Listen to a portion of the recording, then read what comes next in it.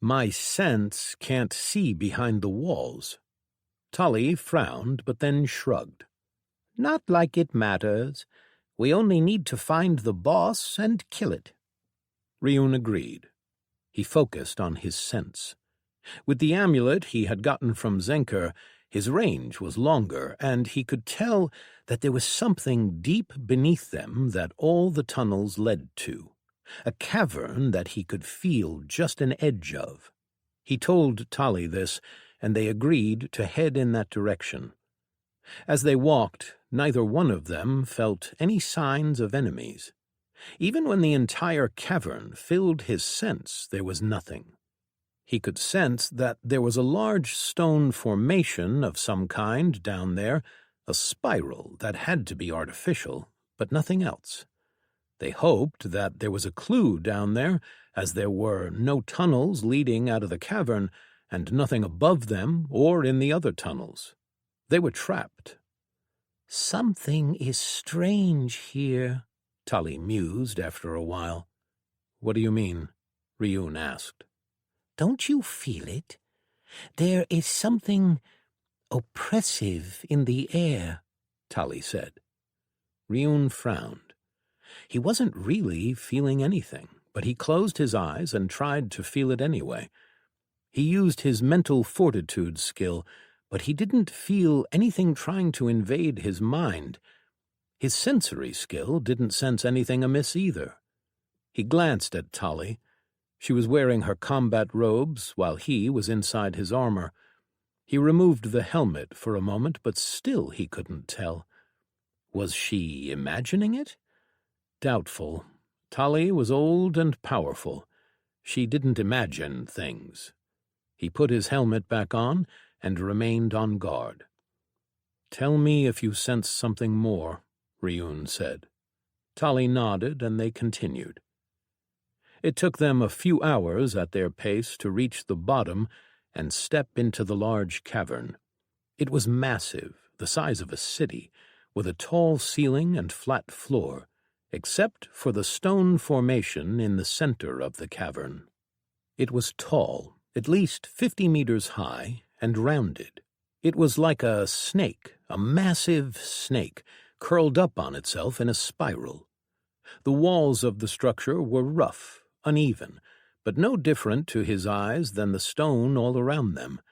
He could feel nothing strange about it. "It is worse here," Tali said slowly. "You really don't feel anything?" "No," Ryun said. "What does it feel like?"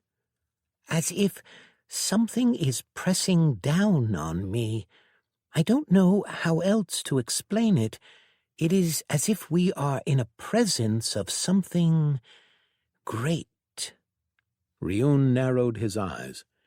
The only answer that he could see make sense was that the reason he wasn't feeling it was because of their innate differences.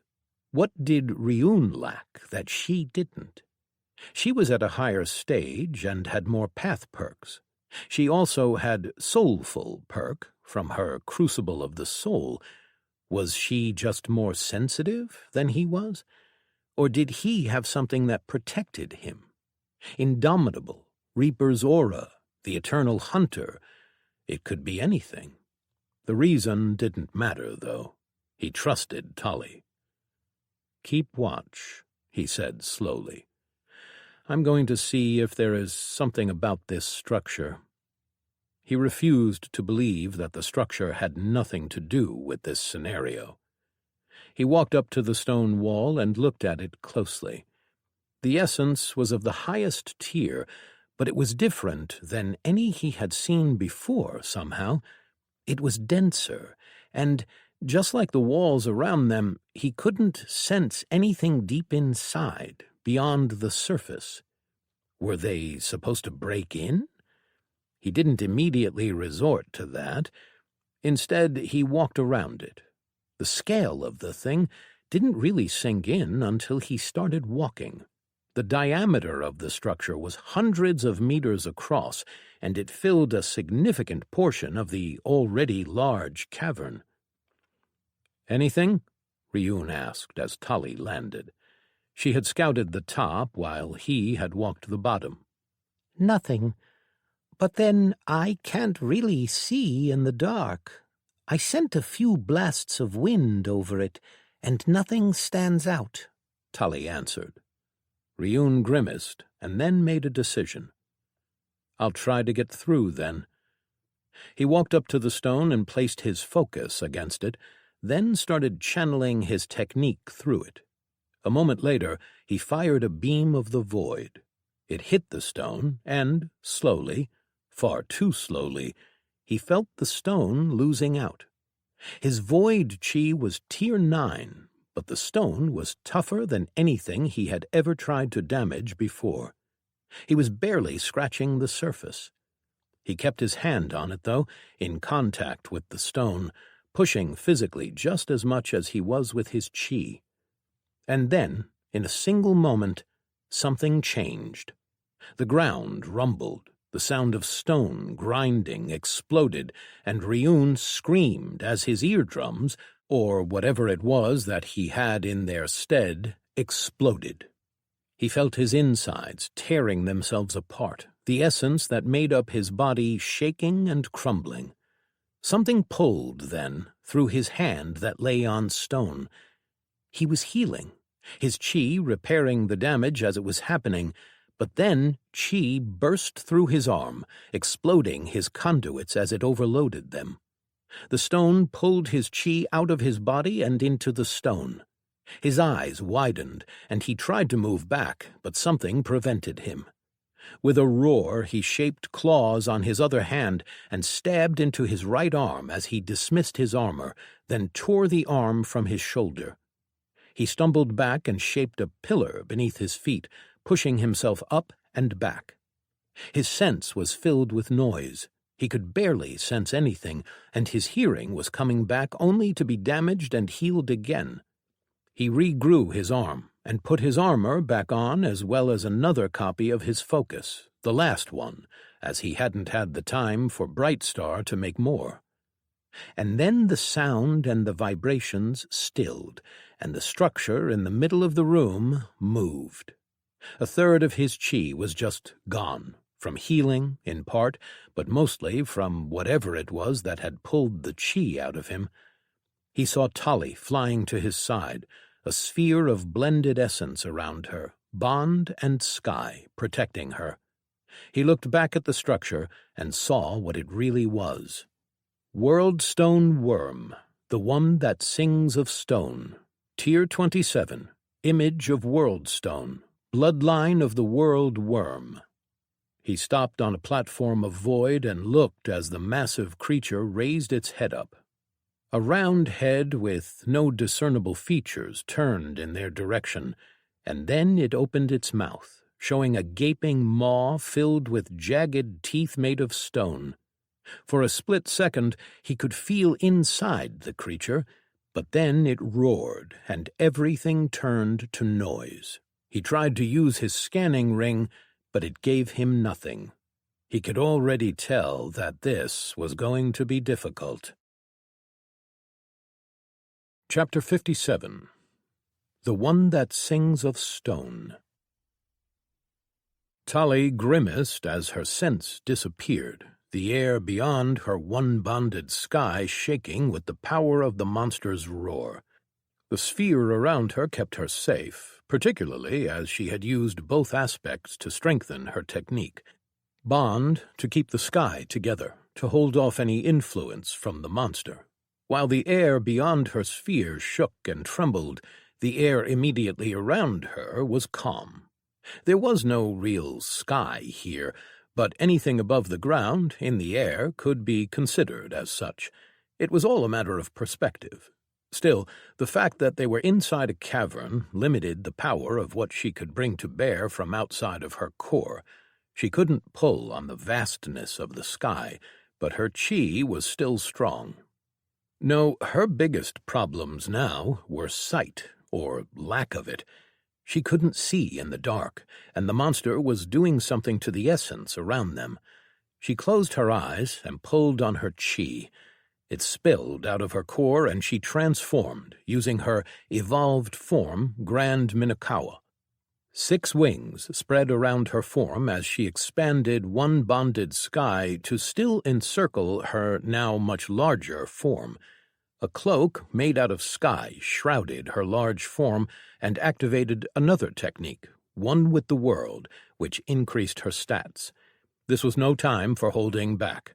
She had seen the name of the monster for the split second before it woke. With an effort of will and mind, she pulled on the deepest part of her being.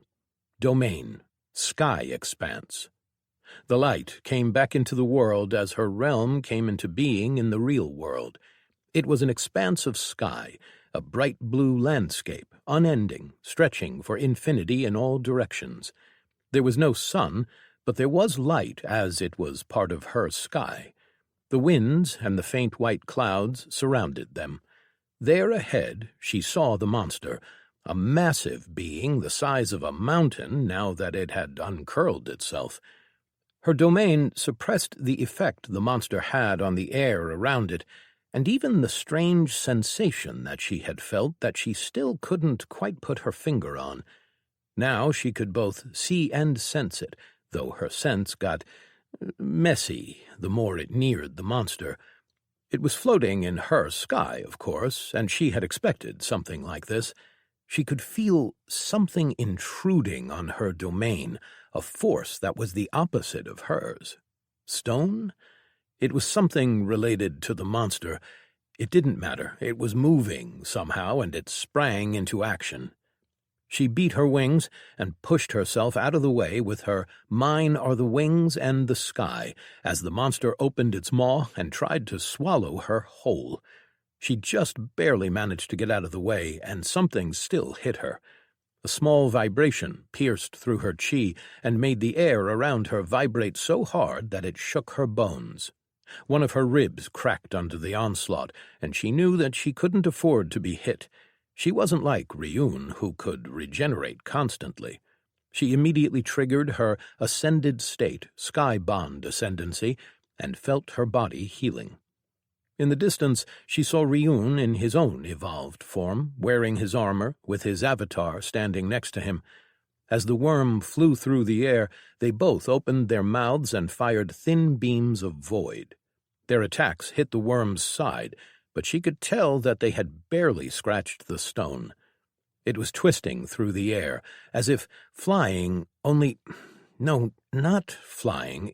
It was spinning, as if it was burrowing through the ground, and something about that effect around it made her think that it was protecting it. Was that a domain, or something similar? A domain that only it could see and interact with? Either way, they needed to act. She had learned her lessons from the past. You don't hold back, ever, not against the weakest of ambushers or monsters such as this one. The air beyond her technique was still vibrating, shaking from the sheer presence of the creature.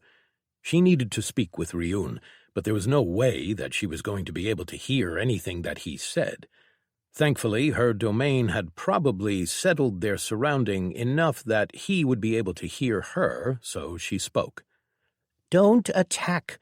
You can't damage it enough like that. Be ready, look for a weakness, and try to do as much damage as you can. I'll try to hit it with enough to break whatever it is that protects it." He didn't respond, of course, but she saw him nod. He was firing out waves of his stillness chi as a technique, which told her that something in the air outside of her protection was constantly impacting him. He wouldn't be wasting his chi otherwise.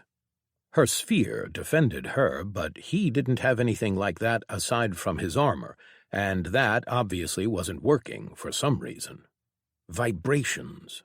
That was what had hit her. Perhaps the attack was just bypassing his armor somehow.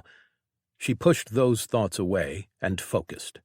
The two of them, even in their evolved forms, were tiny compared to the sheer size of the creature, but they had to find a way to harm it. This event was obviously meant to be won by an army, but they were alone. They would have to be enough.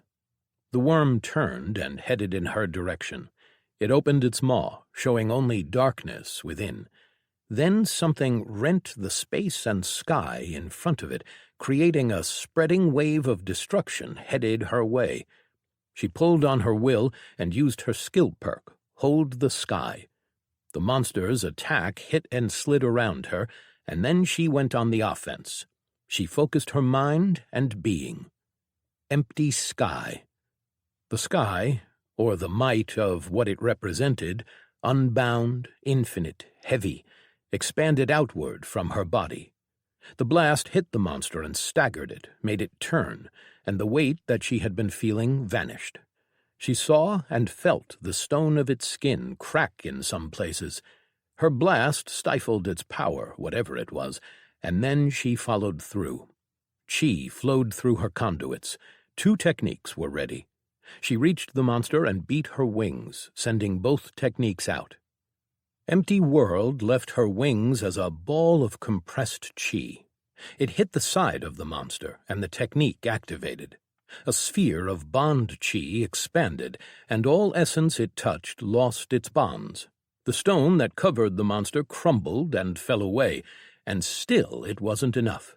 The stone was damaged, filled with cracks, but something held it together. Her second technique followed. Empty detonation struck, hitting the same location, and a moment after the essence of sky seeped into the cracks, it detonated. A sphere expanded, the concepts of sky pushing out anything not related to it. A blast of concussive force staggered the monster, and it keened, making the air around it shiver as the stone protecting it fell away, leaving a small gaping hole that showed the true flesh beneath, a brown and rough skin texture. A moment later, she narrowed her will to a single point and attacked. I shatter the sky. The world that she had brought into being trembled, and a line tore open.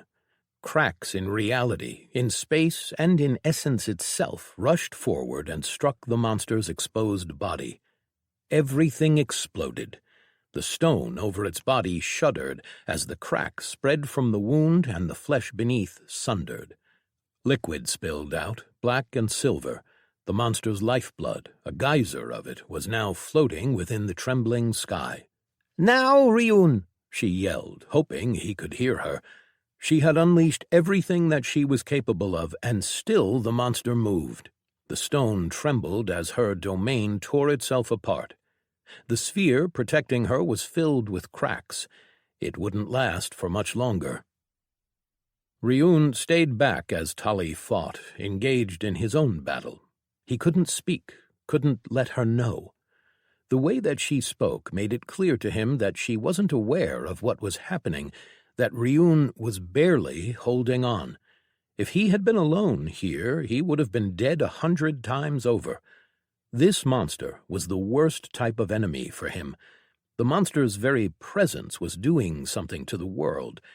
It violently shook essence itself, was tearing him apart with every passing moment. His body was healing constantly. His vitality was the highest it had ever been, and he had to push more into it just to keep up. He was constantly assaulted from all directions, and even with his body constantly lowering the damage, becoming immune to it, it was as if there was an infinite amount of different attacks coming from all directions. If he didn't have that, he would have died in the first minute. As it was, he wasn't going to last for much longer. His chi was nearly spent. He had already converted the essence that he had in his core to replenish his chi. This was the last of his supplies. He was forced to use stillness on the air around him to lessen the power of its attacks, or even just delay them. A monster that dealt constant damage to its surroundings, high enough to kill with each second. He had drawn out nearly 80% of his core already just to keep himself from being torn apart, using it constantly to heal himself. Tali wasn't feeling it, he could tell. Her technique protected her, but more than that, he believed that it was her aspect, bond. Her body was more solid, the bonds between the essence greater than his. It allowed her to ignore the brunt of the attacks. Ryun couldn't do much, so he focused on what he could do. Tali attacked, and he saw her bring to bear her great power. She wounded the monster, got through its powerful stone shell, and then it was time for him. He sent his avatar forward, and followed a moment behind, running on the platforms made out of the void. He used only his void chi to create the avatar, and he could see it falling apart as it got closer. The void was lessening the monster's attacks, but it was like an aura, one which became more powerful the closer one got to its body. It was tearing his avatar apart. Still, it managed to reach the monster, and in particular its wound, and Ryun activated the presence of the Eternal Hunter. His stats soared so high that for a moment he lost his mind. His body reformed itself fully, healing in an instant. His mind overloaded, and his senses went insane. And then he adjusted, and his body was damaged again by the vibrations emanating from the monster. His avatar bit into the wound of the worm, clawing and pushing itself inside as the monster roared. And then, as its head and upper torso got inside, his avatar released a final end. Ryun's chi dipped again, dangerously low now, but the blast was rippling through the monster. A violet and black sphere blossomed for an instant as his avatar was destroyed in turn, and a large wound in the monster's side appeared. It had left behind a hole the size of a house, and still it wasn't nearly enough. His blast should have done more, should have cut the worm in half, and yet its flesh, its might, had suppressed his attack. It turned its head somewhere ahead, and the world around him trembled, and the sky essence fled. Stone essence expanded out from the worm, almost as if it was pushing Tali's domain back. It rushed in his direction, and Ryun, he had so little chi left. He couldn't shape and run, or his body wouldn't be able to heal anymore. The monster opened its maw as it came down on him, fast, too fast. He tried to get away with a pouncing rush, but it was too large. A few meters wasn't enough distance. Field of 1,000 cuts. It didn't matter. The monster passed through as 1,000 cuts attacked its maw, scratching the stone and spilling blood inside its mouth. Not enough. The worm arrived and swallowed him whole, even as it was being cut. Immediately the maw closed, leaving him surrounded by only darkness essence and stone. The insides constricted, and a jagged piece of stone stabbed through his armor, impaling him through his stomach. His chi attacked the stone and couldn't break it down. His core leaked chi, healing him, and then he ran out of chi. His body was tearing itself apart from the vibrations that were even more intense inside the monster. He couldn't heal. Again, he thought. Dead again. Not even a year after the last time. He could feel it now, what Tali had to have felt before, the full brunt of it. It was the monster's soul, its weight, its greatness, and he was going to die again. It would be easy to let it go. He would come back. It was an inconvenience, a few years taken away from him. He closed his eyes, slowly letting it happen. And then he stopped, something inside of him rebelling at the mere thought of it. Ah, this is what it feels like. He understood, finally, how they all became like this, the immortals of this world, how they stopped reaching for more, how they became content with their power, how they stopped advancing. He could let it go, stop the struggle, and know that he would wake up again. In doing so, he would defeat himself, becoming complacent. No, there are things that I have to do. Onrush, Kree, Erdania, and Celia, Tali, they are important to me, and they don't deserve to wait again. He focused his will and pushed it all on his skill, greater restoration. It helped his body heal passively, and now he made it hold his body together on fumes, on raw willpower. Think, think, what can I do? He focused on his ring, and then extended his paw. With a thought, he used one of the stored instances of damage when Tali had cut him in half with an axe. He felt the monster tremble, and he was wrenched inside the monster, but the monster hadn't been cut in half. He'd heard it, but even though the damage was supposed to be scaled up to the size of the monster, the effects of its shell, of its entire body, the stifling, oppressive might, dampened everything that they could do to it. He spent the other 2 instances of damage, too. Each had an effect. Blood spilled from above him and splashed all over him and his armor, and still the monster didn't die. It squeezed, the walls falling down on him and constricting around him, more and more until his armor cracked. He grimaced and dismissed his evolved form, ripped himself from the stone spike, and fell to the fleshy ground beneath. Inside the hollow of the monster's body, he tried to move, but the monster did something, and then it felt as if the weight of the world was on his back. An oppressive force was leaning on him, on his soul, and he realized that now the danger was greater than he'd thought. It was damaging his soul. It was trying to kill him permanently. He lay there, his healing stopped, his body damaged, tearing itself apart. His core was empty, and his soul was under attack. He had failed. There was nothing but emptiness inside of him, a hollow. His thoughts slowed, approaching stillness. Still he struggled. His hand moved, guided more by his will than anything else. What could he do? He could force his skills to evolve, but how? What could save him?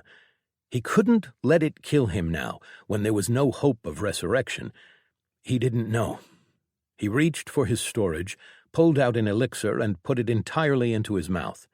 He bit down and broke the vial, and the eternal elixir of pure willpower spilled down his throat, absorbed by his body. He focused and found nothing to grab onto. The last time he had died, it happened in an instant.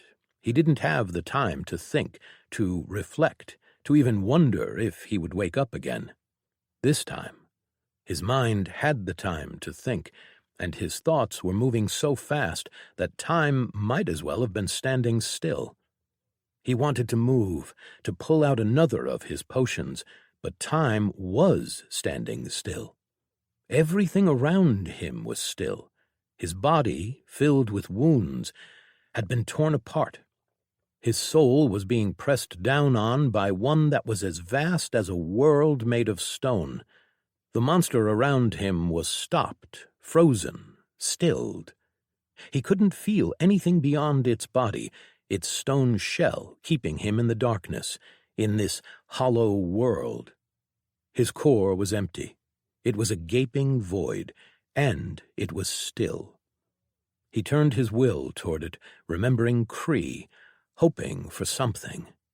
He found the deepest parts of his core, the place where 2 tiny points resided, one next to the other.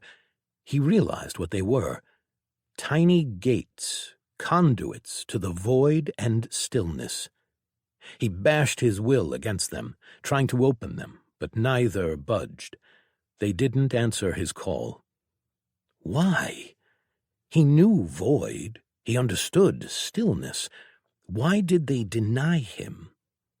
He pushed his will more, and then conclusion dominance. His ideal came into being, and threads surrounded him. His death was written there.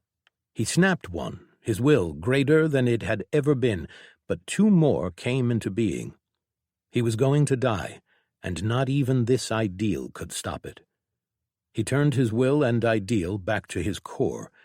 There were threads there, too, and he tried to pull on them. He didn't try to see what they were, what they would do. He just snapped everything in his way. Open, open, open! Give me more! He was almost pleading. This is not how my story ends. I am the witness of Journey's end. I have to be there to see the last end. He pushed against the conduit to the void, that plane that wanted to end everything. He felt the hunger inside of it, the destruction of it. And then, the void consumes all. Something shifted inside of him. What would there be to witness in the end if it destroyed everything? A part of himself was whispering to him, a voice that he recognized, now more in tune with him than ever before. It was the wolf of the end, what he had become when he had accepted that he had changed what the aspect of true death used to be. It was not void. The true death was not destruction. It had never been. It was an end. It was that which had guided him on the path to his ideal. The void was a stepping stone. And stillness, why had he chosen that? Because something inside of him had always desired for that silence, the quiet, the calm of... The two conduits trembled, but they didn't open. They weren't what he wanted for or related to, and ultimately they were not what he had desired. But together they could point the way. At the edge of his mind, his being, his soul, inside his core, something reached out. Not void, not stillness, something more. He accepted. Chapter 58. Ayin. Nothing, a no thing, an existence beyond anything and everything. It called to him, and he accepted. His core shuddered, and the two conduits, reaching to two different planes, blended together, reaching to something else entirely. They were related, of course they were. Death, destruction, void, darkness, true death, stillness. All of these things had somehow touched his life. Death had filled his life before the infinite realm. Zack's suppression had robbed him of his power for so long. Darkness was the result of his blindness. The void he had accepted into his being. True death was now part of him as the wolf of the end. Stillness, a state of being that he had sought without really realizing why, was an existence where nothing mattered. They were stepping stones to something beyond, the desire to see stories, to witness the ends of journeys. It all came with the understanding that someday, sometime, all of this would end, and he wanted to live to see it. His core connected in that moment of defiance, of his refusal to die and see his end come before any other. He connected and touched with another plane, a realm that was a concept made manifest, a realm of nothing. The conduit in his core slid open and something poured in. No, nothing poured in. Both. It erased what was inside. It filled him, and yet didn't. It made him feel empty and filled at the same time. It was a paradox of existence and non-existence. He glimpsed into this realm, and his mind broke, again and again, into pieces that could barely comprehend themselves. This realm refused him. He was of essence, of matter and being, and even though it had extended its hand, it still tried to push him out. He didn't belong. It was as if he wasn't worthy enough. A part of him, the part that was the eternal hunter, one half of the aspect of true death, the wolf of the end, understood, and as one part of him fell asleep, another fully woke, for perhaps the first time. Death was a transition, the end of one life and the beginning of another type of existence. True death was more. It was still a transition, but from existence into the nothingness that had come before and would come after. And now, at the edge of the cliff, as his soul was threatened, as he faced that nothingness and true death, he saw into this realm and beheld nothing. It was an absence of everything. Essence? Was there even essence here? He couldn't grasp it, couldn't quite make his mind understand. There were secrets here that he wasn't equipped to know, to understand, and a part of him made him certain that this was still part of reality, of the framework, of all existence. Somehow it was perhaps a key part of it all. Understanding teased him. It was there, just at the tips of his fingers, just beyond the nothingness that surrounded him. But he couldn't reach it, and that made him sad. It pained him, made him want to cry and scream and rage all at once. But something whispered from the nothingness, from oblivion, something that promised that he would know its secrets in time. His mind was thrown out of the plane of this oblivion and back into the real world. His core was transforming, filling with the emptiness, the nothingness that was oblivion, and it transformed into chi. It seeped into his body and into his soul, and he felt it transform everything that it touched. For a moment he panicked and thought about fighting it, but then he remembered the perks that he had been gaining up until this point. Eternal Chi Control Master, endless threads. You weave endlessly, holding all until the end. True body, untethered. You walk alone, untethered from the natural laws of the universe, bringing the end to those in your way. Inner refinement, void chassis. You are built of void. Astral eyes, sights unseen. You thrive in the darkness, and now your blind eyes see what others cannot. Void aura, oblivion's persistence. Oblivion endures. Titanic abyssal core, void well. Nothingness and incomprehension rule here. Wolf of the end, true death of all. You will see the end of all. There were others, too, but all were the same. End, void, darkness, and oblivion. This had always been the way, the path of the final end. Oblivion. He was changing, and his perks were changing. He could feel it, and he could see them flashing in the corner of his eye, wanting to be called and read. He couldn't. His body remade itself, healed itself, and something else was there, something new. His will grabbed hold and pulled it out. The power filled him. It sang to him of the silence at the end of all. It was nothingness, and it sought to bring about nothingness. On instinct it came to him, and he reached out with his hand. His ideal was still active, still showed him the threads that filled the monster and all of its actions, that filled Ryun himself, too. He looked for a thread, somehow knowing that he needed one, and found it. There was a thick line going through the core of this monster, this being of stone. The thread was filled with light, with the essence of stone, with the history of a world that had long since vanished, and of creatures that this was the last and the greatest of.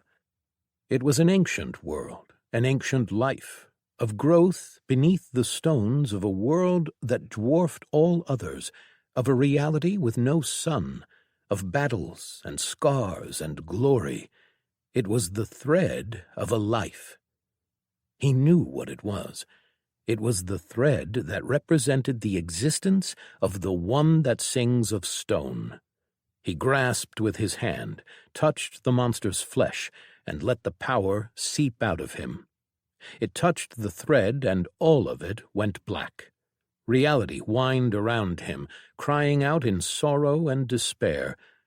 It withered and decayed as what it had been was made no more, as the power of oblivion itself touched it.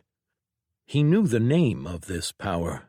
It whispered to him as he let it work through him. Ayin followed his will. And then the world returned, and he was on the ground, in the cavern made of stone, and no signs of the monster or their battle remained. Tali was above, and she quickly landed and changed in her normal form as he rose to his feet. Ryun, what were we doing? She held her head as if in pain. It took him a moment to understand. What he had done had affected her as well. It was still active, still doing something. He reached inside to Ayin, and he released the parts of it that influenced her. She frowned, her eyes blinking as memories returned to her. Ryun, what did you do? Where is— It is no more, Ryun said, and knew it to be true. He had taken all aspects of it away and made them not. But he returned its impact, the memories of what it had done, and its history, so that Tali could remember. Tali pulled out something, a gemstone that gave off faint light essence, letting her see. He saw her eyes widen as she looked at him. Then, after a few moments, she spoke. How? Tali asked slowly, her eyes wary. He frowned. Something was bothering her, obviously. I did what Kree did. I managed to touch the plane of an aspect, Ryun said. What she did was nothing like this, Tali said slowly. You are changed, Ryun. He frowned again, then raised his hand and looked at it. He saw nothing. There was a hole in the realm of essence shaped like his hand. He moved it, and the essence flowed around it, as if bent out of the way, not interacting with him at all. No, there was a layer, a thin layer of something essence-like, which made out the surface of his skin. He saw light bouncing off of it. He didn't know what it was or what it meant, so he decided to pull up his notifications, going through them from the time the first had arrived. Aspects combination initiated. The stillness of the void aspect acquired. Perk upgrade initiated. Cancelled. Aspect evolution detected. Reintegration of aspect initiated. Void removed. Stillness removed. Oblivion aspect gained. Perk upgrade initiated. Insightful knowledge acquired. You have peered into the deeper law and the concept of an essence, glimpsing the truth behind it. Great feat accomplished. Rewards. Personal feat. Glimpse of aspect title. Ayin title and grand perk. Titles. Personal feat. Glimpse of aspect. Glimpse at the core concepts of your aspect and gain a deeper understanding. Plus 5% to all stats. Aspect improvement. 50 celestial essence. Ayin. Your achievement, drive, or effort is recognized. Plus 100 to base wisdom. Ayin, grand perk. 10 celestial essence. Oblivion, 9. Aspect perk. Your chi passively enhances your body with the concept of oblivion. You are immune to any direct tracking or scrying methods. Any attacks against your will lose a portion of their power based on the disparity between you and the source. You are immune to the direct influence of all movement restriction effects. Gain plus 50% to wisdom and intelligence, and plus 25% to vitality. Ayin. Grand perk. Tap into the source of pure oblivion. Once every 100 years, erase anything that you are touching from existence, with all or any aspects of it as you desire. Willpower can reduce or oppose this effect, can only be used while conclusion dominance is active. Then there was the notification about their scenario.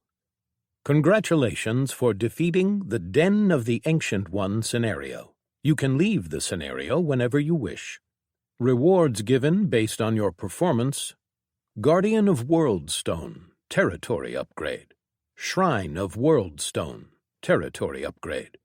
Palace of Worldstone's memory, territory upgrade. Vault of the One That Sings of Stone, territory upgrade. 50,000 immortal essence. Title: Superiority. Superiority. Defeat the One That Sings of Stone in the Den of the Ancient One scenario while not yet at the peak of a focus and with fewer than 5 people attempting to defeat it. Plus 100 to base strength, vitality, wisdom. Plus 10% to all stats. 5,000 immortal essence. There was more. Some of his perks had changed, but he pushed that all aside and looked at another window that asked him if he wanted to leave the scenario. He mentally pressed an option, and they were let out of the scenario's realm. He turned to look at Tali, and then shared everything with her. He remained silent as she read through the many windows, and then finally, once she was done, she just shook her head. So unfair. They walked out of the cave system and back to the surface. Your cracks have changed color, probably to the color of oblivion. It is now black and silver, but there is still some violet there at the edges. Ryun didn't particularly care about that. He couldn't see colors as others did, anyway. What he wanted to know was what oblivion even was. He couldn't see it like he could essence, and even his chi was somehow different. And yet it was there, only invisible. He didn't think that the framework would allow anything outside of its purview, and just as it had assimilated the aspects of true death, oblivion felt like it was part of it all, only he didn't yet understand it fully. Regardless, he had time to think about that, and to see how he had changed. It would be a while before they reached their destination, the Dragon's Heart Sect territory. You do realize that we came here so that you could train and become accustomed to your new power, Tali said. And we are leaving with you needing to do everything again from scratch. Ryun bowed his head. He wasn't going to complain.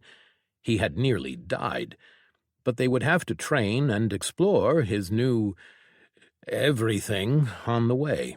They couldn't miss the gathering. We'll figure it out, Ryun told her. He couldn't wait. Chapter 59. Science of Essence. 20 years ago. There was always more to learn, to discover, to experiment with, to understand. Sometimes she wondered if it was she who was the aberration, she who was so different from everyone else. She had thought that she would find a home with the seekers of knowledge, but even with them, these people who were world-renowned for their striving to find the secrets behind their world, she felt herself to be an outcast. Her questions were often met with the rolling of eyes, even dark looks. She didn't understand why. Why didn't they want to know everything? They only looked for knowledge that could make them more powerful, that could give them an advantage, that taught them how to navigate the framework, not how to understand it. It saddened her. She turned her attention back to her work. She switched the small box container beneath the microscope and took a look. The arrays in the item activated and increased the magnification, but also allowed her to see what she was looking for in the first place. The path to understanding essence was a difficult one. Most never even gave it a second thought. The framework enabled everything, so there was no reason to try and learn the secrets. Here, though, surrounded by the recorded knowledge of worlds that no longer existed, their histories, their science, their beliefs, Valthua looked for what was beyond it all. The knowledge was not exactly relevant. The infinite realm was too different. Still, there was much to be learned from the mistakes of their ancestors, from what they believed in, from the philosophies that they had developed over periods that dwarfed the history of the infinite realm. Even the sciences were important. She knew that the exalted empire used much of their race's previous knowledge, finding ways to adapt the framework to achieve what they had lost. She also had records of interesting cultures in the infinite realm, knowledge that she used only for research. The others disregarded these, considering them to be merely monster cultures, brought here to the framework to fuel their growth. But there were secrets even there, just waiting to be discovered. As she looked through the device, she saw the essence inside the container. Actually, seeing essence was one of the biggest obstacles in their study. Ordinary, even improved sight was unable to detect the true form of essence. To them, it all just looked, well, how the world was perceived by sight. It was as if there were two worlds, existing at the same time in the same place, but how they were perceived was different. A small rock would always look the same in the real realm, a clump of matter. The color and texture might change slightly depending on the actual composition of essence, but everyone would be able to recognize a rock. And in the other realm, the realm of essence, it was tiny particles arranged in different patterns. The piece of stone inside the container she had placed beneath her device had been recovered from the island of dungeons. It was a rock-type essence that was naturally in a mist-like state. It was strange, and exactly what she loved about her research. She had done extensive tests with the samples she'd had delivered. It seemed like the stone was in this state naturally, but if anything tried to go through with sufficiently high speed and mass, it hardened into a crystal-solid state. Essences that could change state weren't that rare, and so most people just accepted them as if such a thing wasn't fascinating. Valthua wanted to know everything. Each essence had a natural state, and all essence could be observed in its natural state as tiny particles that together created an effect. Essence was a tiny particle, a grain, that changed based on various factors. Each essence had different particles, but most of them followed the same rules. They had two parts, an outer shell, which changed, and an inner core, which she believed to be the meaning of essence, and which remained constant unless transformed by very strict rules that changed it into another type of essence. Fire might interact with wood to create ash, and so on. The shell and core together were what Valthua called essence particles, the base building pieces of their reality. The shell was different based on the natural state of the essence. Solid essence had particles with a shell shaped like a cube, each particle tightly pressed against another, strong. Liquid essence shells had many sides, shaped like a many-sided die, an icosahedron. She'd had to dig deep in the old world books to learn that one. They were still tough, but the particles rolled over one another and had more give to them. A mist essence, or aerosol as the people on old worlds used to call it, was in between. The shells were spheres, but there wasn't much strength in them, and they moved out of the way of any intrusion, unless, of course, some conditions were met.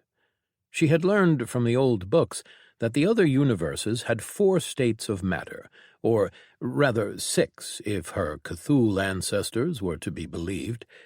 She had tried to apply some of that old knowledge to her research, but it didn't fit everything. Fire was a perfect example. It was definitely a mist, rather than what the old ones considered plasma. She hadn't even seen anything in the infinite realm that matched what they described plasma to be. To be sure, there were things that appeared like it, but taking a real look at the particles always proved that they fell into one of the 3 states that she knew about. Most were liquid or mist that was extremely dense, or hybrid essences. When the shells of different essences touched, they interacted based on their meaning, which Valthua considered the hard laws of the framework. Fire burned most other essence it touched, and it needed air essence to exist, constantly consuming it. The density of fire essence and the tier dictated what it could actually burn. Water attempted to fill any holes, to take shape, and it obeyed gravity, while some mist-state essences like air were barely affected by it. Heat came into being from fire, from sunlight, and 100 other different things, transferring and touching other essences, bonding with them unless there was enough of it to melt. Water turned solid naturally if its temperature was reduced, or rather if there was no heat. And all of that only concerned what she called the material essences, or elemental essences, though that too provided difficulties. There were no great schools or science institutes in this world. Those who were interested in learning did things on their own, and so each had their own classifications and naming schemes. Laypersons adopted their own naming schemes as well, muddling the waters further. And that didn't even include what most people called laws and concepts. It was all so inconsistent, and she wished that someone would try to gather all the research and make something orderly of it. In a way, that was what she was doing. The essence that she was looking at now was in its mist state. It was inside a specially made container that excluded all other essence, or rather most, which allowed her to look and see it without air or light essence interfering. It wasn't really seeing, as when she put her head on the device, the arrays used her eyes as conduits to paint a picture inside of her mind.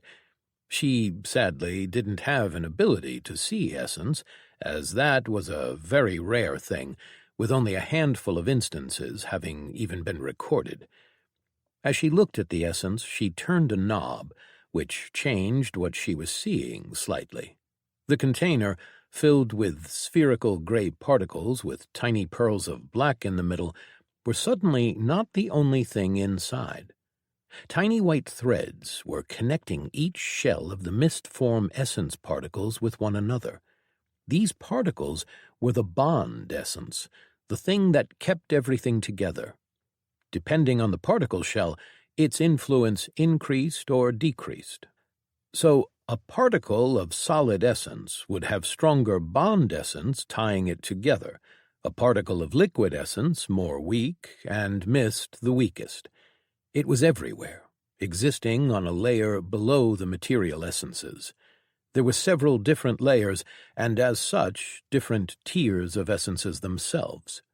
Though, again, it all depended on so many different things. Tiers, densities, types, combinations were endless. People had different names for these essences, laws, and beyond them the concepts. Laws were unique in that they weren't uniform.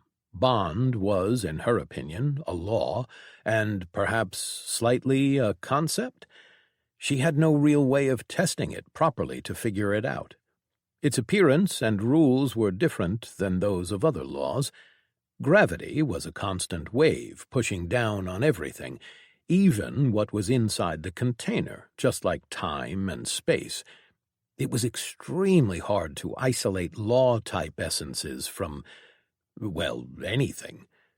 Her theory was that those essences existed on several planes at once, and so they were that much harder to remove compared to just those which existed only in the real realm.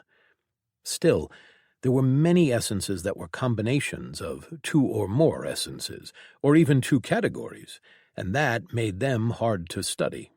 Rules weren't uniform. They changed based on the situation, on what essences were present and interacting with one another. Then there were concept-type essences, which were the most difficult things to quantify and categorize. Life was present nearly everywhere around them, and it was for the most part invisible, even barely perceptible, unless you had its opposite, death, for comparison. The particles of concepts were the only essences that had no shell, that were only meaning. Some could barely even be seen at all, even with the best equipment available. She had only ever been able to actually see life and death essences, which was why she knew that they had no shells. Their core, the meaning, influenced a wide area beyond its confines. A tree might have one core, one particle of life as meaning, but the life essence would affect an area beyond the tree. The impact that the concepts had on the world changed, varied depending on too many factors. And she could only infer the existence of other concepts, mostly from the few examples that she had observed. Time, for example, often acted like a concept. It was invisible to all, but everyone felt it. She had never seen a particle of time, but she knew that it was always present. That made her think that time was a hybrid essence of concept and law, because, in her experience, laws were usually present everywhere and inhabited several layers of reality, whereas concepts were usually tied to a single layer or realm. The other source of her information were the few reports of cultivators that she'd managed to get her hands on. She wished that she lived closer to the sects, or that she could even stay in a sect.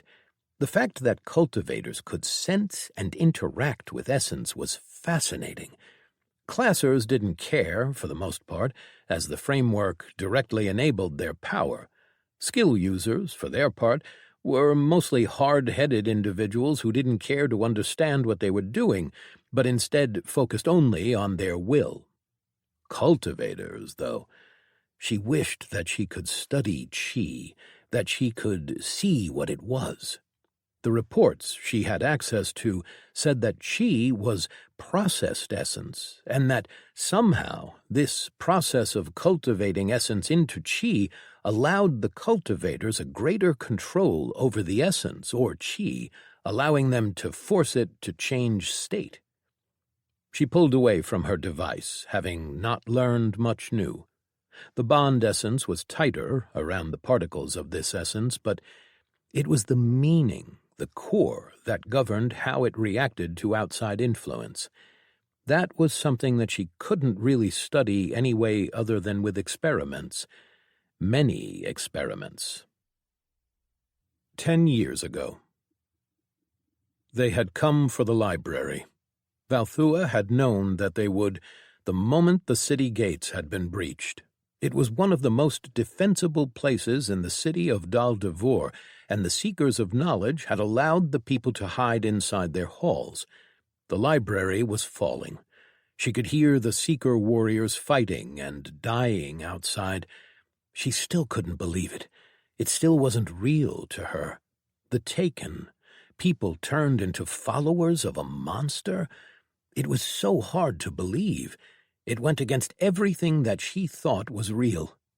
And now she was left with a decision, the final decision she had to make. Her standing in the Seekers had been shaken. They didn't approve of all the things she was willing to do to reach the answers she wished. She felt like she wouldn't remain in the organization for much longer, and yet she still was part of them, and so she had a responsibility as the last living seeker in the library. She looked around, saw the people hiding behind the rows of bookshelves, and knew that there was no escape for them. She had a single array, purchased so long ago that she often forgot about it, an array that would get her to safety, but it could only take one. If she let them know, someone would take it from her. To save themselves or a loved one, it didn't matter. The city had fallen, and those who weren't being killed were being turned into these abominations. She was not going to be one of them. The doors leading to the inner chamber shook as something smashed against them. Everyone tensed, and then they burst open and warriors spilled inside. The first line were people with all black eyes, and many black lines spreading over their skins. With mad roars and empty minds, they crashed into the tables and the obstacles they had put in the way. Attacks came from the people inside, cutting them down. Then another stepped in, a tall minotaur with wet and dark fur. She was surprised at what she saw. He wore robes that were clearly those of a cultivator, and the fact that his fur and even horns appeared to be wet, it had to be a true body of some kind that she had no reference to identify. His eyes were those of someone who could reason, but he had to be a taken, for he was standing next to the others, and yet she saw no obvious signs of it. He raised a hand, and a wall of wet brown earth crashed into the defenders, moving and curling around everyone and hardening as it went. She saw the ethereal glow around the mud, and immediately recognized the essence, or rather chi, as soul mud, one of the most dangerous aspects in the infinite realm. It fell on top of the people encased within it, weighing them down, crushing them and draining their souls through contact. She couldn't let herself be touched by it. Standing behind it all, in the center of the library, she made one last look at the people around her, struggling to survive. She closed her eyes and asked for forgiveness as she activated the library's self-destruct array and then used her personal one to teleport out. She fell on the ground, hundreds of kilometers away from the city and the fighting, knowing that the library was gone, destroyed in a fire that had consumed all of its accumulated knowledge, along with all the people inside it, taken or not. Quickly, she turned and started walking south, then west, toward safety and the sect territories. Chapter 60. Offer. How long had he been here?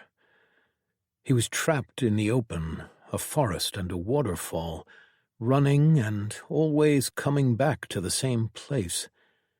He couldn't escape this trap, either because something was influencing his mind and always turned him around, or because this place was some separate piece of land that curved back on itself.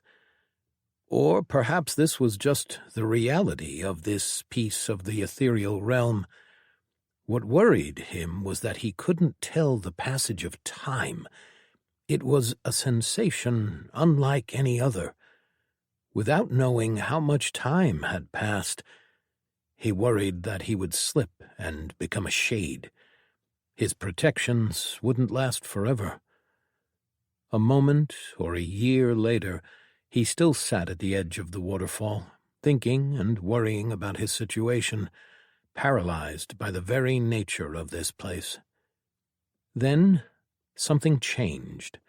The world snapped into focus, and footsteps alerted him. Kale turned and saw him. Tall, wrapped in a silver armor covered with symbols that emitted an eerie light blue glow, was a yeti, a monster with white fur of the purest snow and gray-ringed eyes. There were so many rings that just looking at them sent chills down Kale's bones. An old shade, a powerful shade. "What?" The yeti grinned at him. "No attempts to ambush me?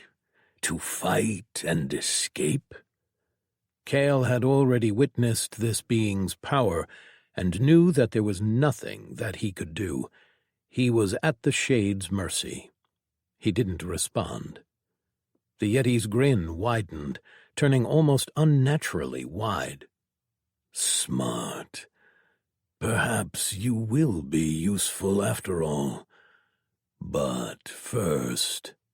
He pulled out the same orb as one that he had before when he took him from the dungeon.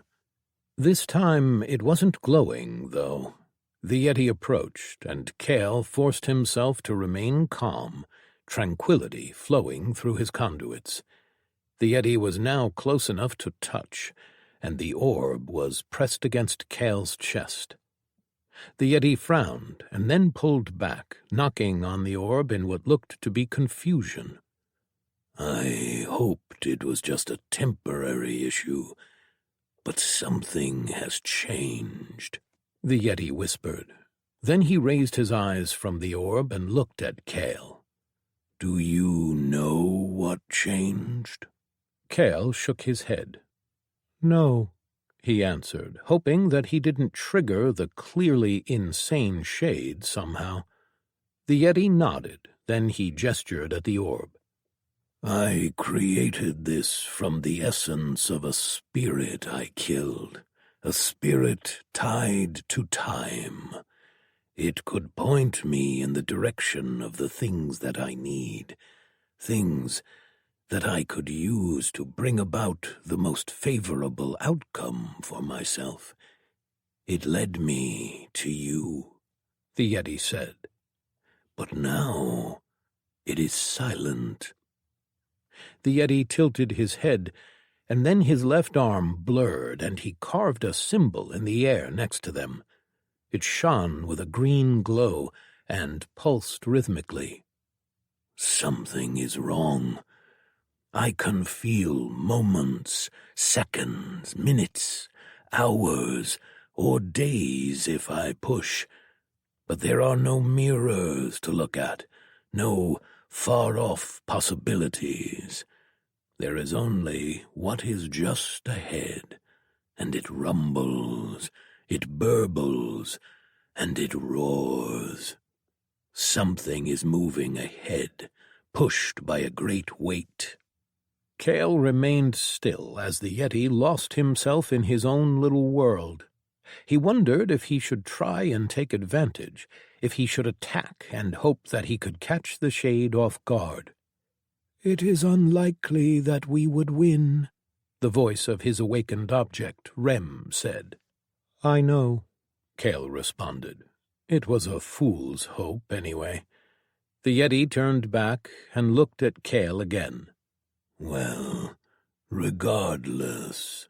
He threw the orb to the side, where it landed in the pool of water with a big splash. What to do now? Kale didn't understand what was happening. Most likely the shade was just completely insane, and nothing he did would change the outcome of this situation. And yet he couldn't just resign himself to death. He had people who were waiting for him, who depended on him. He had a purpose to fulfill, and his work had only just started. Their plan had caused chaos in the core, but they still needed to capitalize on that chaos to tear down the oppressors, those who stood above and guided the world in the directions they and only they wanted them to go. Why did you take me? Kale asked slowly. What do you want with me? The Yeti blinked. What? I needed an agent, someone who could do something for me. It had to be someone from the other side, someone who was still whole. You were one of the few who had not yet succumbed, had not yet become a shade after the way was barred. You were the most promising choice. Am I not still? There was hope then. If the shade wanted Kale for a purpose, then perhaps a chance to escape would present itself. The Yeti smiled and then laughed. Already planning your escape? Ha! He shook his head. Kale froze. Am I that transparent? He wondered. Would the change impact what you could have been? Or... This is new. Not something I know. The framework changes, and yet again I am left behind. The Yeti sighed and then met Kale's eyes. You were the best choice for a reason. The Yeti started. Perhaps we still can make this work. How about a deal? Kale blinked. A deal? Of course. The Yeti spread his arms, that wide and unnatural grin blossoming on his face. I am not a monster. Did you think I was going to force you? Ah, yes, these rings on my eyes make you think that I am untrustworthy and mad? Perhaps I am mad, slightly. Still, how about an exchange, a service for a service? Tell me, is there anything that you want? What is your greatest wish, your goal? I am old, and I am powerful. I can grant you many things. Simply ask. Kale narrowed his eyes. He wasn't foolish enough to actually tell the shade what his desires were, but still, he had to think realistically. The ethereal realm was somehow sealed away, and the more time he spent here, the greater the risk that he would turn into a shade. He couldn't escape, neither from the ethereal realm nor the Yeti. "Can you keep me from turning into a shade?" Kale asked. The Yeti nodded seriously. Of course, I already did. Can't you feel it? He gestured around. I've curved this space, cut it off from the rest of the ethereal realm. It is still in it, of course, but you will not turn as long as you are here. That is not the kind of exchange I was thinking about. I can do great things, but balance is important, and equality of service. I see it in your eyes that you don't really want to honor such an agreement, that you just want to escape. But we have time. I will convince you. Agree to a contract to do one thing for me. In return, I will let you out of this realm, and I will fulfill one service for you. Kale wondered what he could ask for. A secret weapon that could kill high rankers? A treasure of the ethereal realm? He remembered the past, the things that they had done to him, and the mercy of someone who had given him the tools to change things. His teacher, she had taught him how to control his madness, had given him the tools to keep it in balance, had taught him how to keep his class from killing him. There was only one thing that he had always lacked. "Can you give me power? Help me become stronger, to advance?" The Yeti tilted his head and studied Kale. His eyes bored into him, almost physically affecting him. This thing around you, around all of us, the framework. Ah, how it limits you all, the Yeti whispered. Cultivation, improving one's body to gain strength. You want power? You need to take it into yourself, to sacrifice. Are you willing to do that? I can give you more power than you have ever dreamed of. I can teach you, but you will have to step away from the paths that the framework has laid down before you. All you have to do is say the word. A chill bore into Kale's soul, and something stirred. It was an old pain, the hate and the anger at the world, at the framework. Was this madness? Or was it an opportunity? He looked deep into the eyes of the shade, the many rings filling them speaking of age and power. He gave the Yeti an answer. Kale sat on the surface of the water, glowing symbols rotating around him. He had been here for so long, hundreds of years, or perhaps more. Here he had been learning, mastering a craft unlike any that he had ever known. He had ignored the framework's warnings and had been rewarded for it. He sighed and sent out a thread of his will. The symbols trembled and then shattered, their pieces flowing back into Kale. He looked at the tree line and saw the space twist as Ra-Azel, his teacher, returned. He had done something to this place, this space carved away from everything else. Time had already been fluid in the ethereal realm, but here even with all the lessons Kale received, he still didn't quite understand it. From what Ra-Azel told him, it was a place where time was bound into a loop, continuously passing while the rest stood still, at least from Kale's perspective. Once he left this place, it would be as if he had just been captured by Ra-Azel. While the solitude was great, he had advanced beyond any point he could have dreamed of. His teacher had provided him with spirits of tranquility, taught him how to consume them and take their essence, and how to cycle it. A few decades later, he had advanced to the Ascended Realm, and had chosen Fury as his second aspect, on Ra-Azel's advice.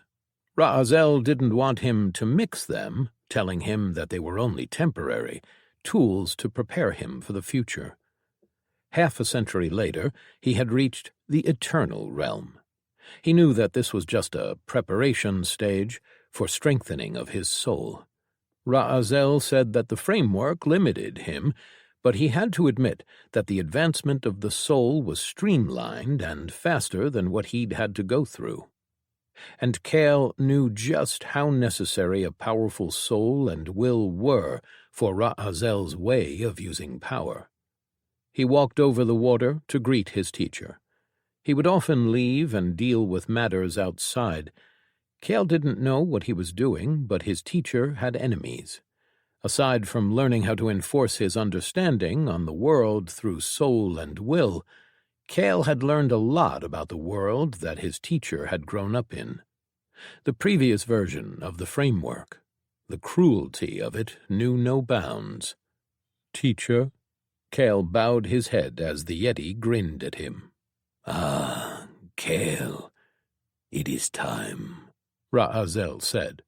Kale blinked. "Already?" "You've reached the end of your path. Your soul is strong enough now," Ra-Azel said. Then he gestured. Two cages appeared next to him, each containing a powerful spirit inside. He could tell that they were old. It was a thing he had learned before he'd met Ra-Azel. The old spirits tended to have an effect on the ethereal realm, and while this place was separate, he could feel an echo of that effect. None of the spirits that his teacher had brought before had been powerful enough to manifest such an effect in this place. One was an antlered spirit, with feathers of the purest white covering its entire body, and with antlers of dimly glowing pale light. Its blue eyes looked at him with a calm that penetrated all of his protections, making him want to sleep and dream of peace. He wrenched his eyes away and looked at the other, a spirit resembling a winged and scaled wolf, only far more monstrous. It had a narrow snout and wicked fangs, and was covered in orange scales and scars of deep red trailing over its limbs. Its eyes were burning with hate, with a fury that could turn the entire world to ash. Its mere presence stirred Kale's own anger and fury. It promised the end of all in his path, if only he succumbed and let everything go. Spirit of the Moon's Tranquil Dream, La Parole, Dreamweaver, Tier 25. Spirit of the Sun's Flaming Fury, In Fog, Ashen Trail, Tier 25. "These ones are?" Kale asked slowly. Ra-Azel nodded with a grin. "Yes, It had taken me a while to find the right material, but they will do. Are you ready? It seemed like his teacher wasn't going to delay at all. "I am," Cale said, his decision made. And so our agreement is made. I will remake you, give you power, and in return you need only find someone in the real realm for me, and activate what I left behind. Ra'azel extended a thread of his soul from his chest to Cale's. A framework window appeared. Its words were muddled and incomprehensible. It had no direct ways of establishing a soul contract, not in the way that Ra'azel could. It enforced things through its own ways, ridding them all of personal choices and consequence. Cale accepted and felt the agreement between them settle. Good, Ra'azel said. Now, I'll need your little soul-bound friend to act as an anchor. Sadly, that might destroy the thing residing inside, but sacrifices. Oh, and this might hurt. Before Cale could say anything, the world exploded into light. And he was right. It did hurt. Chapter 61. Speaker. Kalis Cloudwrought woke. The pain and the agony echoed in his mind, and yet he could tell that they were just that, echoes in his head. He felt balanced, as he had never been before. It was almost laughable just how different he was.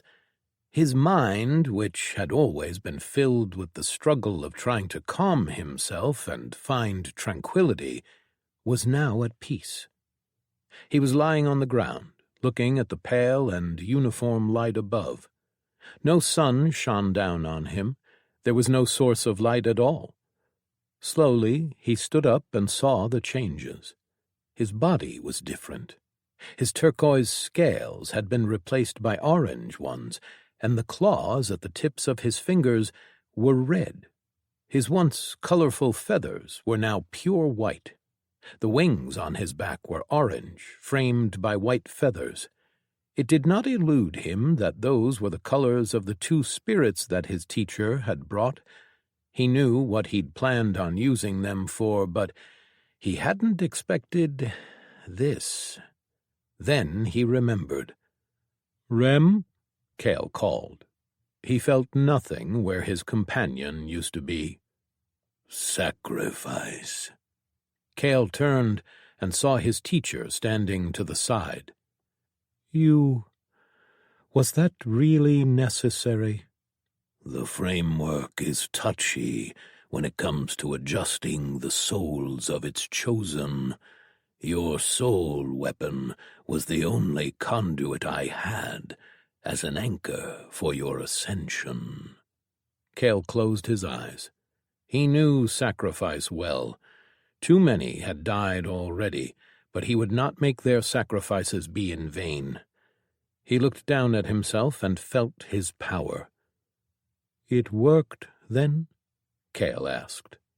The framework interfered, obviously.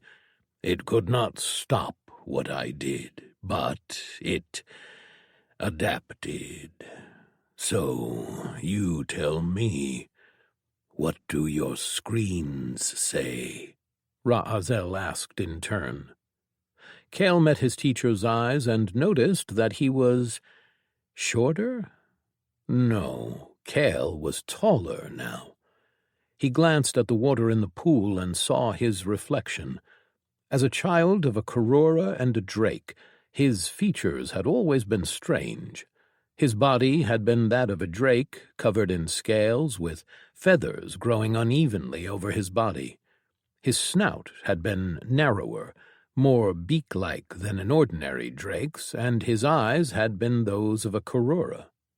Now he had been changed, but was just as strange. He had small antlers at the top of his head, as pale as moonlight. He had feathers around his wrists, and on top of his head, all white. His snout was slightly wider now, but still retained the beak-like shape. He turned to his screens and looked at what he now was. His titles were all still there, with no changes.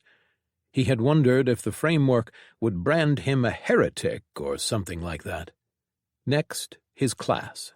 It was still there, intact.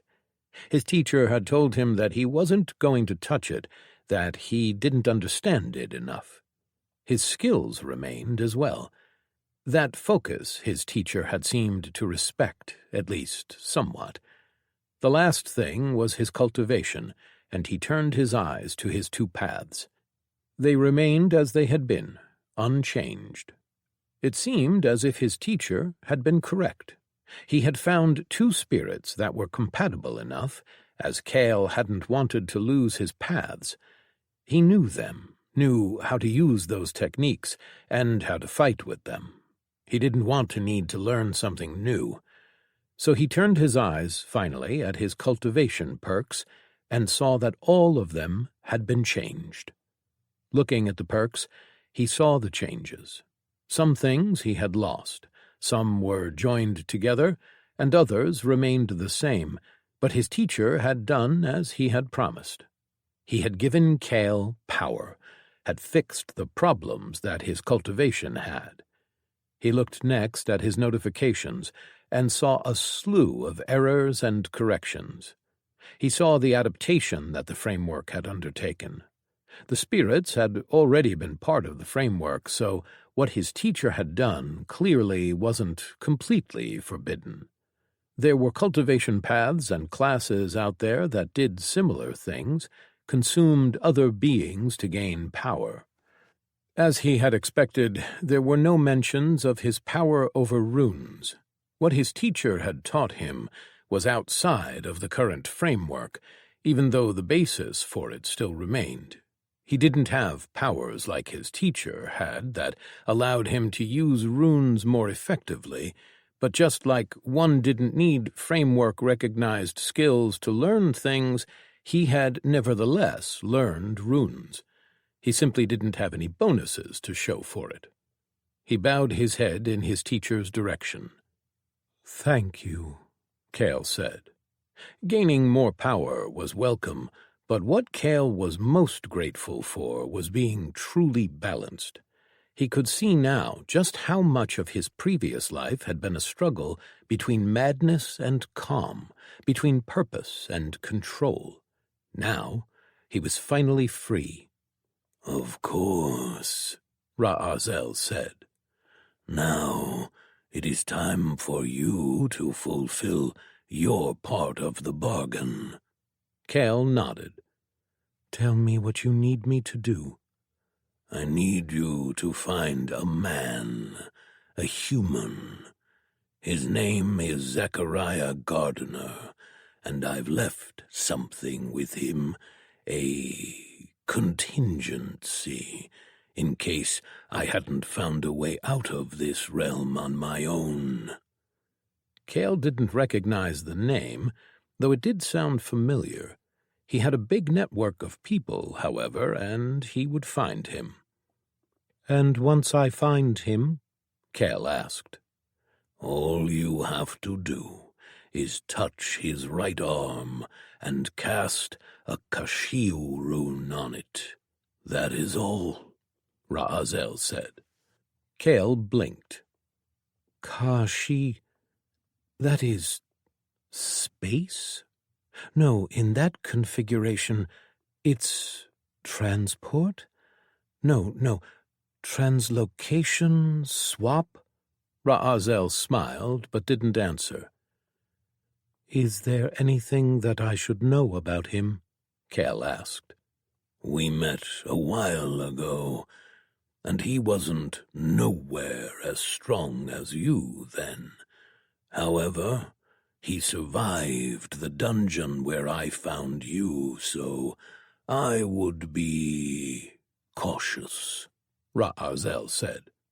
"You don't need to kill him or even fight him. Just activate the rune, and our bargain is done." Kale nodded. "It will be done."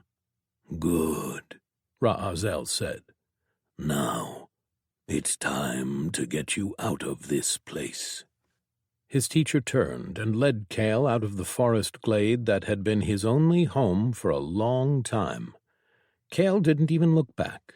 His time here had just been a stepping stone. He passed through the spatial door behind his teacher and stepped onto a mountain top underneath a churning red sky. "We need to be quick. The damn dragon will notice me doing this, and he will try to stop it," Ra'azel said. Kale knew only a little about his teacher's enemy, who was some kind of powerful dragon spirit. If it had enough power to oppose Ra'azel, then it was dangerous indeed. He readied himself as his teacher began carving runes all around him with his pick and hammer. Kale closed his eyes and let his other senses take in what Ra'azel was doing. It had taken him a long time to learn how to feel souls, and now he could follow along, almost see how Ra'azel had torn away tiny portions of his soul, bound them with will and runes, to create an effect, to make the essence obey. Rune carving's strength didn't come from stats, or even from will, but instead came from the user's own soul. It was a sacrifice, an offering to the power itself. Kale had often wondered if there existed a class or a cultivation path that would allow someone to do what Ra'azel did, but within the framework. Perhaps one did. Perhaps that is why the framework hadn't stepped in and stopped him. Ra'azel had told him that the power was the same as it had been in the last version of the framework, the one that he had come from, that the only thing that had changed were the tools that were given to the chosen to utilize it. The runes settled into the very fabric of the ethereal realm itself, and then Kale felt a tugging. "Be ready," Ra'azel yelled, and then everything changed. "Curses." His teacher moved faster than Kale thought was possible. More runes flashed all around them, just as something hit them, a will so large and so fast that it shook the mountain. What followed was heat, and a bright green flame that sought to consume everything. Runes shaped a shield around them, protecting them, and Kale looked at the conflict in awe. Even if he wanted to help, he didn't even know how to approach doing so. This was so far beyond him that he would be swallowed up in an instant. Ra'azel grimaced, then raised his hammer and yelled. He slammed it onto his pick, and a rune flashed bright white. Then the tugging became a pull, and Kale flew away, being pushed through something. He felt the will of the one that had attacked them, felt it try to crush him, but his teacher was there, protecting him. And just as fast as it started, it was over. Kale was thrown out, shot through a crack in the plains, and he had arrived in the real realm. The world around him shook, and essence went wild at his arrival, the echoes of the battle in the ethereal realm slipping through. The entire forest where he had arrived turned into a blaze that consumed everything in an instant, leaving only ash and scarred ground. Kale remained on the ground, in a crater that he had caused on impact. His body was smoking, his scales glowing from the heat. He didn't move for a long while, taking the time to recover. Hours later, he finally stood and started walking, picking a direction at random, hoping that he was close to the claimed territories. It was time for him to fulfill his part of the bargain. Kale Perks Sheet. Perks. Tranquil Fury Chi. Tranquil Dream and Flaming Fury. Aspect Perk. the chi of balance, of fury and tranquility. You are directly connected to the origin plane of tranquil fury, passively enhancing you with the concepts of tranquil fury. You are in perfect balance. All your stats are counted as 1.5 times their value when used for offensive powers. You are immune to any outside emotional impact effects. You are highly resistant to all madness-inducing mental effects. All previous mental influences are removed. Any attacks against you will trigger the Tranquil Fury state, which increases all base stats by 10%. Gain plus 50% to intelligence and wisdom. Mind of the Dreamweaver, Path Perk. Your mind is wrought from the mind of the La Peru and is connected to the plane of tranquil dream. Any mind invasions will be pulled into the plane of the tranquil dream. Gain plus 500% to all mental defenses. Gain plus 40% to intelligence. Ashen Dream Core of Tranquil Fury, Path Perk. Your core is forged by the cores of two spirits, each at the heights of their power. Together they draw upon the essence of tranquil fury. Your core is tied to the essence origin plane. Your chi regenerates at a rate of 1% per second. Your chi speed is increased by 150%. Your chi draws meaning from the origin plane, increasing the effectiveness of your chi on your techniques by 35%. Gain plus 70% to wisdom. Conduits of Weaving Trails, Path Perk.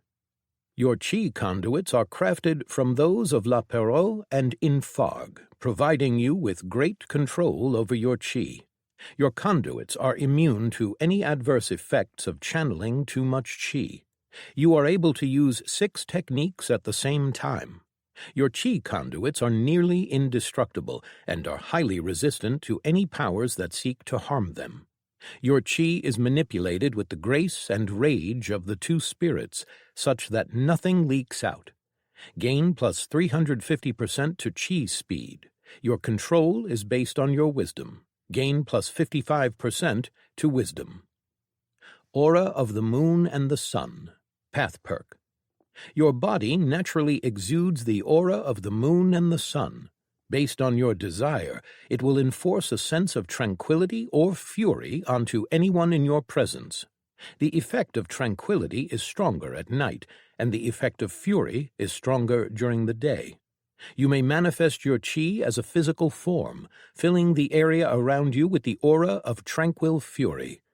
The aura's influence clears any mind control effects and aids all targets' control. Gain plus 40% to wisdom and intelligence. Sun and Moon Amalgamation, Path Perk. Your body is wrought out of the spirits of the moon and the sun. Your physical attributes are increased by 50% while in the ethereal realm. You are highly resistant to fire-related and dream-related effects. Your body is masterful and allows you full control over all of its functions. Your willpower's effects are increased on skills that warp the environment. During the day, your physical stats are increased by 25%. During the night, your mental stats are increased by 25%. The first time you are hit by a movement-restricting special attack at night, you are immune to its effects. Each successive attack weakens your resistance to it by minus 20% additively. Second attack, 80% resistance. Third attack, 60% resistance. Fourth attack, 40% resistance. Fifth attack, 20% resistance. Sixth attack, 0% resistance. This effect can occur only once per day-night cycle. The first time you are hit by a physical attack during the day, you are immune to its effects. Each successive physical attack weakens your resistance to it by minus 20% additively. Second attack, 80% resistance. Third attack, 60% resistance. Fourth attack, 40% resistance. Fifth attack, 20% resistance. Sixth attack, 0% resistance. This effect can occur only once per day-night cycle. The first time you suffer damage, you gain a stack of fury. Each stack increases all your stats by 1%. At 25 stacks, you gain Flaming Fury and increase your physical stats by an additional 25% for an hour. Stacks reset every day-night cycle. Your presence influences your surroundings. All image effects are 250% more effective. Gain plus 40% to all stats. Ruler's Eyes, Moon's Dream, Path Perk. You hold the eyes of the Dreamweaver. You can put those who meet your eyes into a dreamlike state, transporting them to a dream of your choosing. The effect depends on the target's willpower and intelligence stats. Gain plus 30% to strength, dexterity, wisdom, and intelligence. Stamina of the Ashen Trail, Path Perk. Your body is built for long hunts, and as such, your stamina regenerates at a rate of 1% every 5 seconds. It burns with the fury of Infarg, increasing the effectiveness of your powers by 10% when stamina is spent to power them. Gain plus 60% to endurance and vitality. Immortality, Echo of Spirits, Path Perk. Your body is made of spirits, and as such, upon suffering too much damage, you will return to the ethereal realm as a spirit to recover. You are barred from all afterlife realms. Gain plus 50% to wisdom and intelligence. Evolved Form, Dream or Ashen, Path Perk. Assume the form of either of the spirits whose parts now make your body, gaining their full power. Moon Spirit transforms you into La Perot and changes your aspect to the Tranquil Dream aspect. This form increases your mental stats by 250% and grants you a plus 200% bonus to all special damage you deal. Sun Spirit transforms you to Infarg and changes your aspect to the Flaming Fury aspect. This form increases your physical stats by 250% and grants you 200% bonus to all physical damage you deal. Gain plus 50% to strength and wisdom. Domain, Tranquil Lake, Path Perk. Summon your realm into the real world, bringing the calmness of a tranquil lake into your surroundings. Gain plus 40% to intelligence and wisdom. Manifest Power, Dreamweaver, Ashen Trails, Path Perk. You may manifest the core principles behind your power, allowing you to summon spirits related to your aspect from the ethereal realm. Gain plus 30% to wisdom. Ascended State, Spiritual Ascendancy, Path Perk. Enter your ascended state, which increases all of your resistances by 10 times, your overall speed by 15 times, and all regeneration effects by 5 times for a short period of time. Gain plus 40% to wisdom and intelligence. Soul and Spirit, Path Perk. Your soul is bound to your physical form. All soul defenses are increased by 800%, and all soul regeneration effects are increased by 150%. While your body is uninjured, your soul regenerates 200% more quickly than it otherwise would. Gain plus 25% to strength, endurance, and intelligence. True Name, Path Perk. You've delved deep and discovered your true name. You hear any instance of it being spoken, no matter the distance. You may listen in on the area where it was spoken, and once every 3 months you may step through reality to reach the spot where your name was spoken. Gain plus 20% to all stats. Chapter 62. Concept. Ryun arrived at Wolf's Grove just before midday. It had been a frustrating trip. He had changed, far more than he had initially thought. He never really realized just how much his chi affected everything. Now that he no longer had void or stillness chi, he was left more lost than he had been when he upgraded his body. Some of his perks had changed slightly, his aspect ones more dramatically so. His chi was the most frustrating part. He just didn't understand it. Tali had tried to help, to try and guide him, but all of her attempts had failed. Her bond aspect was not elemental, but rather law. When she had tried to apply lessons that she had learned from her aspect to his, it failed miserably. The only thing apparent was that their two aspects were nothing alike. They didn't manifest in the same way, and he couldn't use his how she could use hers. The worst part was that he couldn't really see his aspect, not in the same way as he could all other essence. It was an emptiness inside of him, a connected nothingness, while all other essence looked like grains of sand to him. It was as if the world around him had been shaped in the desert, out of sand, in a reality that knew no other material but that. He, on the other hand, was water, whole and connected, completely alien to it. When he used his chi outside of his body with his techniques, he could see it for as long as it lasted, but the way he saw it changed significantly from technique to technique. Sometimes even the effects of his techniques changed. They had tried to test it, but neither one of them really understood what was happening. One of the tests they had done was of his damaging techniques. He used his branch technique on a stone, and it cut through with no issues, even better than Void would. Oblivion just straight-up deleted essence. With his eyes he could see the grains disappearing as a beam of nothingness pierced through them, all that it was touching disappearing.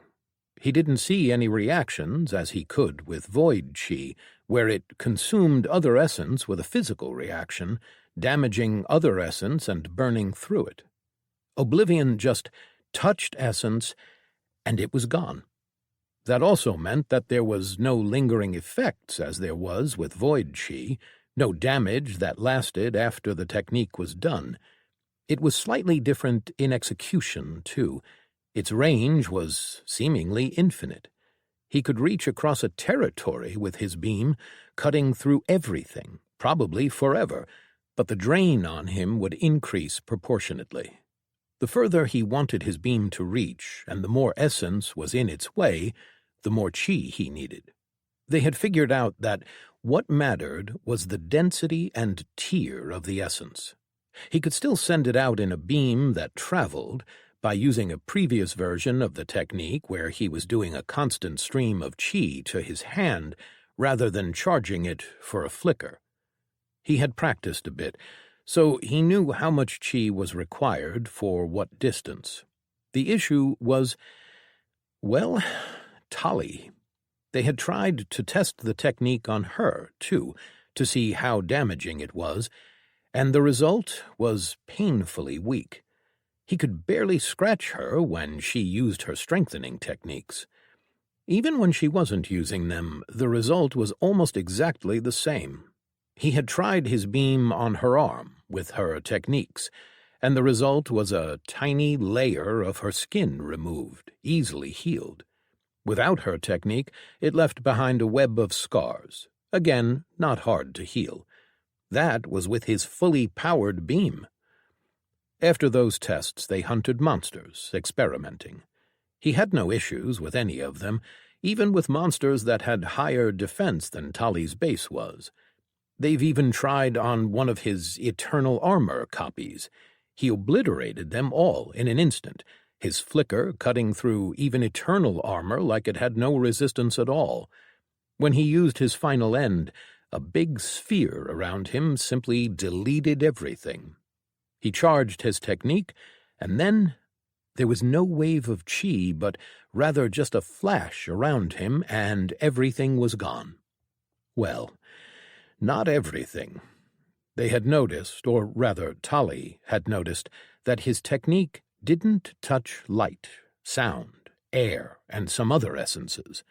It deleted only what was material. So, from her perspective, one moment he was standing among trees, and the next he was floating in the air, having removed the influence of gravity on his body. His chi was invisible to her sight and most senses. The strange thing was the next time he had used his technique. That time his chi had deleted everything, every bit of essence around him, at least as far as he could see. Tali said that to her, that time it looked like a pure black sphere just flashed into existence, a hole filled with nothing, which then slowly faded away to reveal him in its center.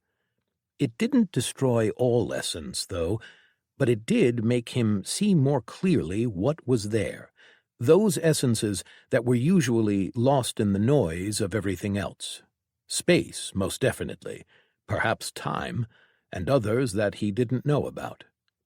What was apparent was that he had no idea how to use his aspect effectively. He couldn't even change it like he had altered void chi. He couldn't crystallize it or change its state at all, it seemed. It acted more like stillness, except far worse. He couldn't make his platforms, which forced him to leap across the land after Tali. True, he could still go fast, but still it was the principle of the thing. Tali was surprised at the fact that he had even gotten a new aspect and not just a hybrid version of his two aspects. Ryun didn't know that would happen either, or how, and yet a lot of his perks had oblivion mentioned in them prior to this happening. It seemed inevitable. Regardless, he needed to talk to someone who might know more. He had his cloak up as he walked through the main parts of the town, heading toward the area where he sensed his target. He entered the school and made his ways down the halls and then into the courtyard behind the building. He was noticed before he arrived, and he saw one of the two people turn in his direction before he rounded a corner, ready for anything. Ryun stepped into the yard and pulled back his hood. The man blinked in surprise. Ryun. "Hello, Vryle," Ryun greeted the Cthulhu. "I apologize for not greeting you sooner. I had many things to take care of." No worries. Celia and Erdania mentioned some things, Vryle said as he stepped forward and offered his hand. Ryun shook it and glanced in the direction of his conversation partner. "Sect head." The other Cthulhu bowed at her waist. "Valthua, how's the school?" he asked. "Things are progressing as planned," she answered after straightening. Vryle tilted his head as he looked at Ryun. Something changed about you. His eyes narrowed. This isn't just a friendly visit? No, unfortunately. Ryun inclined his head. As you've noticed, something has changed. I was hoping you would be able to help me get a handle on it. Your aspect. Did you take another? Did you merge them? I've heard that cultivators can do that, Vryle said. My aspects merged under a unique circumstance. I've gained a new aspect that doesn't act in the same manner. It is making things difficult. Vryle nodded. What aspect, if I may ask? Ryun glanced at Valthua next to them. "Apologies, Sect Head. If you wish it, I can leave you alone to discuss. But if you permit me, perhaps I may offer some insights?" she asked. He was about to refuse, but then he remembered her research. Ryun hadn't looked into it too much. He had only learned of the woman when Onrush brought her to his attention, and she had only done that because accepting her into the sect could have made issues with her previous organization, the Seekers of Knowledge. Ryun didn't care about that, so he accepted her on the condition that she didn't break the rules of the sect in pursuing her research.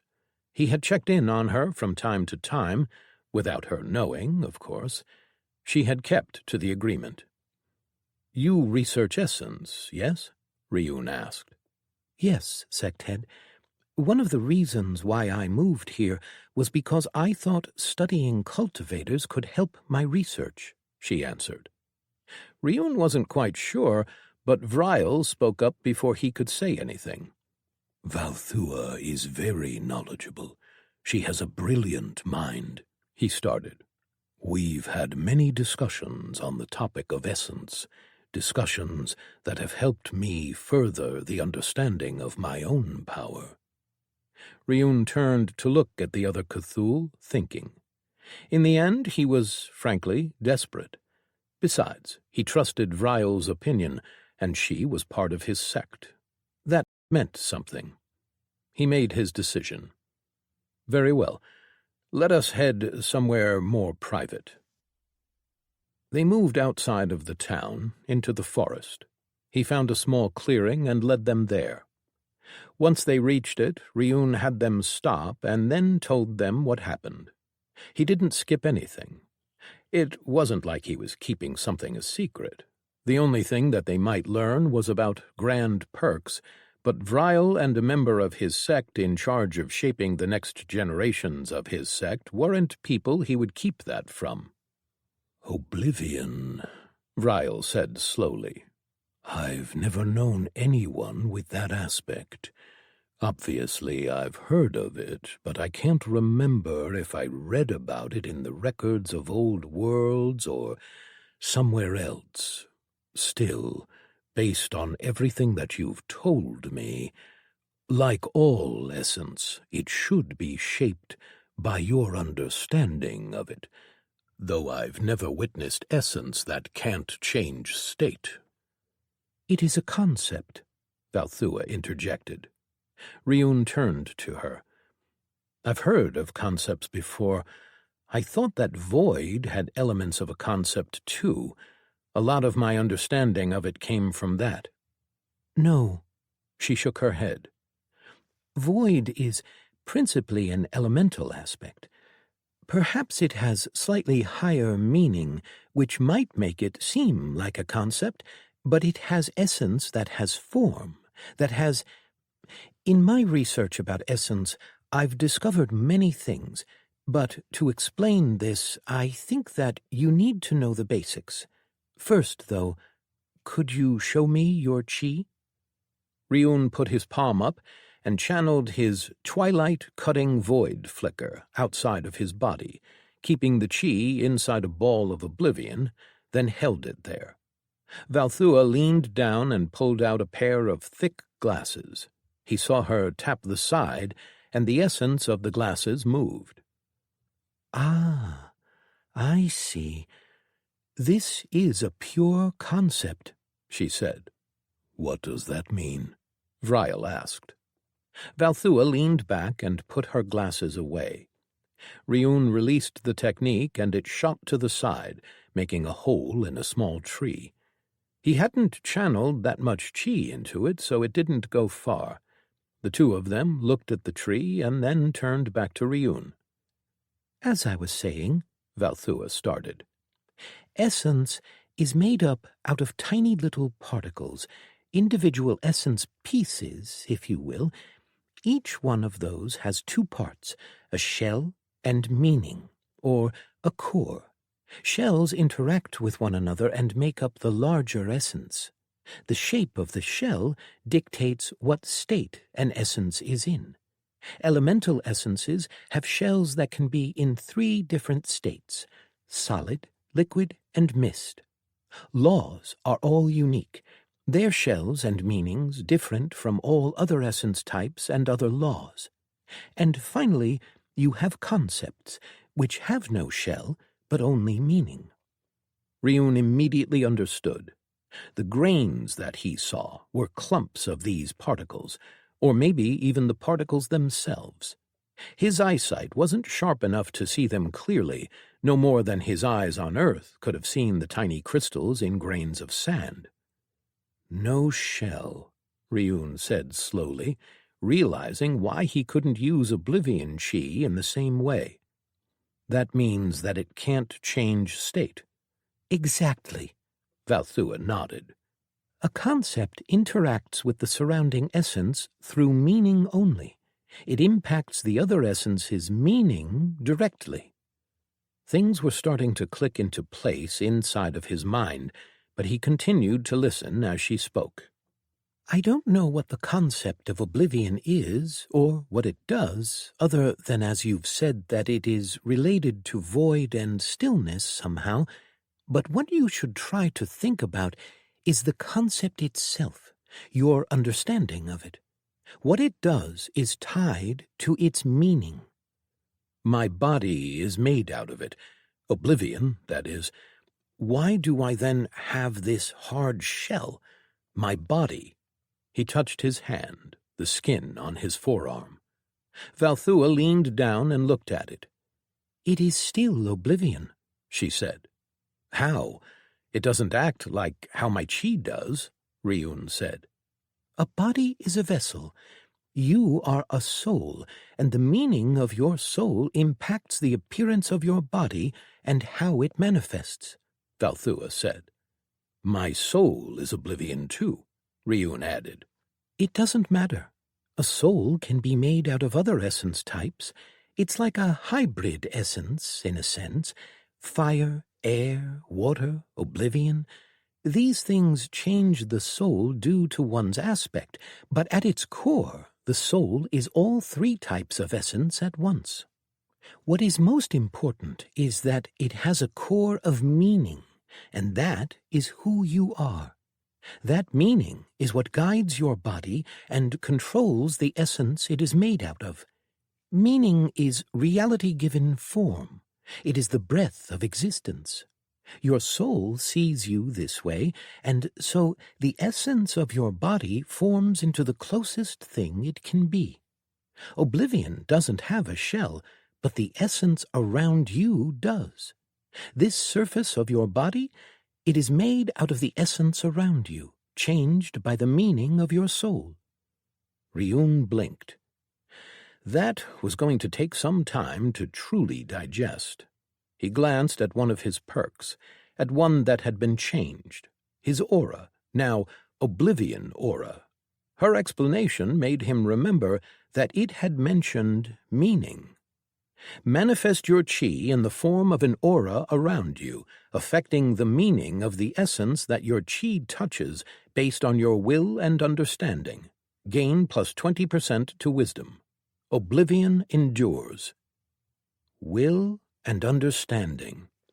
So, you are telling me that my chi can interact with other essence based on what my aspect is capable of, which is guided by my understanding of it, Ryun said slowly. Yes, Valthua said. I've tried to use one of my techniques, an attack.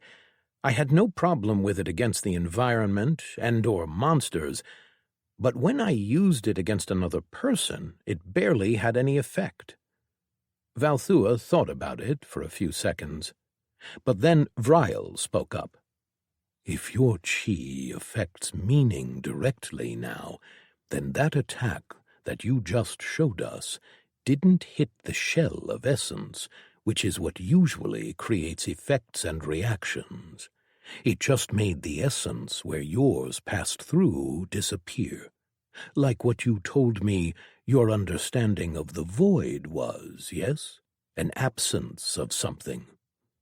Ryun frowned as he thought about it. Valthua nodded eagerly.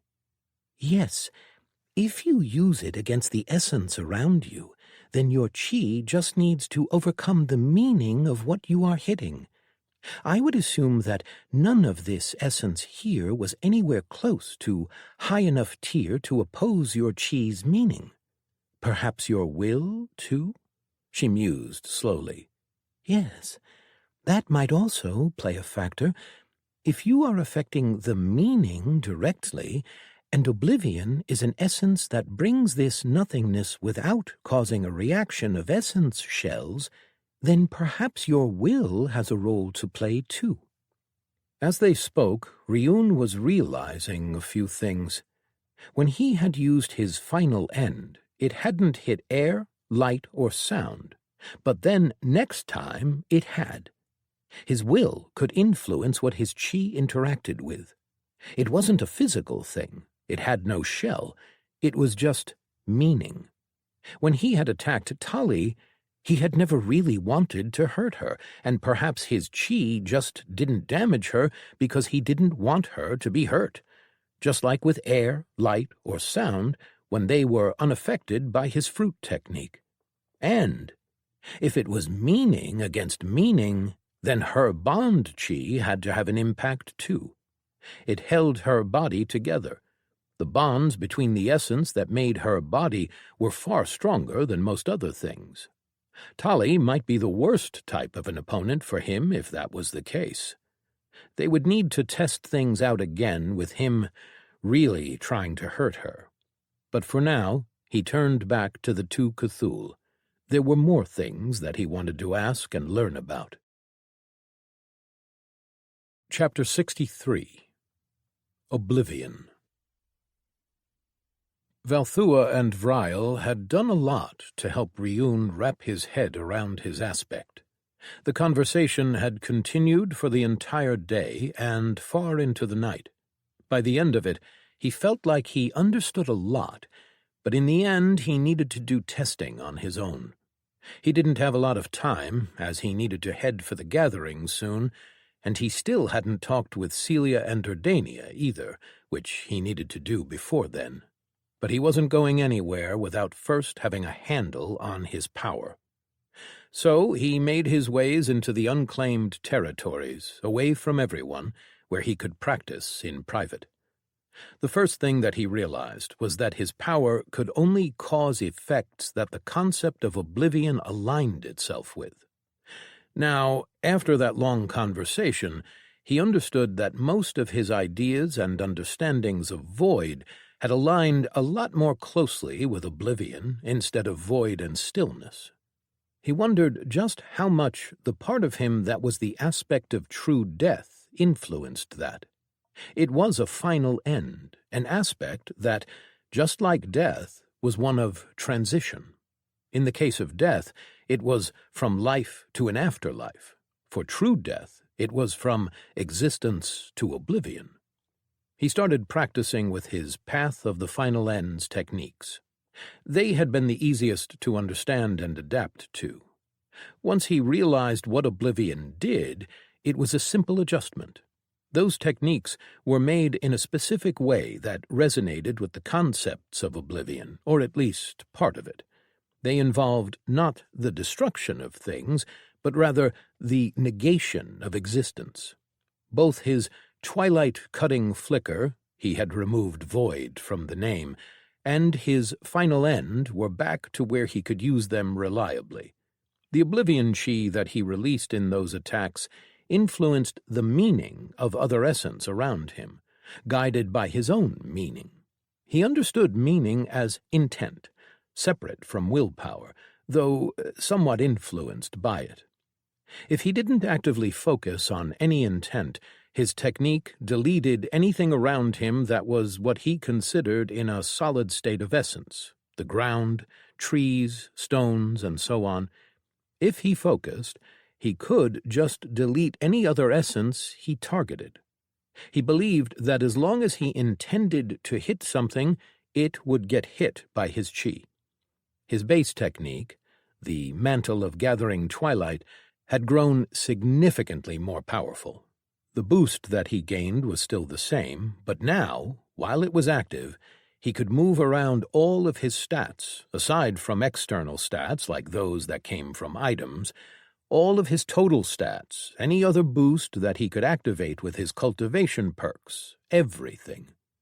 The effectiveness of oblivion on other essence was also guided by the meaning of his chi, which scaled off of his wisdom.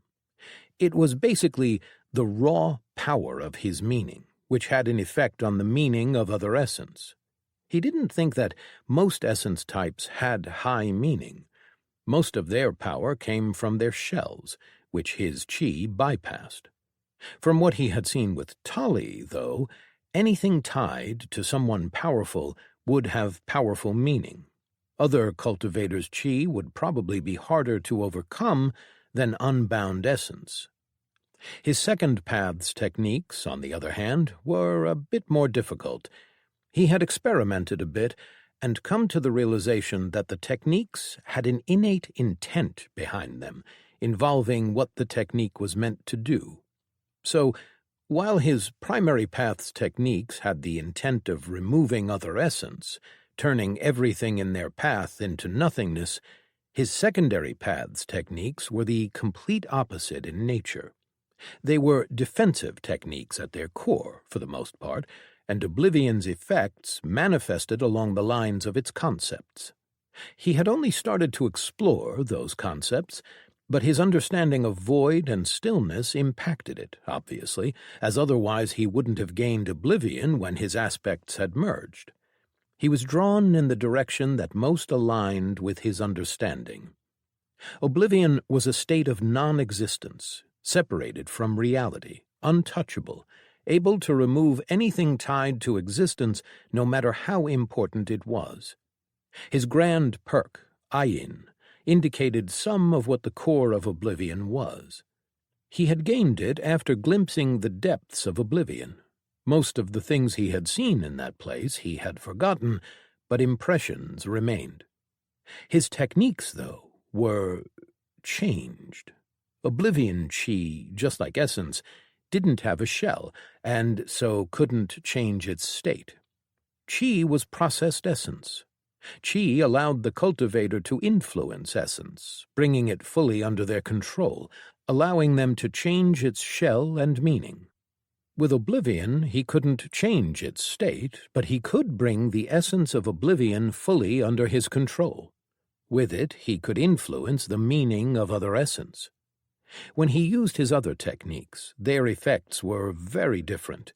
A wall made out of Oblivion Chi was invisible, for instance. He had tried it with Tali, but it was there. He had thought that it just didn't do anything, but the key was that it acted according to the intent of his technique, unless he actively focused his meaning on changing his intent. The twilight shaping cast created shapes in the area around him. When he used different chi, it had different effects. If he solidified the chi, it was a wall, but at its core, the technique just filled an area of space with chi, and so the technique just filled an area with his chi. That was unhelpful because of the nature of his aspect. Though he hadn't tried using it for protection at all since the failed tests with Tali, but at that time he hadn't truly understood the nature of Oblivion. And if it was guided by the intent of his techniques and his own, then perhaps something had changed now. He would need to do some testing, and to do that he would need to have something to help him out. His sense caught monsters nearby, and he made his way there. He found a herd of horned monsters that weren't too powerful, but they would serve. He got closer to them than he thought he could without them noticing. One of the things that he had realized was that he no longer gave off any scent, which likely helped. The monsters noticed him and became agitated. As he kept walking toward them, they finally decided that he was a threat. 2 of them charged him, and he shaped a wall in front of himself. In his eyes, he saw the Oblivion Chi nestle itself in between other essence, but not really affecting it. One of the monsters hit the wall, and it stopped for a split second. Its head was pointed down as it connected with its horns, which cracked weirdly. It held still only for a moment as its legs pushed it forward. It was passing through the wall slowly. It realized that something was wrong after its head was through, and it came to a complete stop, but it looked disoriented, and its body was a mess. His sense had allowed him to see everything, and what he had seen left him dumbfounded. When it connected, it was as if the parts of its body that hit were affected by Oblivion Chi. They stopped, and not like they hit something, but as though they just froze. The rest of the body didn't, however. The Oblivion spread from the impact point outward, but slowly, and the back part of the monster was still moving forward, effectively pushing the monster through as Oblivion engulfed it. By the time that happened, the monster had suffered internal damage as it was basically squished from front to back. The other monster paused when it saw that, and then its horns started glowing. It snapped its head and sent a bolt of lightning at him. It hit the wall, and the same thing happened. The lightning hit the wall and got pressed against it. It didn't push through at all, but then it didn't have any real mass. Ryun frowned as he tried to think about what all that meant. Obviously, it did something. And then it hit him. It was robbing anything that passed through the wall of momentum. As it started working from the impact point back to rear of the object hitting it, it basically squished it together. That was much more useful than he had thought. He walked forward and touched the wall, and was annoyed that his fingers passed through easily. He frowned. He had hoped that he could still use it as platforms, as that was his biggest issue right now. He hadn't been able to stand on platforms before when trying it with Tali. His feet just passed through. Her attacks had passed through, too, but now these monsters hadn't. His understanding of his aspect had changed after his talk with Valthua and Vryle. So, perhaps... He shaped a small platform in front of him and tried to step on it. Immediately he felt his foot sink and then stop. His eyes widened, but he quickly realized why. It robbed everything that it passed through of its momentum, but his fingers were made of oblivion, and so he was unaffected. His foot, though. He was wearing boots made out of other essence, and that was what his chi stopped. That was one problem solved, though he wouldn't be able to leap through the air barefooted. His evolved form had the same issue, too. He would need to always wear armor unless he figured out another way. Still, it was good progress. He remembered the monsters and saw them both frozen in the wall, unable to move as his oblivion constantly removed their momentum as they tried to build it. The rest of the herd was watching from the distance, stomping their feet in a display of threat. He dismissed the wall and moved away as the herd came to check up on the two injured monsters. Ryun started thinking of what more he could do. Obviously, he could focus and change his intent, make it so the Oblivion Wall did more than just rob momentum. That was probably a remnant from the core of the technique, a wall that stopped objects coming at him. He could have it delete light, sound, anything, really. He could make it delete anything that comes in contact with it. Though he needed to test it against someone powerful first, like Tali, and see if her techniques could get through. He felt like the result would be the strength of chi, of aspect, and the strength of meaning.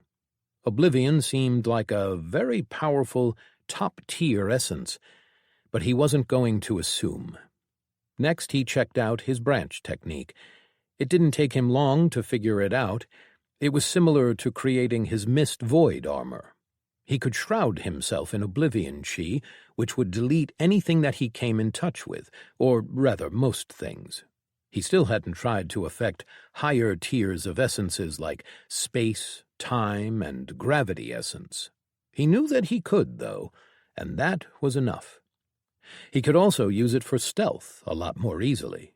Changing intent, he could make it so that it turned him into a walking piece of oblivion, not affecting all essences like earth so that he could walk, but deleting light, sound, and air, could make him, for all intents and purposes, invisible. Sure, if someone looked directly at him, they would see something. Tali had seen a black hole twisting through space, for example, but he could probably tweak it with further practice. He could also expand the armor into a sphere of oblivion, or just a blast of oblivion, like what he had used to do with stillness. It could have nearly the same effect.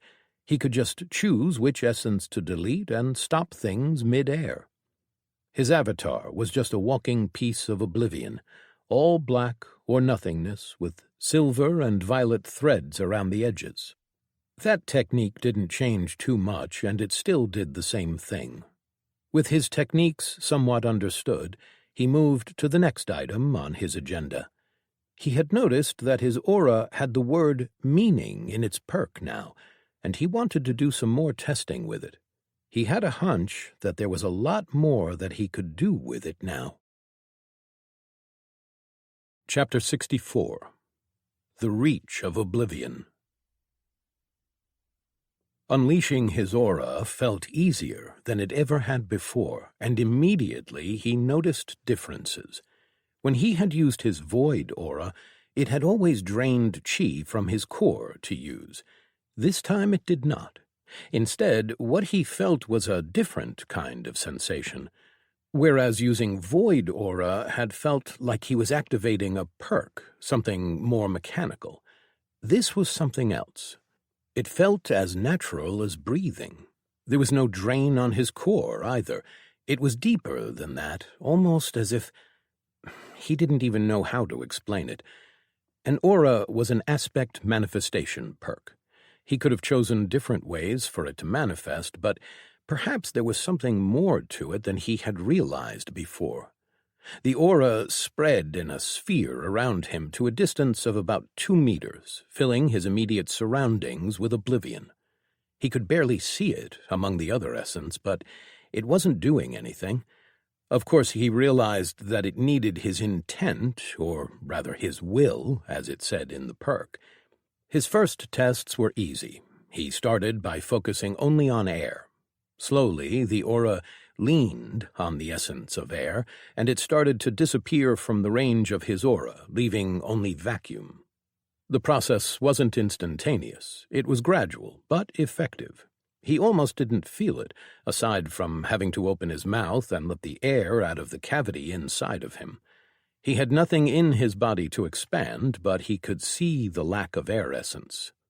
Next, he started deleting more and more essences, trying to see if there was a limit on his aura. He didn't seem to be able to find it after deleting more and more essence types at the same time, though the effects weren't as quick as they were with his techniques. Still, he continued testing.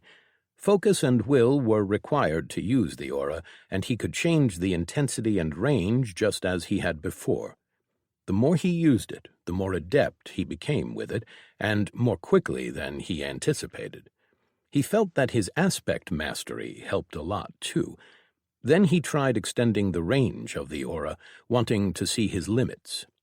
The sphere grew around him, larger and larger, enveloping the clearing he was standing in, then the forest around him, and then beyond that.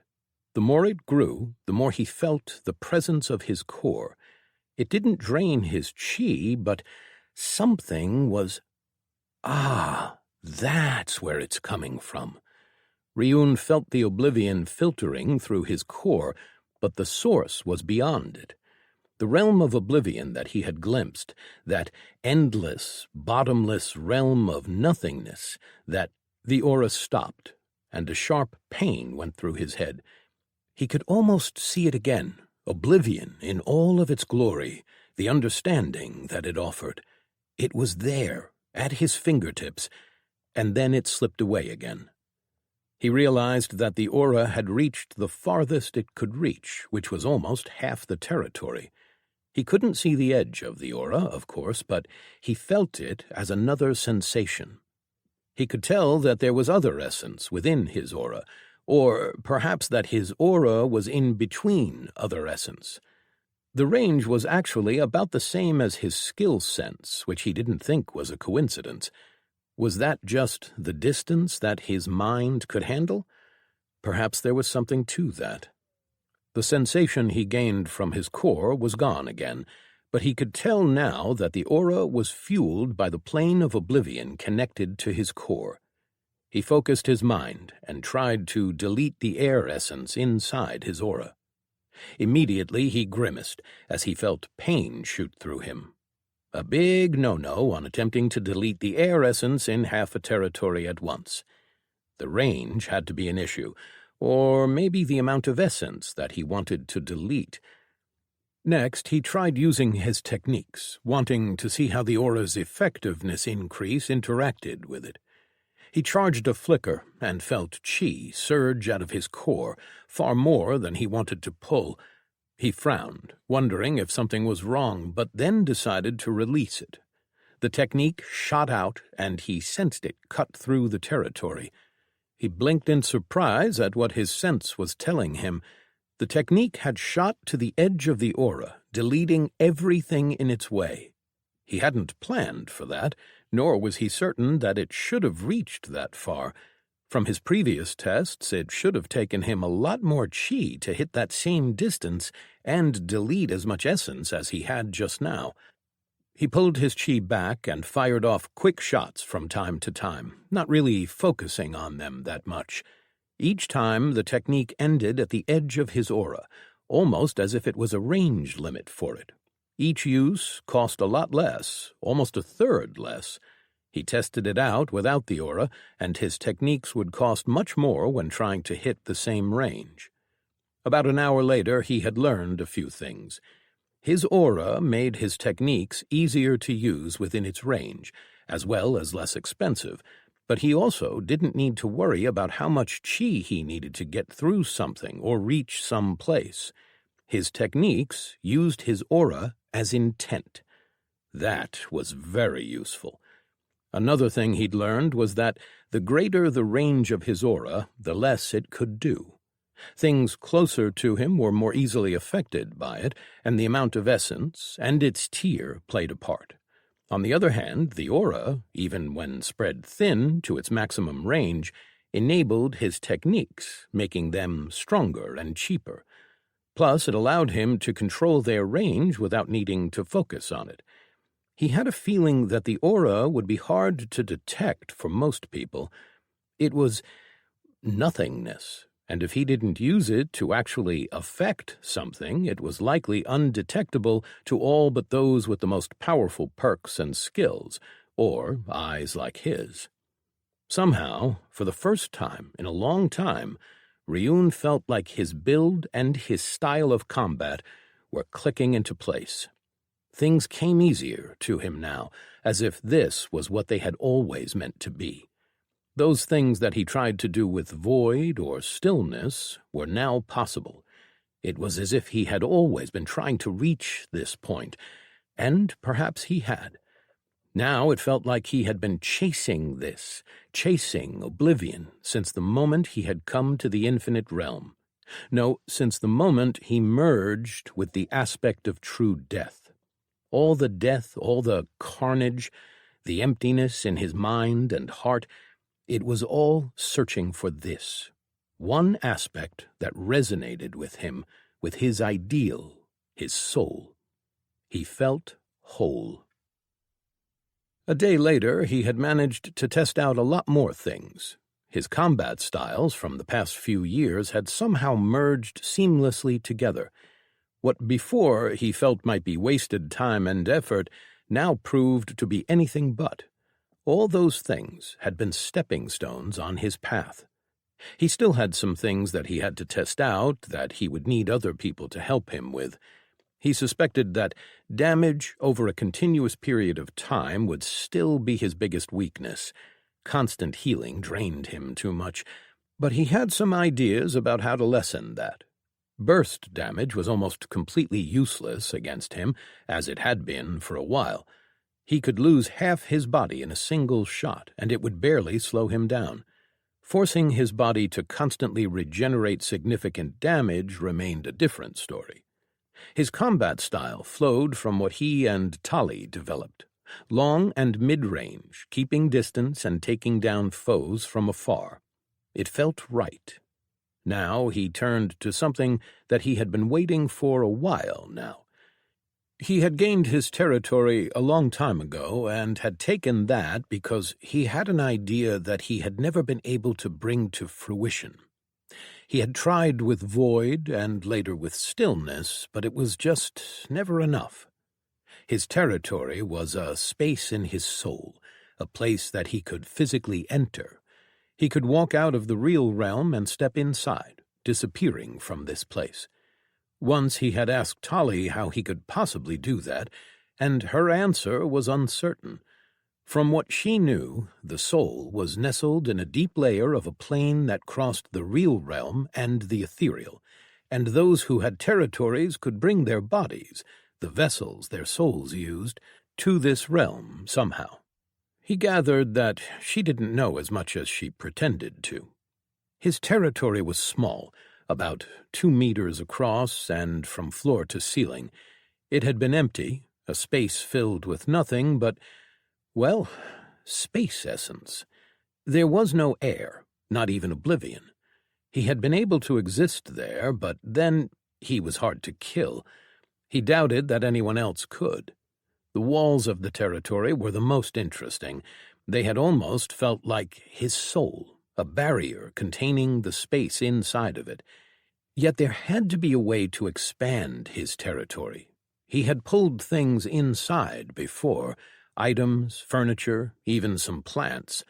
They couldn't survive for long in that emptiness, but it had taught him how to expand it all.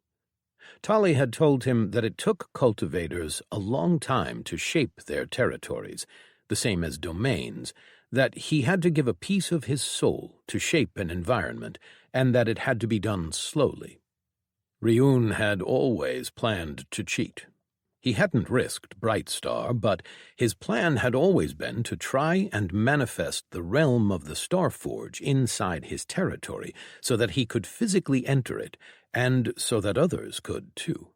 Brightstar was connected to his soul, and the territory was a space inside of it.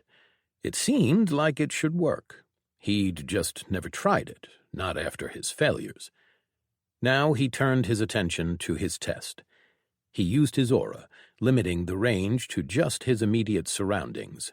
Then he focused and cleared his intent as he shaped chi. He crafted a box with only the walls being oblivion and leaving air trapped inside. Immediately he saw the effects. The oblivion pushed against the essence of space, and it didn't take long before something snapped.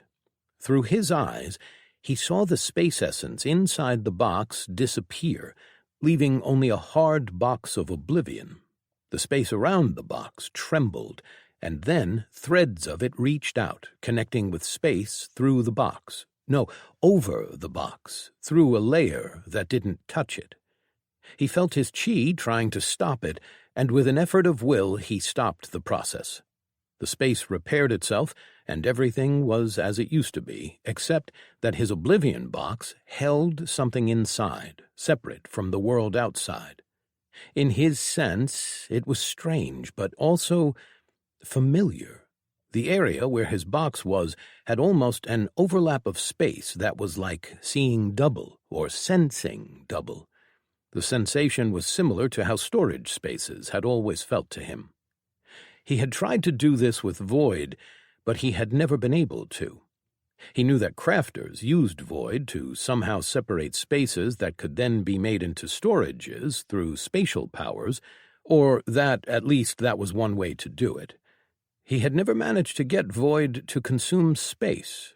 He didn't know why, though he had a suspicion now. Perhaps his understanding had always aligned more with oblivion, and perhaps that interfered with what he could do. Or perhaps there was some trick. It didn't matter now. He pushed his hand through the box. His hand was made of the same material, so there was nothing to block it. Then, when he was touching that separate space, he reached to his territory perk and pulled. The space was drawn out of the real realm and into his territory. The result wasn't anything spectacular. He had just separated space and what was in it, which had been only air. Still, he felt his territory expand a tiny bit as that space joined the space inside his territory. He smiled as he saw it work. That meant that what he planned could be done. He could cheat. The territory he was in wasn't that high in tier. The monsters were between tiers 6 and 10, and most of them were the herds of the monsters he had tested his wall on, called Ishi. It was a peaceful territory. It had a large forest, a lake, and several tall hills covered in stone formations. It would do. He stood in the air above the ground and spread his aura as far as it would go, covering the hills and half the forest, the grass plain where the herds grazed, 2 lakes, and some of the ground, but more of the sky. And then he shaped. The aura didn't just have an effect on his primary techniques. He had figured out that it gave his secondary ones increased range. It was far easier to send threads of oblivion through his aura than it was through unbound essence. His chi spread out, his core emptying rapidly.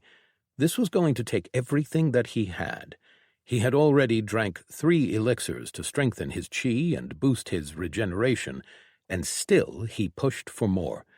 He tried to reach for his aspect, for that conduit to the plane, to pull more of the essence than his aura was giving him.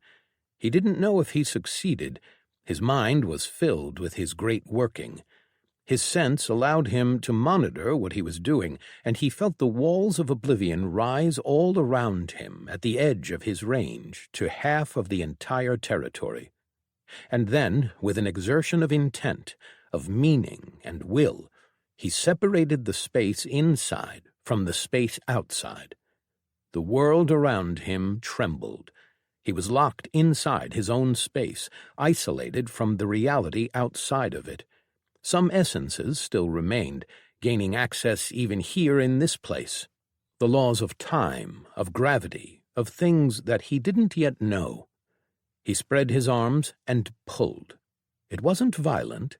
It was almost as if he was compressing space, as if his soul was spreading out to consume the space. Down below he felt the monsters panic as the light winked out, as what had been trapped inside hit the walls of the space, disappeared, gone in a way that Ryun didn't understand. And then he felt himself pulled into his territory along with his space. He remained where he was, but knew that he was now inside his own soul.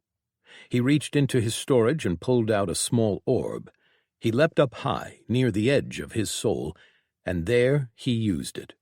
A small ball of light came into being, sending essence down onto his territory. He smiled, and then felt weak. His chi slipped, and he fell all the way down to the ground. He crashed, sending debris flying everywhere, and felt the last of his chi drain as his body regenerated. But that was distant. He was feeling exhausted, and not in any way that he had before.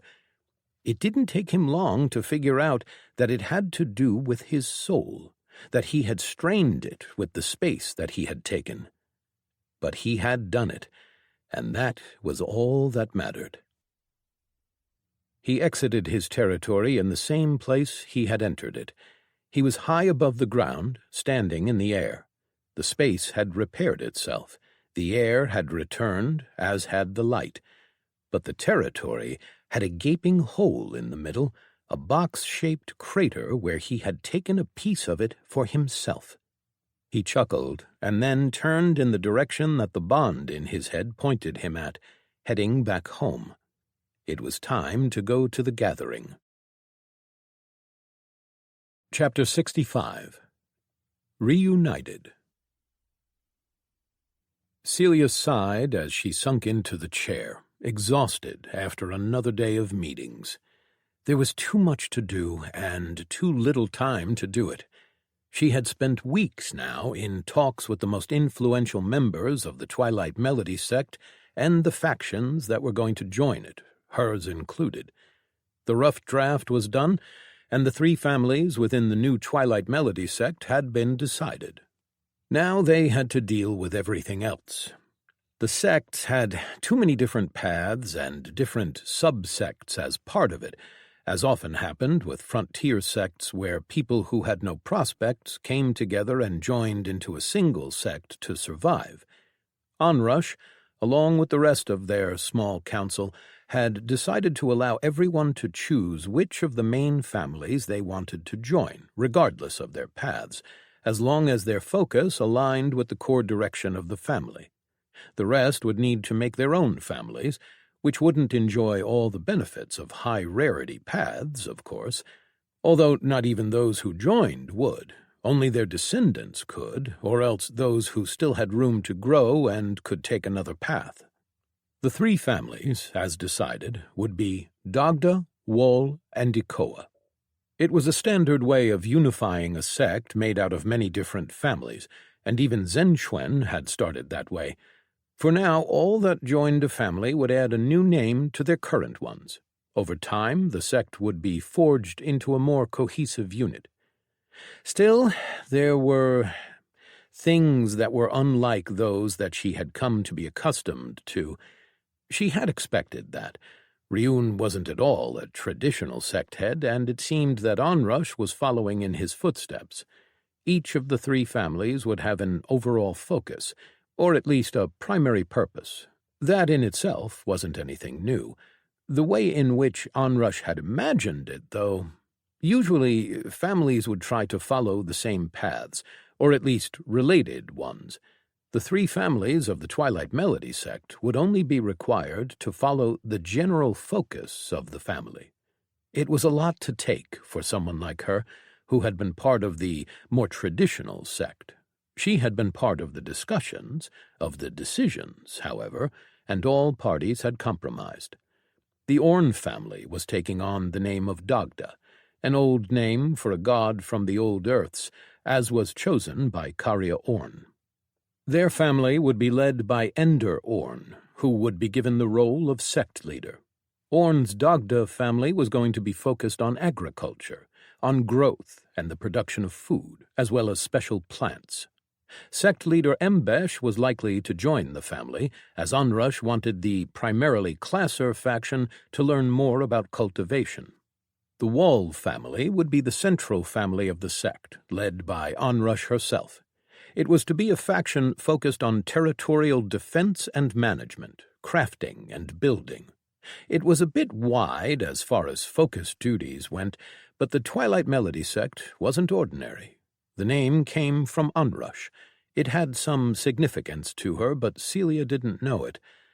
The Wall family was going to keep Ryun's paths as the primary focuses for their defenders. The last family was going to be made with the Zhenquan remnants at its core. Ikoa was named after the Ikoa tree that was brought from the Demacy homeworld of Enhel. It was a name that Celia had chosen for her grandfather's love of it, and the stories he used to tell her beneath its tall branches when she was young.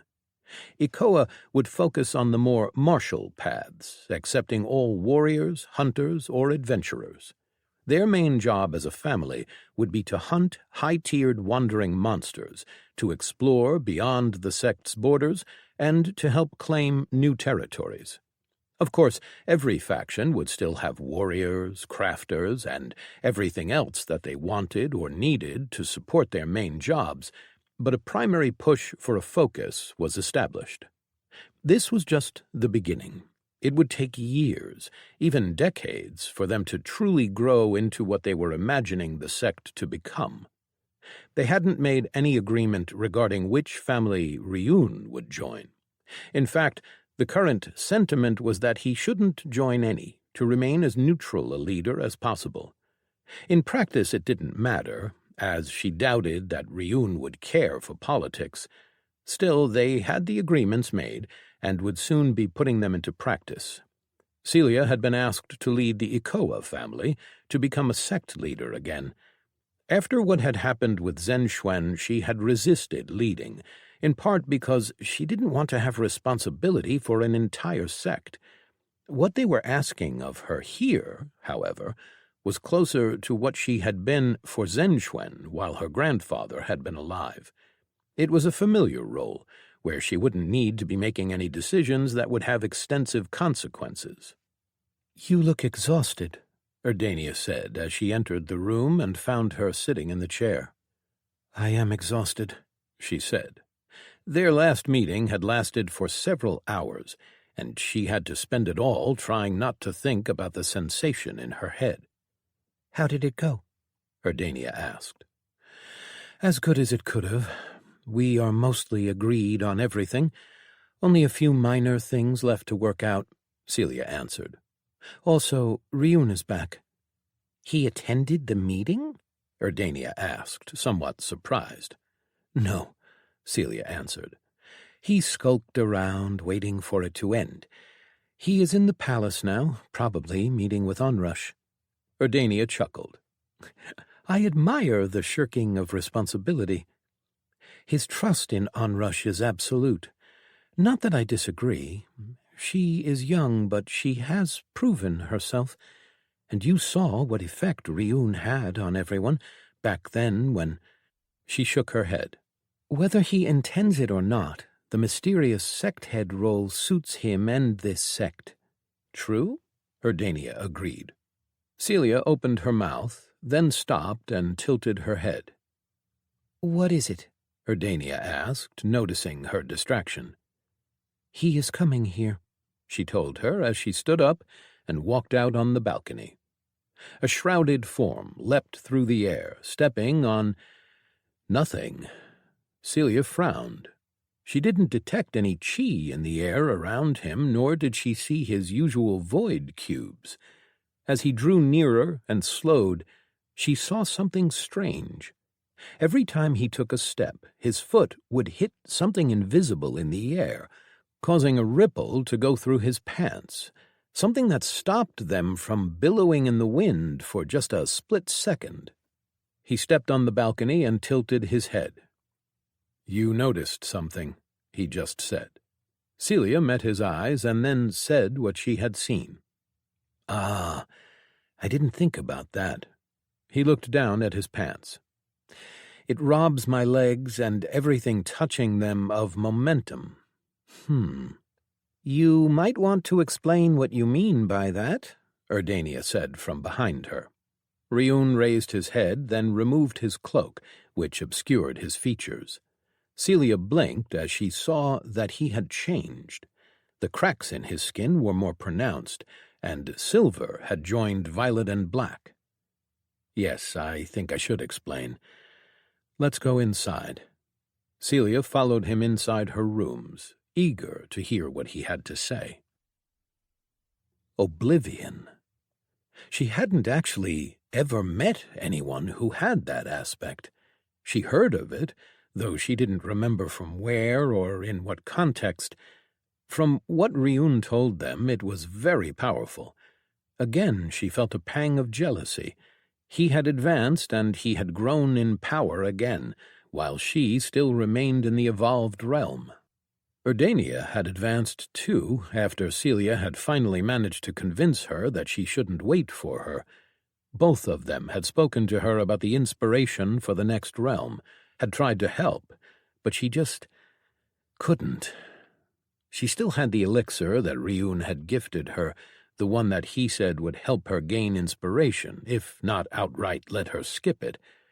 She kept it in her ring, trying not to think about it. In part, that was because she wanted to reach the ascended realm on her own, because she didn't want to feel inadequate. I also have this. Ryun offered them a small, orb-like item. Erdania took it first and frowned, then offered it to Celia. Shrine of Worldstone. Place a shrine source of Tier 9 Worldstone essence. Worldstone? Celia asked. I've never heard of that essence. It was the essence of the monster Talia and I fought, he answered. It was very powerful. The most powerful monster I ever fought, aside from Hastur, perhaps. Even then, I could damage Hastur. I couldn't do anything to this monster until I merged my aspects. Celia frowned. I was thinking about placing it somewhere in this territory, Ryun said, near Consequence. I think that it might go well with Onrush's absolute cold and the path of the unbreakable wall.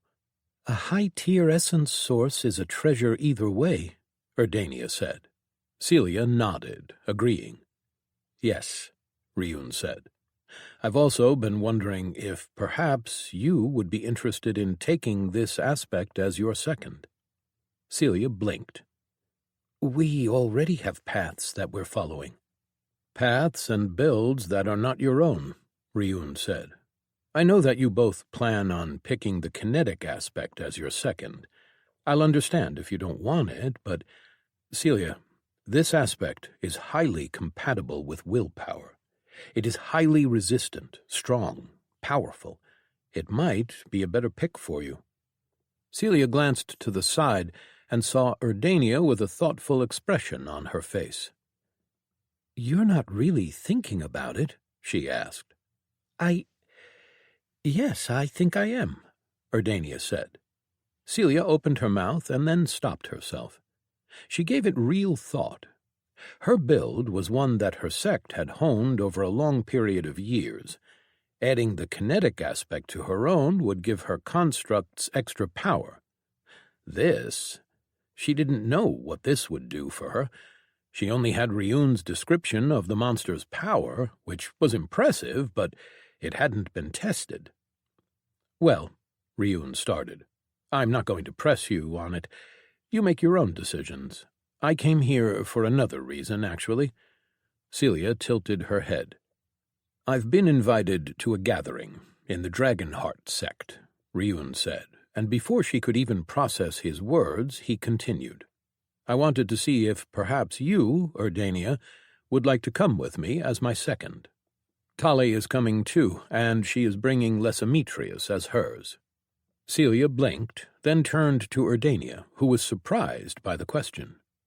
"I was just thinking that this is a good opportunity for the two of us to spend a bit more time together," Ryun continued. "Celia and I can talk whenever we want, and she will be busy with the sect's issues for the foreseeable future. I wouldn't want you to get bored sitting in the sect and not doing anything." "You should go," Celia said. Erdania met her eyes. "Are you sure?" "Yes," Celia said. "I can always talk with Ryun, and you two should spend some time together." She had spent so much of her life with Erdania, but now that she had advanced, a part of her wanted to be on her own for a bit, to try and find the spark to her cultivation again. Somehow, she felt that as long as both of them were near, she would only compare herself to their achievements. "If you are sure," Erdania said hesitantly. "Don't worry," Ryun said. "We won't be gone long." Celia felt a weight she didn't know was hindering her lift. She had never been alone for a long period of time, and perhaps that was what she had been missing. She would take this opportunity and see if she could discover herself anew, to see if she was worthy of advancing on her own. Chapter 66. Arrival. "We have an airship?" Ryun asked, as Lesametrius led them to the subject of his question. "Of course we have one," Anatolian snorted in his direction. "I made Onrush buy one. We can't be a proper sect without also appearing like one."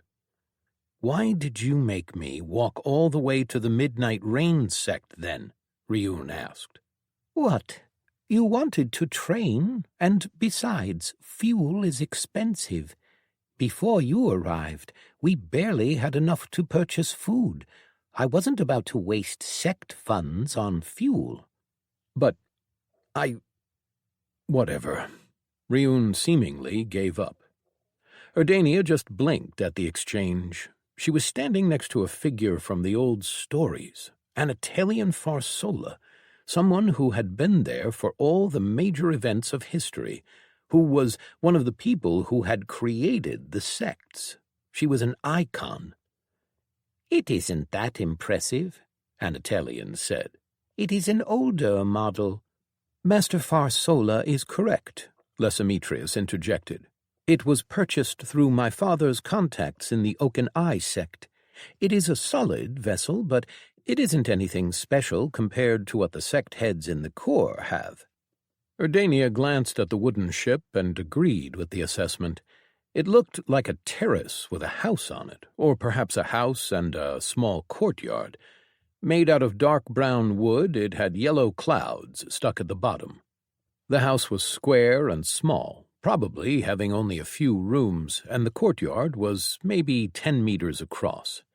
She had seen much larger airships, or flying fortresses. Still, it was a good thing that they had something. Erdania wasn't the best at traversing long distances. They boarded it, and Lesemetrius went inside to start their trip, with Anatolian following close behind him, leaving Ryun and Erdania alone in the courtyard as the airship slowly started to rise. "So, how does it feel?" Ryun asked as she leaned over the railing. She glanced at him and tilted her head. "It's strange. It almost feels like it doesn't want to change states, as if it wants to stay in the solid state." She had taken the world stone aspect after a long discussion with both Ryun and Celia. Her cultivation path was that of gravity, making her heavier and hobbling her foes as she brought her greater mass to bear, or used gravity to enhance her attacks. The world stone aspect spoke to her. Ever since Ryun had described the monster, she felt something like a nagging inside her head. She'd had to take it. There was a part of her that she had kept quiet for a lot of her time in Zhenxuan, one that had let herself be guided by the sect and more experienced cultivators, as had been the norm. But now she was free. They all were. The Zhenxuan builds were good, even great, but the more she spoke with Ryun, the more she felt like a path was a thing that one should walk on their own. She understood why Zhenxuan's builds were good, that they were the proven thing, and that she probably should have stayed with them. And yet, seeing him just reach and take more and more power awakened something in her, too. She wanted that. She had always wanted that. It was extremely powerful in the solid state, as the skin of the monster, Ryun said, bringing her out of her mind. But perhaps, maybe it has some pieces of a concept in it, too. It does feel somehow grand. Erdania understood what he meant. He had told her that the essence had some kind of anti-everything aura around it, a weight to it. She could feel it inside her core, in the chi of Worldstone. She just hadn't figured out how to manifest it quite right. It did feel somewhat like sanguine silver, as if it was sensitive to willpower. "I'll figure it out. We have time," Erdania said with a smile as their airship rose into the clouds and started moving away from their sect. She didn't know exactly why they were going, as neither Ryun nor Anatolian would say, but an invitation to Dragonheart sect was no small thing. She didn't care for politics, but she was very interested in why they had invited Ryun. Anatolian she could understand, though she wasn't sure how they would know that she was still alive. Ryun, perhaps they just wanted to see someone who had been part of the team that defeated Haster, but if so, then why weren't Celia and she invited? She would learn what it was soon enough. She could wait. "How does your chi feel?" Erdania asked. I don't even know how to explain it. An emptiness? Can you imagine feeling like you were nothing? That there was no substance to you? Oblivion chi is somehow like that, and yet it can reach out and touch anything. I am still only scratching the surface of what I can do. "And how are you feeling?" "What do you mean?" Ryun asked. "You said that your body has changed too, but I don't see many changes, at least outwardly." "Ah, yes, I am a being made out of oblivion. What you see is kind of a shell, I guess, crafted by my soul's intent. I guess that it acts how anyone's body would act because my intent wants it to. I feel pain, I feel touch, I can hear and see and smell. All these things should be irrelevant, but they are not. Soul essence interacts with the essence of my body and my surroundings to bring into being this gestalt form. Essence interacts with essence. So everything still works as it used to, huh? Erdania raised her eyebrow. Well, yes. Ryun frowned. Oh. We should probably make sure, though, right? Erdania smiled. It had been a while. She grabbed him and pulled him toward the house. Let's make sure. They arrived at the Dragonheart sect's great city at dawn, a few weeks after they set out. They saw the dragon's peak through the morning sun, through the mist that was slowly fading as they rose higher and higher. The first thing that they saw was the hole in the wall.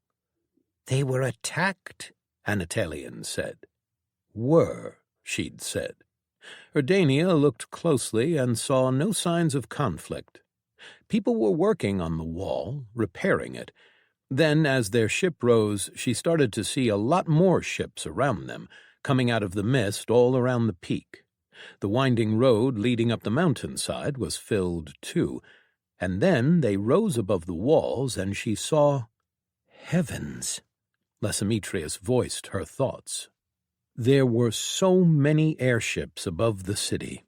There was an armada of airships presenting the Dragonheart sect's colors, watching over each of the 3 peaks. But it wasn't what really caught her attention. It was the towers in the city, the docking berths that were filled to the brim with ships, each bearing a different banner. Lysimetrius, Anatolian said, and the Ravzer moved instantly. He entered the house, then climbed up to the roof and hung the banner of the Twilight Melody sect. Erdania saw it all and realized that this was more than she assumed it was. This was a gathering of sects, of sect heads. Instantly, she realized why both Ryun and Anatolian were so closed-mouthed. They were part of the Council of Sects. Erdania wasn't, and she wasn't even supposed to know about it, but the League had acquired the information. They had always wanted to get someone on the council. How had they... But this was far more than just the sect heads that were part of the council. They had called everyone. Of course, only a small group was actually a part of the council, but this way they could hide their gathering among all these sect heads that weren't aware. We should make way for the 3rd tower, Anatolian said as Lysimetrius came back. I see some empty room there. Of course, Master Farsola, he said, and adjusted their course. So many sects, Erdania said. Yes, Anatolian agreed. I wonder what the Dragonheart sect is planning. This will make the rest of the corps nervous, no matter what the actual reason for it is. Erdania nodded in agreement. The wars between the sects and the other corps factions had been over for a long time, but there had always been a mistrust between both sides. They had to know about this gathering by now. She knew that they had spies in all the great sects, and the League had them too. Especially now, after all this chaos in the settled territories. Just knowing that the sects had gathered like this was going to be troublesome. Can they do anything, though? Ryun asked. The rest of the corps had been in more wars than the sects have, and have lost more than this side did. At least, that is what you told me. That is exactly why this might set something off. They are weaker, and they might see this as the sects trying to take advantage of that weakness, Anatolian answered. Regardless, Ryun said, shrugging. We have been invited, just as all of these other sects have been. There isn't anything that we can do about this now. You're right, Anatolian sighed. I guess that we'll find out what this is all about soon enough.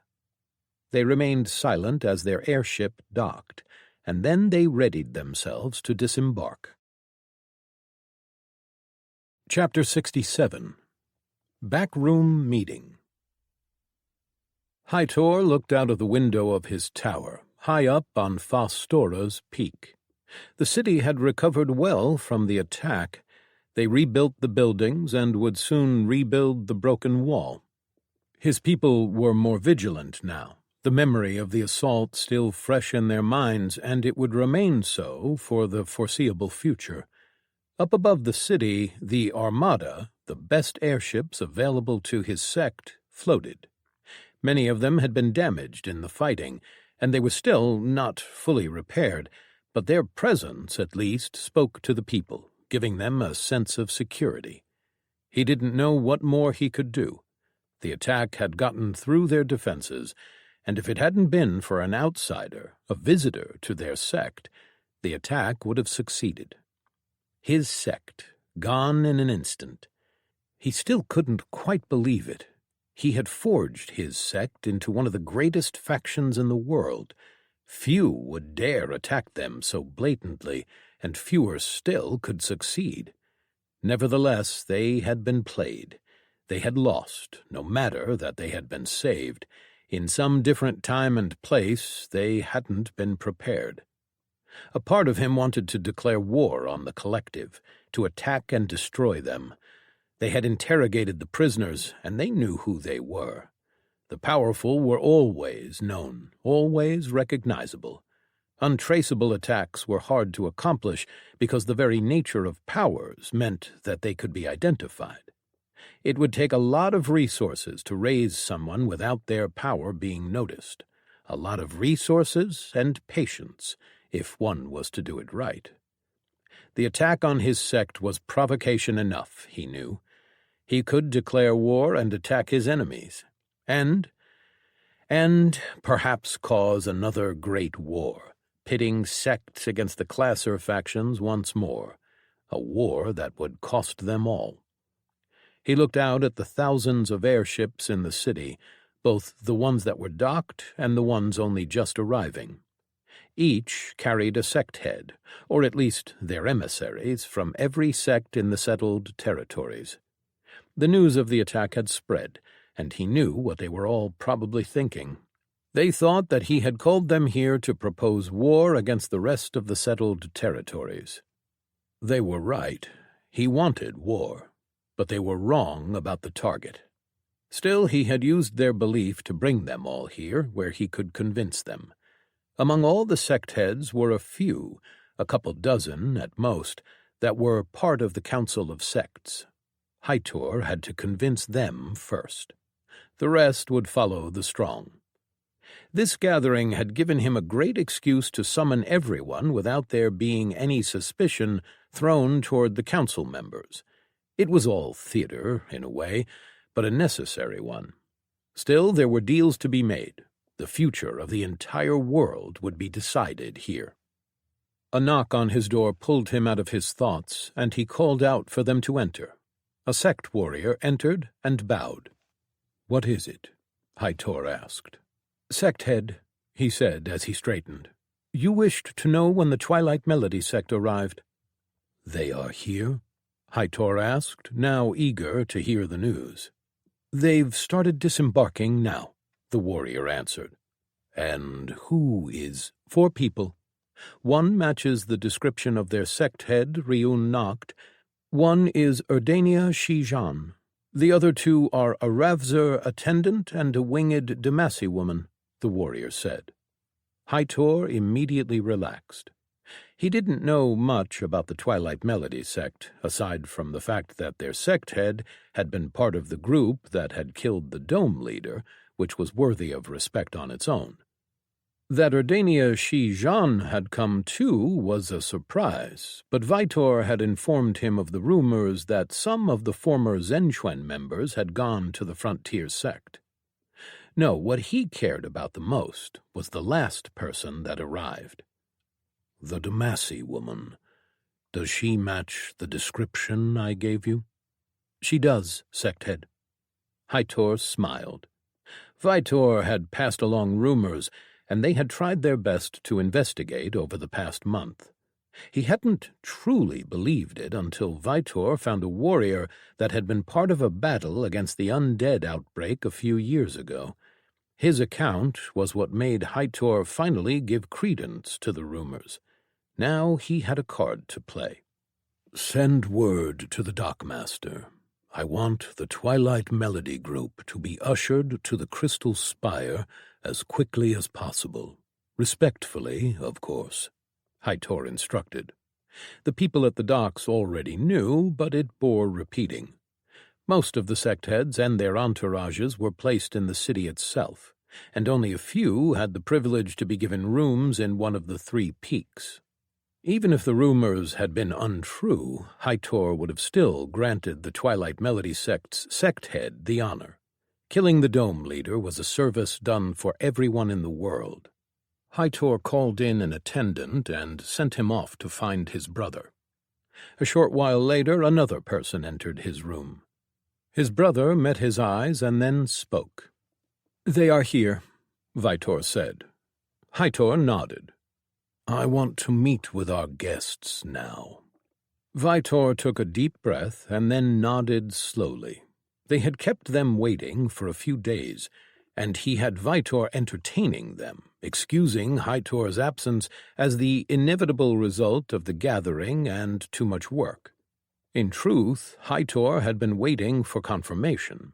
The 2 of them left the room, and Hightor followed his brother through the hallways of their tower. They reached their destination quickly, a small and discreet meeting room in the center of the tower. There were no guards in front, not because they weren't needed, but because Hightor didn't want anyone to know who was inside.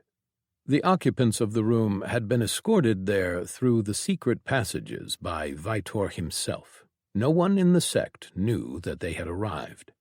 Vitor unlocked the door, and the 2 brothers entered the room.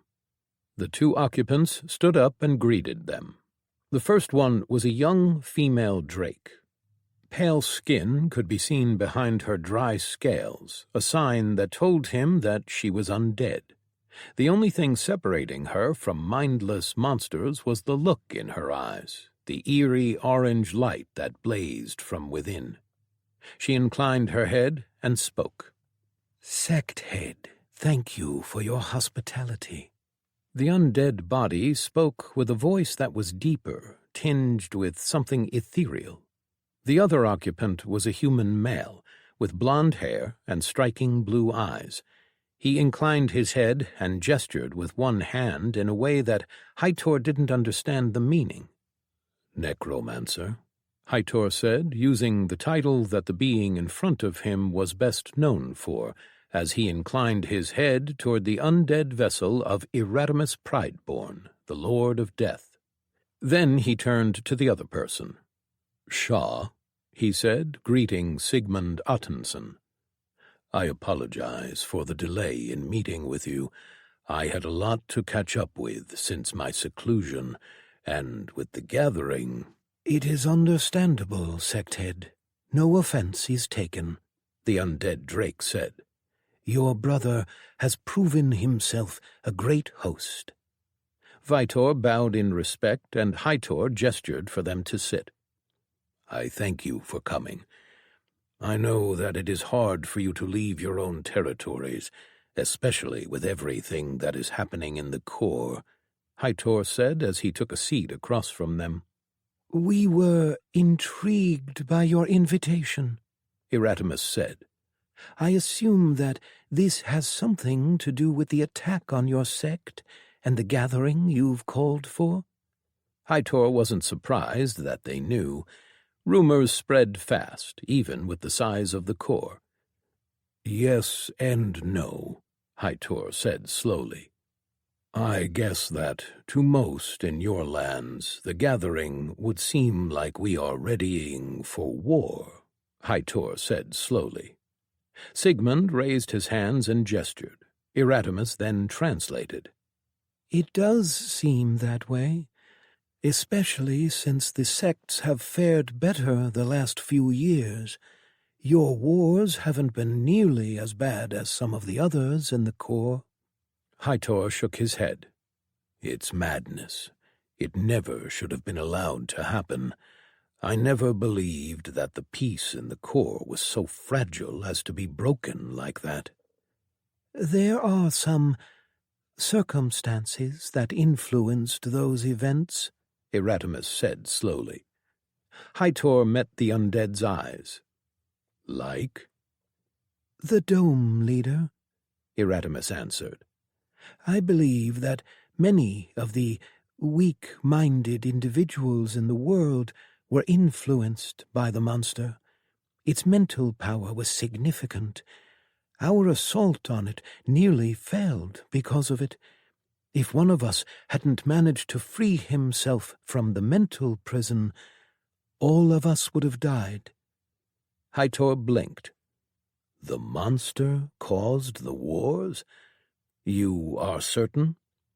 It pulled on the animosities that were already there, fanning the fires.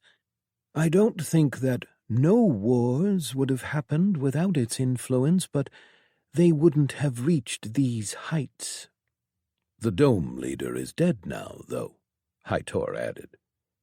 The Dome Leader's influence might still be there, or it might be gone, but the events of the past cannot be erased. Too much death has already occurred, Erasmus said sadly. Hightor wondered why the sect hadn't been so affected if what Erasmus said was true. Some protection unique to cultivators, or was it just cultural? Sects abhorred death on such a large scale. Honor and obligation meant that the death of the few was enough to establish superiority and proclaim a victor. Lives were a resource that the sects considered far more important than the rest of the world did. Regardless, the reason why I invited you, the Taken, that should never have been allowed. They never should have been able to expand so far and take so many people. The fact that the rest of the Corps turns a blind eye. I agree, Erasmus said. Sadly, everyone looked out for their own interests instead of coming together. Alliances that had lasted for centuries were broken. Hightor knew what Vitor had told him of the events. He despised the way that the rest of the Corps acted toward the Taken. If the abominations had been insect lands, they would have been burned out long ago. These Taken are not just an inconvenience, Hightor stressed. They are a threat to the entire world. If they won't deal with the enemy right at their doorstep, we will. I will not allow an infection to remain in the heart of the settled territories and fester until it kills us all. It is insanity that the others ignore it. Sigmund tilted his head, then gestured quickly at Erasmus. The undead Drake frowned, then looked back at Hightor. That is what this gathering is about? You do plan a war? I've had a long conversation with one of the people that killed the Dome Leader with you, Hightor said. Zachariah Gardner.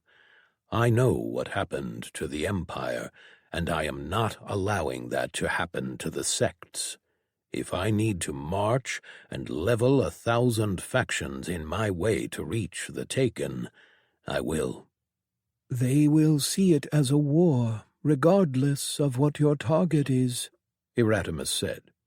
Yes, Hightor sighed. Which is why I called you. I need influential people to secure passage for me and the rest of the sects, after I convince them to go. Perhaps we can even convince some of them to join us. That, Erasmus paused. It might be possible, but it would be costly. You can bribe them if you must, and, Hightor turned to look at Sigmund, I am sure you can convince many factions just by asking, though I would like to use your territories as a staging point. Sigmund's eyes narrowed, and then he signed. Erasmus didn't translate immediately, but instead he spoke with the man. Sigmund, it was 300 years ago. The blond man signed again, and Erasmus shook his head. His price is... Erasmus paused, glanced at Sigmund, and then finally continued. A Wirren. Heitor had expected as much, though not many knew of Sigmund's past and his animosity toward Awirin. Awirin is many things, Heitor said, but she upholds the laws of the sects. She never shied away from fighting threats. And, while she might be insane, she keeps herself in control. We are going to need her for what is to come. Sigmund cut through the air with his hand, then signed again. "That is my price," Erasmus translated. Heitor nodded. Perhaps I can offer you something better than her head. Sigmund narrowed his eyes. Heitor continued. I have someone that I am very much sure you would want more than Awirin. Both of them tilted their heads in expectation. As a response, Heitor only smiled. Chapter 68. Who Are You? Once docked, they were greeted by people wearing what Ryun presumed to be Dragonheart sect uniforms. The docks were filled with people, as was the city, so many of them that he was having trouble focusing and had to pull his attention to the smallest sphere he could. There were millions of people in the city, too many conversations, too much movement, too much noise. Lysimetrius took the lead, acting as their voice. The moment he introduced them as the Twilight Melody sect, the welcome committee went from bored people doing the same thing for the 100th time today to attentive and far more respectful. Ryun and Tali exchanged looks. She had told him to expect a lengthy process. Instead, they had been rushed out of the crowded docks, then transported through the city to one of the tall peaks. From Tali, he knew that those were the headquarters of the sect's 3 largest families, which was confusing. What he overheard on the docks and on the way told him that most of the sects were given places in the city itself. Ryun didn't think that the Twilight Melody sect had enough renown to be treated like they were. Something was up, that much was obvious, though neither he nor the others said anything, of course. So in less than half an hour, they were led across the city and escorted to the rooms given to them. The walls of the structure they entered were made out of crystal, seamlessly connected as if it was made out of a single piece. It was interesting, and he imagined how such a thing could be achieved. Carving the inside of a truly massive piece of crystal, or perhaps growing it somehow? Their rooms were lavishly decorated with art on the walls, thick and soft carpets, and furniture carved out of single pieces of wood of the highest tiered essence. There were refreshments on the tables, with servants bringing in food as their escorts gave them a short tour. Their quarters were the size of his entire palace in consequence. 2 floors, 2 kitchens, 2 toilets, and 1 large bathroom connected to a room that had a hot spring pool. There were 6 rooms, each larger than the last, with massive beds covered in pillows and covers made from the finest silks. There was so much wealth and treasure in these rooms alone that it was all probably worth more than most frontier sects altogether. Their escorts, or rather minders, Ryun assumed, apologized for no higher-ups meeting with them, which Ryun understood and was far less bothered by than they seemed to be. Organizing a gathering of this scale probably required a lot of people. Still, there was something off about everything, and the others sensed it too, though still no one said anything. They were allowed time to bathe and relax after their journey, and then food was served to them by the Dragonheart sect's servants. Ryun had to admit that the food was some of the best that he had ever eaten. Only after the meal were they left alone. The 4 of them gathered in the living room, taking seats on the couches and armchairs. "So," Ryun started, "any idea why we had such a reception?" Everyone was frowning, But Tali was the one that answered first. Even before, at the height of my sect's power, I wouldn't have been received like this. Ryun raised an eyebrow, then glanced at Urdania. Don't look at me. I was a sect head, I was treated with respect, but this is a reception worthy of only the most powerful sect heads. Not us, Ryun clarified.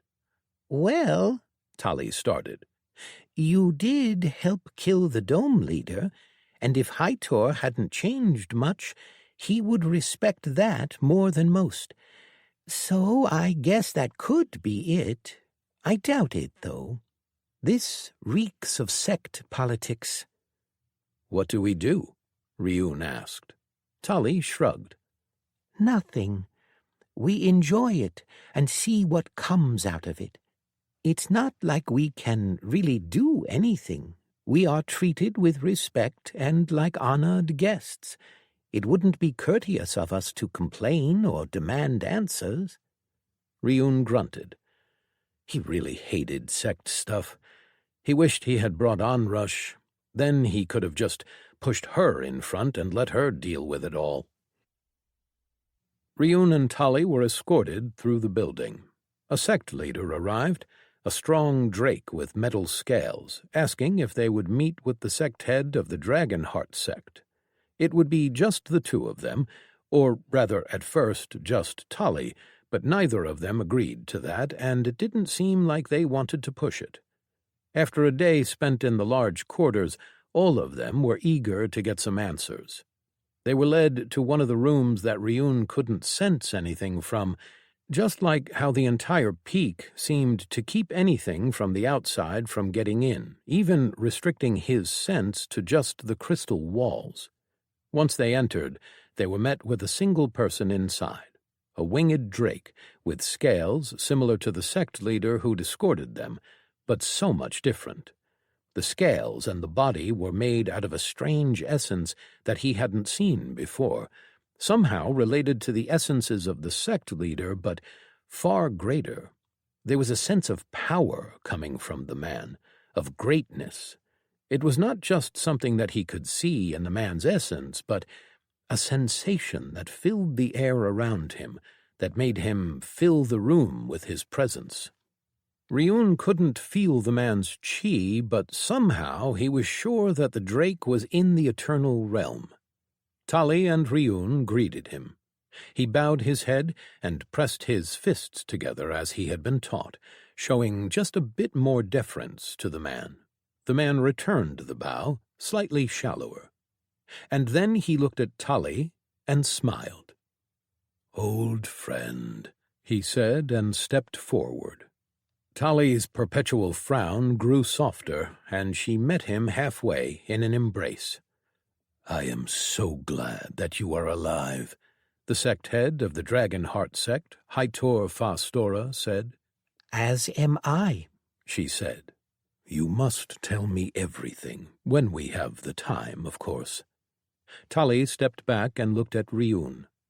"This is Ryun Nacht, sect head of the Twilight Melody sect, a sect that I am part of." Hightor tilted his head. "I've only heard rumors. I barely allowed myself to believe it was really you." He inclined his head to Ryun again. "Welcome to my city, sect head. I am familiar with your name and accomplishments. You are an honored guest, and always will be for as long as the Dragonheart sect remains." Ryun was surprised. "I only did what was needed to protect my own," he said. "Perhaps. It still doesn't change that you, a 7th iteration ranker, acted when the rest of the world turned their eyes away from the threat," Hightor said, then stopped himself. He glanced at Tali. "There will be enough time to talk about that. I was hoping to speak with Tali alone, but I understand if you wish to be safe. I can only imagine what happened to force you to disappear for 300 years.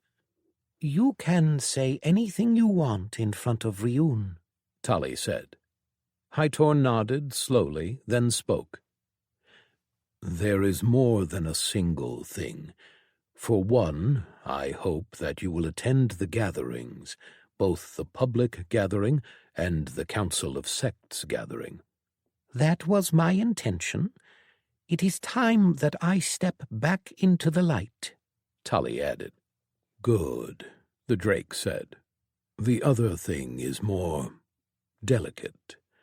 I hope that you won't begrudge me my games. He gave her a weak smile. But sometimes they are necessary to push people in the right direction. Tali's eyes narrowed, but before she could speak, there was a knock at the door. Enter, Hightor yelled. The doors opened, letting Ryun sense beyond them. 3 people walked in, a scaleless drake leading them, with a tall human and a female drake that was undead trailing behind them. Ryun recognized the human, though he couldn't quite recall from where. Tali went rigid, her back turned toward the new arrivals, and Ryun narrowed his eyes. He reached for his chi warily and stepped in front of her as he turned to stare at the new arrivals. The 2 behind the scaleless drake stopped, seeming just as surprised as Tali was. Then, after what felt like an hour, but was probably no more than a second, Tali turned around. The human's face went through a myriad of emotions, and then, finally, settled on one: anger. His eyes glared over Ryun's shoulder, staring at Tali. His expression twisted, darkened, and then he opened his mouth. Who are you? The words boomed like thunder. It was a wave of willpower, so vast and powerful that Ryun felt small. The force of it moved through the world, though it was not directed at him. The question was for someone behind him, for Tali. The force of it blasted by him, however, and the edge of it hit him regardless. Ryun was too slow to marshal his own willpower, to defend, and his mental skill barely held for a moment as the edge of the words wormed its way in. Who are you? The words forced him to answer. His mouth opened, not of his own volition, and nothing came out. The words had a grasp on him, on his very soul, and they twisted and demanded an answer. He heard voices around him, but he couldn't quite understand them. Everything went dark, his sight, his skill, his hearing muted, and his world narrowed down. He fell to one knee. Ryun knew who he was, and he tried to offer it. I am Ryun Noct, sect head of the Twilight Melody sect. It was not what the words demanded. It was a simple question, so simple, and yet so deep. The willpower guided the question's intent, and they demanded something more, something deeper that Ryun didn't understand. I am the witness of journey's end. He cried out, now feeling panic. He couldn't ever remember feeling quite like this. He was at the mercy of this power that he didn't understand. He reached for everything that he had. His chi thrummed through him, oblivion chi trying to remove the influence of everything that was holding him. He couldn't find it. Willpower wasn't an essence. It was... He didn't know what it was. How could he destroy that which he didn't know? Then he pulled deeper as the words demanded of him, to the part of him that had become the core of who he was, and an ancient piece that he had absorbed that was now at the center of who he was. He felt the presence of the eternal hunter unfurl itself around him. I am the wolf of the end. The words weakened for a moment, and the might of the incarnation of the aspect of true death was greater than paltry words. And yet the words remained, not because they were stronger, but because they were not searching for what Ryun had given them. It wanted something else, something that Ryun didn't know how to give.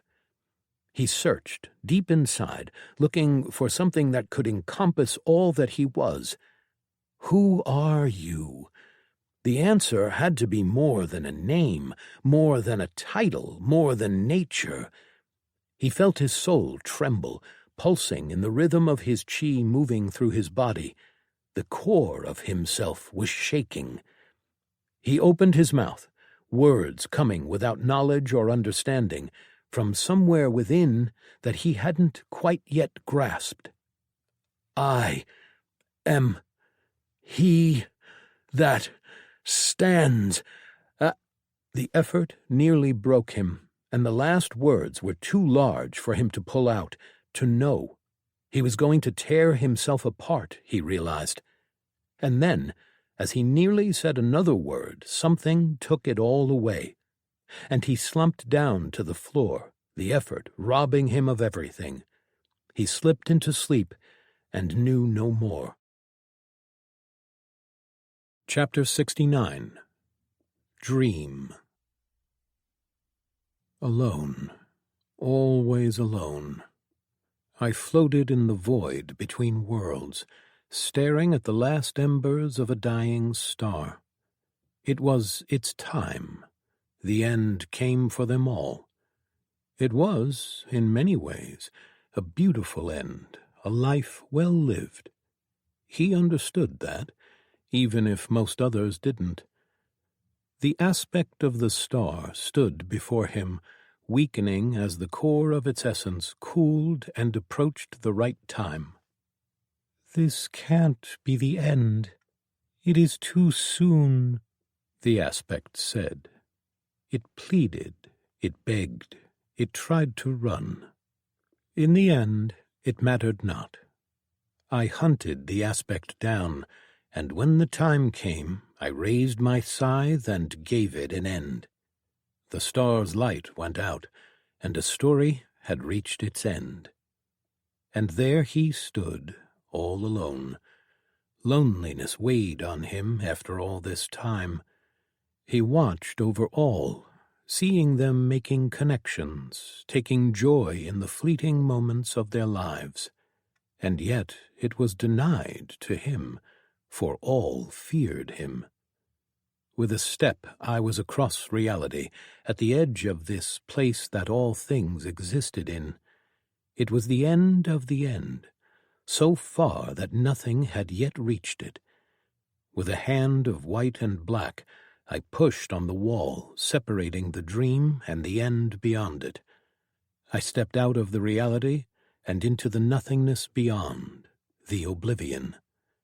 It sought to extinguish me, to take me, but it could not, for I, just like all reality, was made from a piece of something greater than even this place. I sensed them before me, without sight or sound or any sensation at all. It came from within, a piece of me that was part of them. The three were here, so vast that I could not comprehend it, greater than reality, greater than all things. Three pieces of existence dwelling inside an infinite oblivion. This gave me hope. Perhaps they could understand. I spoke, and I asked. The answer came like a roar of a million suns, the grinding of 1,000 worlds pressed together, songs not yet invented, and all that had been sung before. It was impossible to comprehend the full breadth of their words, as they were on a level so far beyond everything else. Yet I understood one meaning, a tiny part of what they meant, for I was like all else, made out of a piece of them all. Their answer was no. Anger rose, and I turned around and left before I did something to end my existence before its time. Still, the three wouldn't have cared. Nothing he did could ever anger them.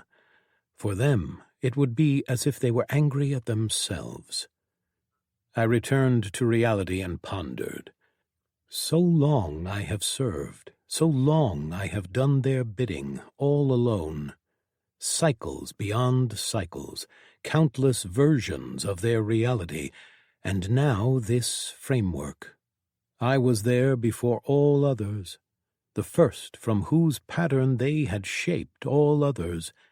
It wasn't fair, but I knew that they were so far beyond that they could never see how much this loneliness hurt. Reality was created for them to alleviate the pains of their great existence, and so, why should I be any different? They might not grant me what I want, but that didn't mean I couldn't do it by myself. I raised my scythe and looked at it for a long time, and then I made my decision. With all of my vast power and intent, I swung. What was one was now two, and the loneliness was no more. Ryun. He woke up slowly, feeling a great sorrow. The loneliness was too much for anyone to bear. The dream. It had been a long time since he'd had one, and this one was the oldest memory yet. Ryun was in balance with the part of him that used to be the Reaper. He knew the history, perhaps not instinctively, but somewhere deep inside he knew all that the Reaper knew. It was just too much for his fragile form to handle. This dream, though, it was already fading, but he had always had a sense of a purpose behind the dreams, as if they came when he needed something from them. This one, though, didn't feel like it was meant for him. Still, it affected him. "You're awake," a voice above him said, and he raised his head to see Erdania looming above him. His head was in her lap. "What happened?" Ryun asked. His memory was a bit fuzzy. "You got hit by something that you weren't supposed to," Tully's voice said from his side. Ryun turned his head and saw her sitting in an armchair to the side. "That man, he said...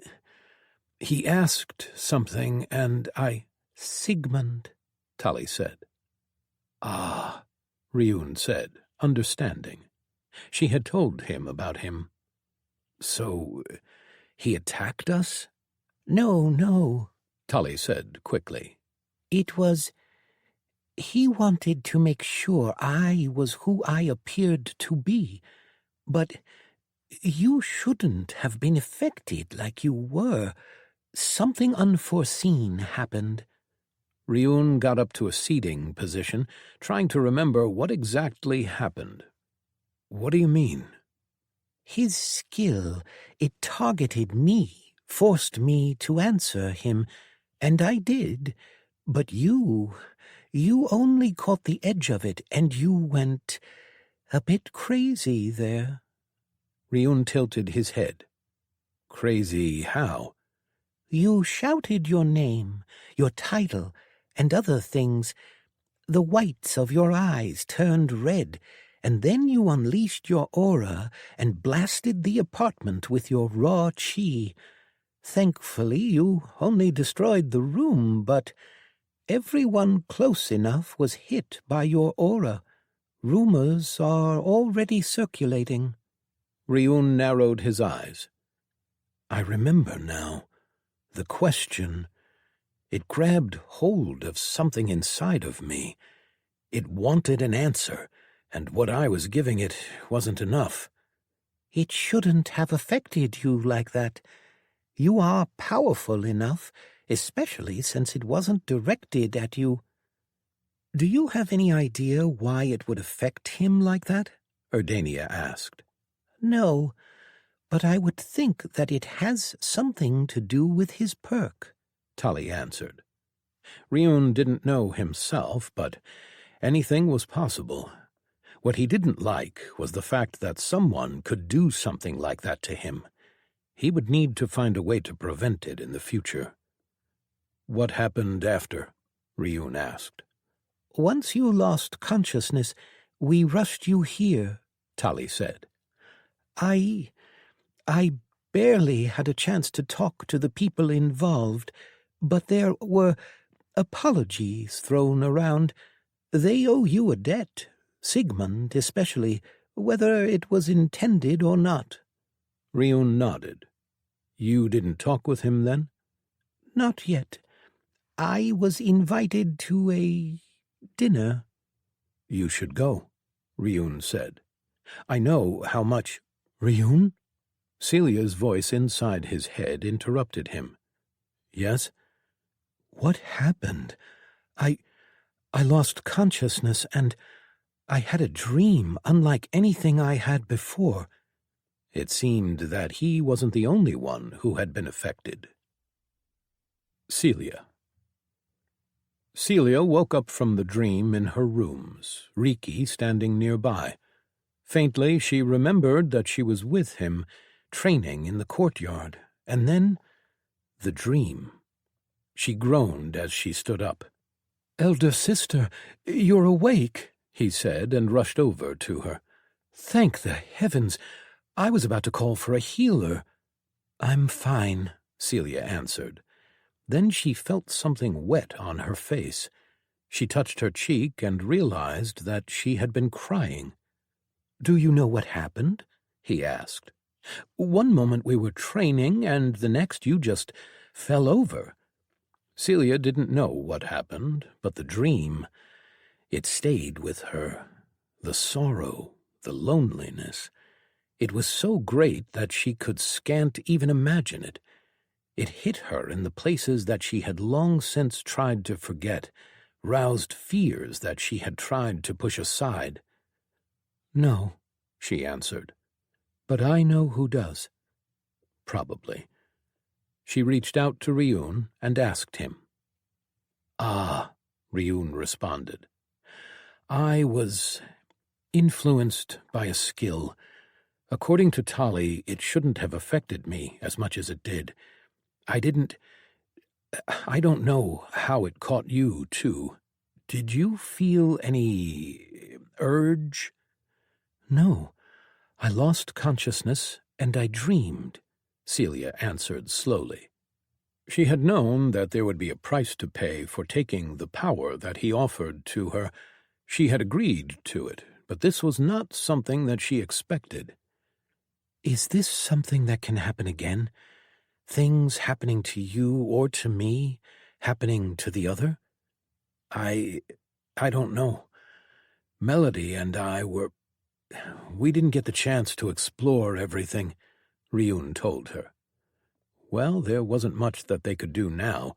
She doubted that there was anything aside from death that could remove the power that they now shared. "Try and warn me next time something like this might happen, if you have the chance," she told him. "I will try," he responded. With that, she pulled back. There was more to talk about, but she could feel his confusion just as much as her own. She was going to give him some time to figure things out. She told Riki what it was, repeated that she was fine, and then asked for some alone time. With one last glance at her, he left her alone in her rooms. Celia sat and stared at her hands, remembering the dream. Ryun had told her a little of the beings whose power they inherited, but this had been the memory of a single being. She would need to ask him for more, to explain everything as she should have done before, but it always seemed like something more important came up. The sorrow that the being felt at living his life alone was— she knew that, though she couldn't even compare the scales. And now her fears rose up again. She felt the fear of losing both Erdania and Ryun, of them leaving her so far behind as they advanced together. She feared that eventually they would realize that they didn't need her. Then her life would be filled with sorrow again. She urged them to go because she thought that being alone might give her perspective, help her advance. Yet she was still afraid to try. She trained with Riki, tried to push herself, but she ignored the things that could help her grow. She went back to the dream, to the great will and courage of the being. He split himself in half, destroyed the being that he was in order to rid himself of the loneliness. He did so against the will of the great gods themselves, if that was what they were. The memory of them was blurry in her mind, as if she couldn't quite grasp them. The aspect of true death had done what it had to. It inspired her. She pulled out two objects, one a mask and the other a fruit. The first was an awakened item granted to her as a reward, and the second the fruit that Ryun gave her as a gift. Both were powerful, but right now she needed to get over the fact that she had been left behind and take the help that Ryun offered. He said that he thought the fruit would help her advance to the ascended realm, and there shouldn't be any shame in using that help. She took a long breath and then put the mask back. Resolved, she turned around and left her room, heading outside the city to a secluded place. It was time. Chapter 70. Fruit. Celia found a small clearing in the forest near Consequence. She had debated having Riki accompany her just in case something went wrong, but this was her ordeal. She felt that she had to do this alone. In the palm of her hand she held a small fruit, green and black in color, unlike any fruit she had seen before. That last part wasn't that strange, though. There were always new things in the infinite realm. What was new was the impression of power that she got from the fruit.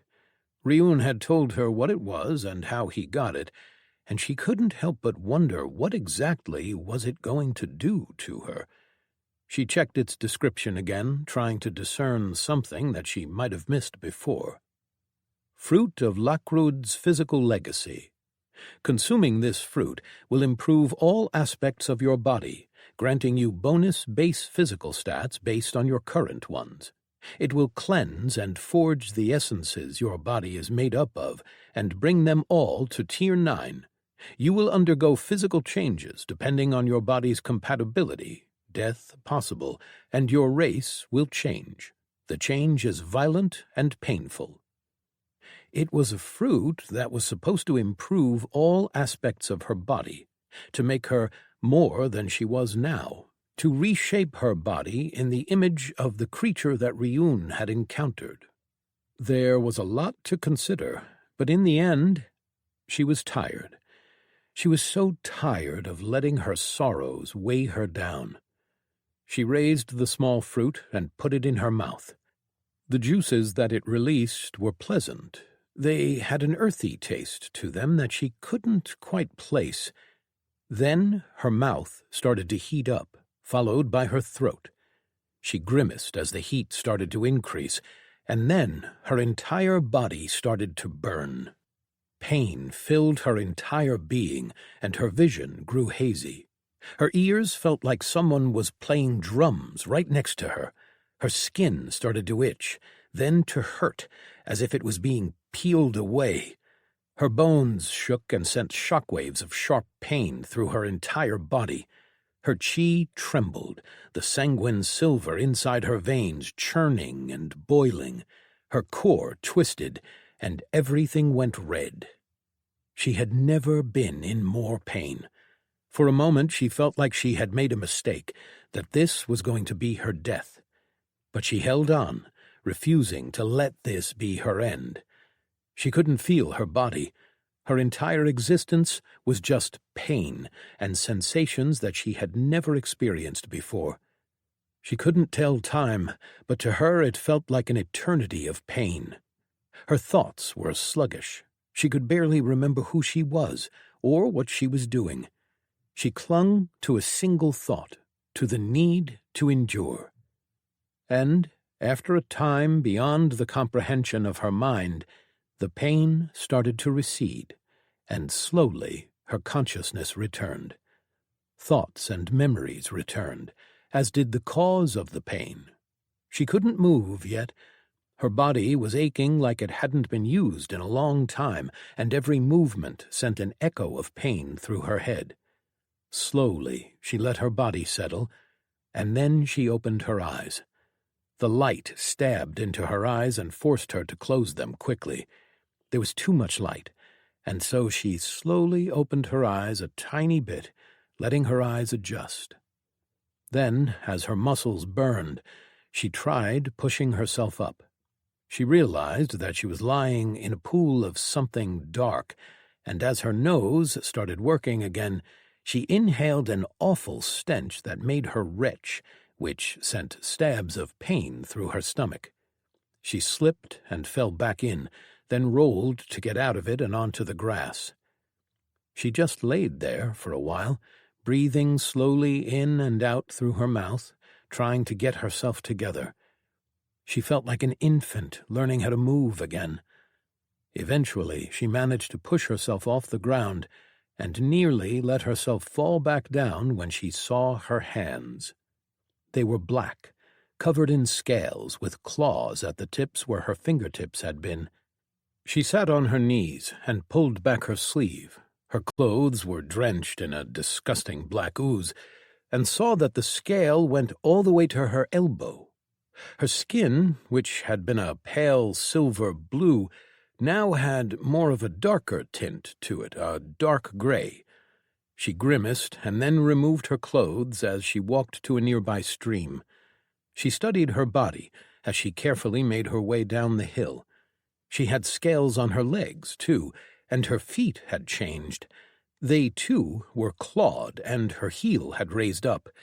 She had walked on her toes, not as drastically as it was with some animals, but significant. It was strange. As she got more accustomed to her body, it made her feel somehow lighter on her feet. There were scales down there, too, as well as on the sides of her body.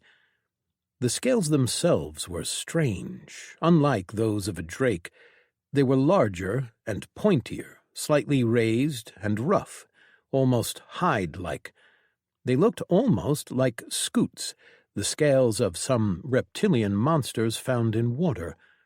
Once she reached the stream, she looked down and saw her reflection. Her features were the same, but much had changed. Her horns were thicker and longer, black and more bone-like. They spread from the sides of her brows up and slightly to the side and back, and her hair was black, too. Her eyes, though, had changed the most. They were reptilian, dark green, with a black line through them. Then she noticed that everything she was seeing was clearer. She blinked and raised her eyes, realizing that the world seemed much more colorful than it had before. She pushed that aside and stepped into the stream to wash the filth from her body. She let her movements fade into the background, and then she looked at her screens. She didn't check her notifications just yet. Instead, she looked at her cultivation. Immediately, she saw it, the first change in a long time. She could advance to the ascended realm. It hit her then, the inspiration for the ascended realm, refining and improving one's body. The thing that the fruit had done for her, that she had suffered through for. The pain, her enduring through it, holding on. She did want to live, did want to advance, and now she could. She sighed, and then noticed another change. My aspect? She thought in confusion and panic. Quickly, she read through her notifications. Congratulations, you have gone through a crucible. Fruit of Lockwood's physical legacy. Plus 200 to base strength, dexterity, endurance, and vitality. Plus 500 to strength, dexterity, endurance, and vitality. New title available. Lesser Crucible of the Body. Lesser Crucible of the Body. Go through a physical experience to improve your body by forging it under unusual conditions based on your physical state. Plus 200 to endurance and vitality. Plus 1% to all stats. Lesser Unyielding. Body perk. 20,000 greater essence. Lesser Unyielding. Your body is resistant to physical damage and can function at moderate condition in all states, even after being damaged beyond the point where most would falter. Nothing there explained the changes that she saw. She dismissed the notifications and looked at her full screens. Her cultivation perks had changed. Her aspect had changed. Her entire plan, the build that she had been following, had been turned on its head. She felt herself panic, but then she took control of herself and read through everything again. The new perks had changed her, but not in too many different ways. Most were upgrades of her previous perks, flavored by the fruit. But something told her that this ran deeper. The connection to this Lockrood was mentioned a few times, and her immortality. She didn't know what to think. Her chi, her aspect, hit the hardest. She pulled it out of her core into her hand and felt it responded in the similar way as her previous aspect had, and it could be influenced by willpower. She sighed in relief. Being able to control her constructs with her will was one of the cores of her build. It seemed that she hadn't lost that quite yet. This was going to require time and training. She needed to get familiar with all that her body could offer now. The ascended realm beckoned to her, but she pulled her eyes from it. "Not yet," she said to herself. First, she was going to learn everything about her new body, and only then was she going to advance. Celia Character Sheet Chapter. Name: Celia Hajan. Race: Lindwarmer. Infinite Realm. Titles: Great Feat. Kill a Tier 1 monster with at least 10 times your total stats without help from someone with essence before obtaining a class, path, or skill. Choose a legendary class, path, or skill. Gain a unique perk. Adventurer. Hunt more than 100 monsters. +5 to all stats. 5,000 essence. Alchemical Tester. Use more than 10 alchemical concoctions to improve yourself. +2 to intelligence. 500 essence. Alchemical Experiment. Use more than 100 alchemical concoctions to improve yourself. +10 to intelligence. 5,000 essence. Hero of Promise. Save more than 10 people with a single action. +5 to all stats. 5,000 essence. Lord. Reach the Lord realm. +5 to all stats. 100 essence. One against many. Fight against more than 10 opponents and win. +5 to all stats. 5,000 essence. Apprentice Warrior. Zhenxuan Sect. Complete 10 faction tasks that are no more than 2 tiers of power below you in difficulty. +5 to all stats. 1,000 greater essence. Journeywoman Warrior. Zhenxuan Sect. Complete 25 faction tasks that are no more than 2 tiers of power below you in difficulty. +25 to all stats. 5,000 greater essence. Monarch. Reach the Monarch realm. +10 to all stats. 1,000 greater essence. Class Evolution 3. Evolve your class for the 3rd time. +15 to all stats. 7,500 greater essence. Monster Hunter. Kill 5,000 different monster types. +50 to all stats. 50,000 greater essence. One against Horde. Fight against more than 100 opponents and win. +10 to all stats. 10,000 essence. Heavenly. Reach the Heavenly realm. +30 to all stats. 50,000 greater essence. Elite Warrior. Zhenxuan Sect. Complete 100 faction tasks that are no more than 2 tiers of power below you in difficulty. +50 to all stats. 10,000 greater essence. Brightwood Forest. First to clear the Brightwood Forest dungeon. plus 2% to all stats, 5,000 greater essence. Lesser crucible of the mind. Go through a mental experience to improve your mind by forging it under unusual conditions based on your mind state. Plus 200 to intelligence and wisdom. Plus 10% to all stats. Lesser enlightened, mind perk. 20,000 greater essence. Immortal. Reach the immortal realm. Plus 50 to all stats. Aging process halted. 100,000 greater essence. Mistress of Sorrow. Unique. Reach at least a combined power level of 9 tiers and embody an ideal.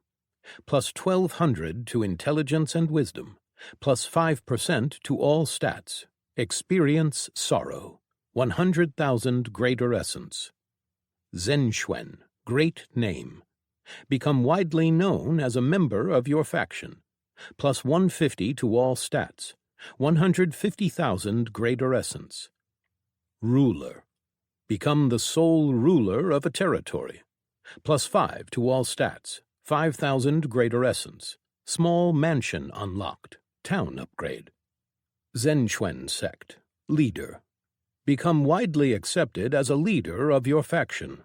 Plus 250 to all stats. 300,000 greater essence. Aspect mastery. Master your aspect and improve it to tier 9. Plus 150 to all stats. 500,000 greater essence. Alchemical improvement. Use more than 5,000 alchemical concoctions to improve yourself. Plus 50 to intelligence. 5,000 greater essence. Evolved. Reach the evolved realm. Plus 100 to all stats. 200,000 greater essence. Zhenxuan sect. Great leader. Become loved or feared as a leader of your faction. Plus 500 to all stats. Inspire greatness. 300,000 greater essence. Abyss Slayer. Kill one of the rulers of the Under. Plus 250 to all stats. 300,000 greater essence. Dragon Slayer. Kill one of the rulers of the sky. Plus 250 to all stats. 200,000 greater essence. 11th Dome. Defeat the leader of the 11th Dome. Plus 500 to base intelligence and wisdom. Plus 10% to all stats. Key to Chamber of Treasures. Ilye. 10,000 immortal essence. Dome Supremacy. First to defeat a dome leader. Plus 1,000 to all stats. Plus 15% to all base stats. 20,000 immortal essence. Fruit of Lockrood's physical legacy. Your body was reforged by the bloodline of an ancient lindworm. Plus 200 to base strength, dexterity, endurance, and vitality. Plus 500 to strength, dexterity, endurance, and vitality. 20,000 greater essence. Lesser crucible of the body. Go through a physical experience to improve your body by forging it under unusual conditions based on your physical state. Plus 200 to endurance and vitality. Plus 1% to all stats. Lesser unyielding. Body perk. 20,000 greater essence. Perks. Sanguine Flame of Lockrood Chi. Aspect perk. You've inherited the refined essence of an ancient line. The Sanguine Flame of Lockrood deals soul, fire, and blood damage. When used, your chi increases your regeneration by 4 times your vitality. Using your chi in any form against someone you have true insight of will increase its effectiveness by 25%. Greater focused and insightful mind. Peak of concentration. Path perk. Your mind is focused, improving your concentration and insight greatly. All scrying and detection powers are 50% more effective. Gain minus 30% to any mental power costs and plus 25% to intelligence. Your focus, unshakable. Lockrood's core, blood and flame, path perk. You've inherited the core of the greatest in an ancient line of lindworm. The power of the entire line is yours to draw on. You are immune to the damaging effects of any lindworm power. Gain plus 40% to wisdom. Your core, a well of flame and blood. Construct Library. Class perk. Any constructed object you inspect is added to your mental library of objects. Recreate. Class perk. Once per day, you can recreate a construct that is in your library. This construct lasts 10 minutes. Improve. Class perk. Once per day, improve a construct you've created, doubling its durability. Projection Armor. Class perk. Once per day, fashion armor around yourself to protect you, lasting for 1 hour. Its durability depends on your intelligence stat. Boost Object. Class perk. 3 times per day, increase one property of a construct by 30%. Mass Projection. Class perk. 3 times per day, mass reproduce a construct you've created. The copies last for 10 minutes, and their durability is reduced by 50%. Number of copies is half of your intelligence stat. Current, 9,648. Projection Manipulation. Class perk. You can control any construct you've created that is near you freely with your mind. Effectiveness depends on your intelligence stat. Dual Chi Control. Split Focus. Path perk. Your chi control is great. You are able to use 2 techniques at the same time. Gain plus 50% to chi speed. Gain plus 20% to wisdom. Control depends on wisdom stat. Your control is refined, and splitting your focus is second nature. Aspect Manifestation. Sanguine Flame of Lockrood Cloak. Will and Power. Path perk. Manifest a cloak made out of the sanguine flame of Lockrood around you. It increases your willpower and control by 5 times. Any sanguine flame of Lockrood techniques used while the cloak is active are 15% more effective. Your will grants you power. Physical Appearance. Mature Lindwormer. Path perk. Your body and features are at the peak of your kind. Any physical defects are removed. Your current capabilities are enhanced, and your lifespan is unlimited. Effects of stat imbalance are reduced by 80%. Your endurance is increased by 50%. Gain plus 25% to strength, dexterity, and vitality. Ruler's Eyes. Eyes of True Insight. Path perk. Gaze into the souls of all you lay your eyes on. You can see into deepest parts of their minds and gain great insight into who and what they are. You will know the true name of any being that has one. You will understand everything that makes them who they are. This bypasses protections but doesn't reveal any power screens. Gain plus 35% to intelligence and dexterity. Copy Property. Class perk. Once per day, you may copy a single property of an object and infuse it into another object. Property infusion lasts for 30 minutes. Reinforce. Class perk. 5 times per day, you may reinforce anything, increasing its durability by 200%. Size of object depends on intelligence stat. Greater Copy Object. Class perk. Once per year, you may create a full copy of an object permanently. Rarity and size depend on class tier. Current, legendary rarity, 3 cubic meters. Ethereal Construct. Class perk. 5 times per day, you may create a construct directly from your imagination. Its properties are ethereal, and its durability and max size are dependent on your intelligence stat. Greater Concentration. Class perk. Gain plus 20% to intelligence and dexterity when in combat. Flame and Blood Core. Lifeblood. Path perk. Your core is filled with the power of an ancient line. Your chi speed is increased by 550%, and your core density is increased by 150%. Your core is immune to all interrupting attacks. Gain plus 20% to wisdom. Chi of blood and flame fills you. Stamina of the Lindwormer, path perk.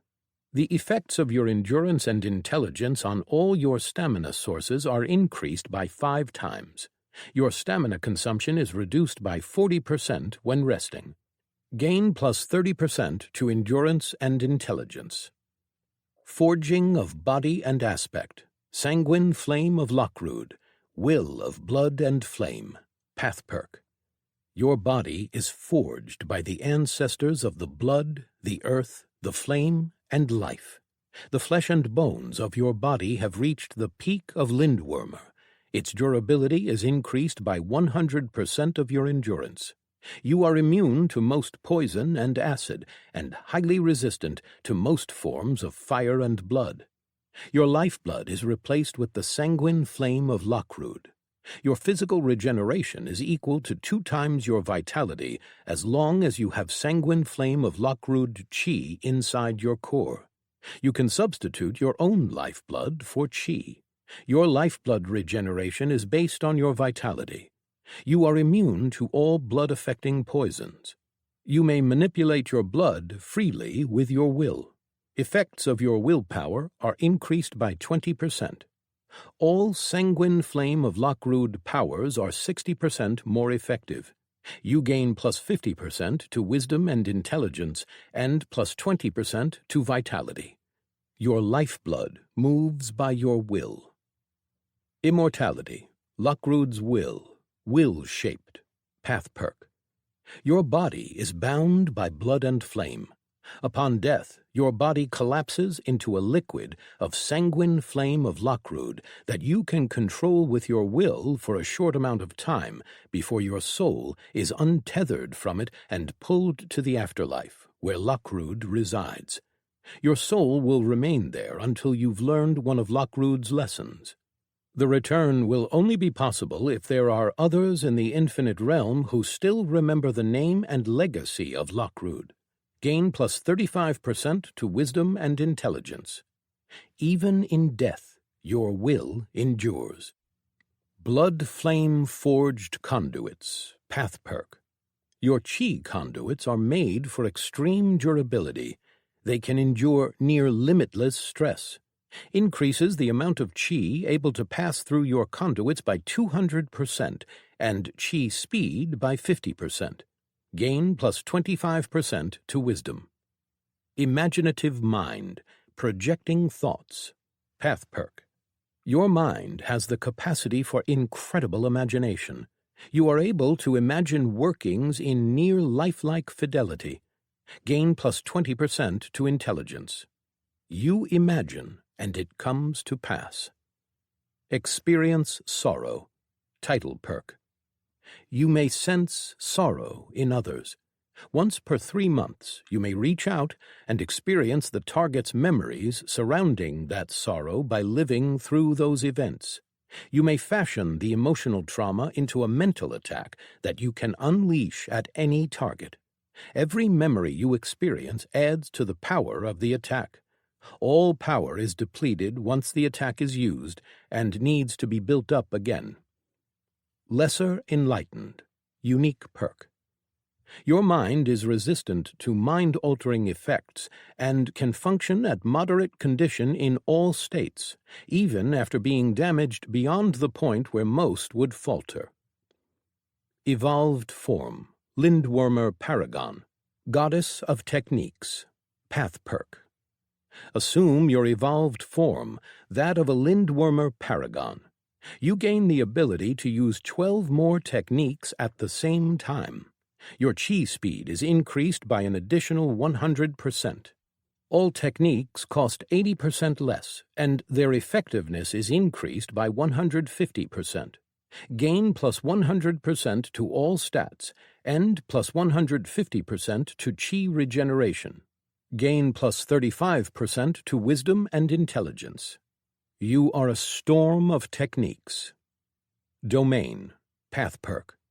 You may craft an inner realm in which you may transport your soul for a time. Inspire greatness, title perk. Once per day, awaken a sensation of greatness in those around you, giving them a morale boost. Greater piercing, class perk. Your constructs have 120% increased piercing. Construct durability, class perk. The durability of all of your constructs is increased by 150%. Mind construct, class perk. 6 times per day, you may create a construct directly from your imagination. Its properties are those of mind. Durability and max size are dependent on your intelligence stat. Eternal Huntress, Scythe, unique perk. You hold the essence of twin aspects of true death. You are one part of two, and are inescapably linked with your other half. Your mind is linked with that of your other half, allowing you to speak to and sense each other regardless of the distance between you. You gain the ability to sense death. You gain the presence of the Eternal Huntress aura. When active, you gain Death Mark. Anything with a soul killed by you has its soul completely destroyed and returned to oblivion. Nearby beings, based on your intentions, have plus 25% to all power requirements, and they suffer minus 25% to their speed. Half of the drained speed is granted to you, and the other half to the Reaper. Lesser Unyielding, unique perk. Your body is resistant to physical damage and can function at moderate condition in all states, even after being damaged beyond the point where most would falter. Class: Projection Mindsmith, Mythic. Level: 239. Combat ability: Inspect Construct. Movement ability: Project Construct. Support ability: Detonate Construct. Evolution Attunement Bonus. Copy. Gain plus 20% to mental stamina and minus 40% to ability cooldowns when creating copies of objects you yourself created. Gain plus 20% to intelligence. Projector. All mind-smithing powers gain plus 20% to their effectiveness. Change your abilities and relevant perks to projection-type abilities and perks. Gain plus 15% to dexterity and intelligence. Cultivation. The Path of the Vision Forging. Masterwork. Stage. Peak Evolved. Aspect. Sanguine Flame of Lockrud. Base Technique. Inner Body Forging. Branch Technique. Sanguine Silver Spear. Fruit Technique. Sanguine Silver Armor. Cultivation. The Path of Unwavering Impact. Relic. Stage. Peak Immortal. Base Technique. Pulsing Impact. Branch Technique. Inverted Sanguine Silver Sphere. Fruit Technique. Goddess of Metal. Passive Skills. Control. True Sight. Target Tracking. Active Skills. True Aim. Mind Shield. Strength: 6439. Dexterity: 7682. Vitality: 6822. Endurance: 7592. Intelligence: 19,296. Wisdom: 13,504. Chapter 71. Vengeance of the Sun. His arrival back to the real realm was thunderous. Kale didn't know where he was, but what he did know was that if he was still in the settled territories, his arrival would be heard. So he moved at top speed, putting as much distance between himself and the place where his teacher had ripped open the boundary between the ethereal and the real realms. A couple of days later he encountered the first settlement and found out where he was, and how long he had been gone. He was in a small kingdom at the edge of the core in the far south, near the coast. He was lucky that he hadn't been thrown somewhere so far away from the settled territories that it would take him lifetimes to get back. The settlement was populated by low-tiered people, and Kale's presence alone was enough for them to treat him like a king. It made him angry, but he told himself that they just didn't know better. But one day soon, he would have his vision come true, a world where everyone could find their own path, where they would no longer be bound to follow in the footsteps of others, forced into roles that those who ruled believed were necessary. He had completed the first step, had caused chaos that had ignited the world. He'd brought forth fires that would burn the old, making way for something new to flourish. Or at least he had thought he had. The people told him what they knew of the wars and how they were finally calming down, how instead of people rising to the occasion and breaking free, they were still trapped in the same patterns of the past. He had learned that he had been gone for barely a decade. That was such a short period of time, considering he had spent what felt like centuries in the ethereal realm. He couldn't exactly tell. It was a blur. The ethereal realm was not a place where people were meant to dwell, not those who were alive, or sane, at least. Several years had come and gone, and already all that he and his people had done was being washed away. He was going to need to do more. Perhaps one dome wasn't enough. He was the speaker for the blind. He led the unchained. He was going to bring about a new order, a world that was truly free, beyond the limits of the framework, of the factions that forced people into orderly and small lives. He knew that there was something behind this law that guided them all, the framework. He was going to tear down all that it was attempting to do, show whatever it was behind it, those in the heavens or even beyond, the deal-maker and the three, that they did not need their rules, that they could, no, they would flourish on their own, to show everyone what they could achieve without oppressive elements keeping them down. His first move had been a failure. The spark hadn't turned into a wildfire to take down the entire forest, but it had burned enough. What was once healthy was now filled with embers. His next move would burn it all down, clearing the way for new growth to come after. The leaders had to die, factions had to fracture, and the laws cease. Only when each person was free to live by their own rules, by only their own personal strength, would the world truly be free. But before he could make any other moves, he had a promise to keep. His teacher wanted to reach the real realm, and Kale was going to help him. Ra-Azel understood true freedom. Kale knew that the teacher wouldn't follow anyone, that he wouldn't help any cause. He was the true embodiment of what Kale wanted to bring about, unchained from everything that the world tried to use to tie them down, to hinder them and give the power only to the few. Ra-Azel could see where most others were blind.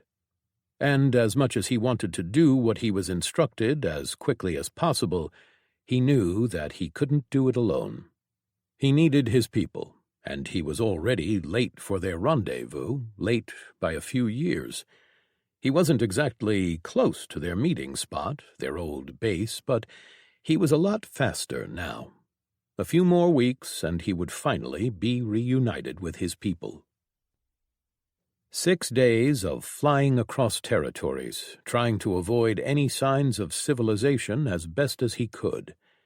His appearance had been changed, but someone could still recognize him, or at least mention that they saw a winged and feathered drake passing through. That would be enough. There were too few of his kind around. He was anxious. He moved without rest, flying at his top speed, faster than some airships, but still, something gnawed at him. Something made him push onward, without any stop or rest, and the feeling was getting worse. Kale felt naked, in a way.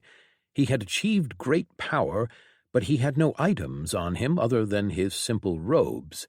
They were of relic rarity, which boosted his stamina, and was almost useless compared to his new perk, which allowed him to fly without rest in the first place. Everything else he had lost, either through the ethereal realm or in the dungeon.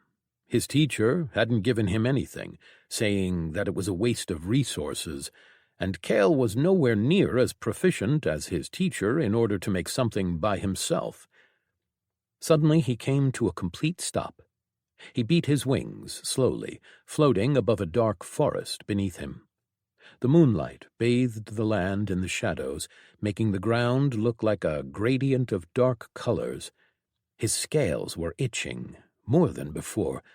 His instincts were screaming at him that something was wrong. Before he could react, chains of light appeared around him and snapped into place. The moment they touched his body, they slipped away, and Cale used Wraith Dash to move to the side. A ball of fire manifested in the center of the chains, then exploded outward, the blast hitting Cale and sending him tumbling through the air. He beat his wings and managed to gain control just above the tree line. That attack was powerful enough that it could have seriously hurt him if it had hit him. The movement-restricting attack would have bound him in place for it to manifest point blank. If it wasn't for his body, and the fact that he was immune to the first such attack when it came at night, more chains manifested, and this time, when they touched him, they had an effect, but they barely slowed him down. His body was still resistant, but he knew that the more such attacks came, the more effective they would be. He channeled his chi through his body and entered tranquil fury. He didn't have the chance to tinker with his techniques yet, and so their effects were imperfect. Still, his stats rose, and he dashed away again as another ball of fire nearly hit him. This time he was ready, and so he evaded the blast with his perfect spatial evade, as whisper in the wind. His senses screamed at him. He turned in the air as a shape exploded out of the tree line, holding a massive double-headed axe made out of red fire. Cale tried to summon his awakened bracers on instinct before remembering that they were gone. He crossed his hands over his chest and took the attack with greater absorbing block. The axe smashed into his scales, and fire bathed his body as the force of the strike sent him flying up through the air. He grimaced at the power of the attack. His hands were numb, but the fire only just singed him. His body was made in part of Infarg, a spirit of the sun's flaming fury, and so he was resistant to fire. He stabilized with his wings and looked down. A shape floated beneath him, the large axe in his arms dissipating into sparks and flying back into his forearm. Cale cursed inwardly as he recognized Haor Darkhoof. "You've changed, murderer," the beloved of the sun said as he floated up to be on a level field. How? Cale should have lost him long ago, and yet here he found him, separated by so much ground and time. It was impossible. "I've been waiting for this for a long time," Haor said, his expression calm, not like the sneering arrogance he had showed him last time. Cale had barely survived. He had burned through dozens of items, lost his armor, all his defensive amulets, safe blink talismans, everything that he had amassed over the years. The items that had let him keep his group ahead of all the old monsters that had wanted to kill them. Haor had burned them all. He would have killed Cale if he hadn't used his last trump card, a gift from his previous teacher. It had been a teleporting talisman that burned through all of Cale's essence supply, leaving him with nothing in order to send him somewhere far away and safe. Still, Haor had pursued him even then. He had beat the adventurer to Dal Devor by only days, when the distance had been months of travel when Cale had escaped. Now Cale was stronger, but unused to his new body. And he had no items, nothing to protect him. Even if he did manage to escape now, he had no idea how Haor had found him here. It stood to reason that he would find him again. He didn't even have the chance to try and come up with a plan. Haor dashed forward, running on air, his boots glowing. He pulled out a large two-handed sword and twisted it as Kale used his movement skill and ability to get out of the way. The moment Haor twisted the sword, cracks spread through the air, breaking space itself. His movement powers died, and Kale ran into a quickly expanding crack, touching it with his forearm. He screamed as his arm cracked, the bone and scales breaking at the point of contact. Haor dismissed the sword as cracks stopped expanding and pulled out a hammer glowing with blue light. He swung it, and Kale changed. He entered his evolved form, Dream. In the form of the great stag La Perot, he dashed away, running on moonlight. "You've gotten stronger," Haor said as he pursued him. He was using items now. Kale had heard stories of him fighting, and all had said that he used such items often. He hadn't bothered during their last fight, however, but rather had just burned everything in his way. Then again, it had been day then, and it was night now. Haor swung his hammer from a distance, and cold air smashed into Kale's side, sending him tumbling before he caught himself. He turned his head and looked at Haor, focusing on his eyes. The human Demacy hybrid shook his head as the effect of the Dreamweaver's eyes attempted to put him in a dream. Kale could tell that it wasn't going to take effect, so he focused his will and chi. He used Release All Restraints, and his stats soared further. While Haor was momentarily distracted, Kale pulled back his head and then closed the distance with his wind step. Then he smashed his head and antlers down, hitting Haor in the chest. Something flashed into existence around Haor, an image of armor which protected him for a moment, but then it cracked and Haor smashed to the ground. He cracked trees and sent debris flying in all directions. Kale turned and ran. He wasn't equipped to fight him, not now, not having had the time to adjust his techniques and accrue new items. A scream of rage echoed behind him. Kale glanced back and saw Haor running after him, gaining on him even in this form.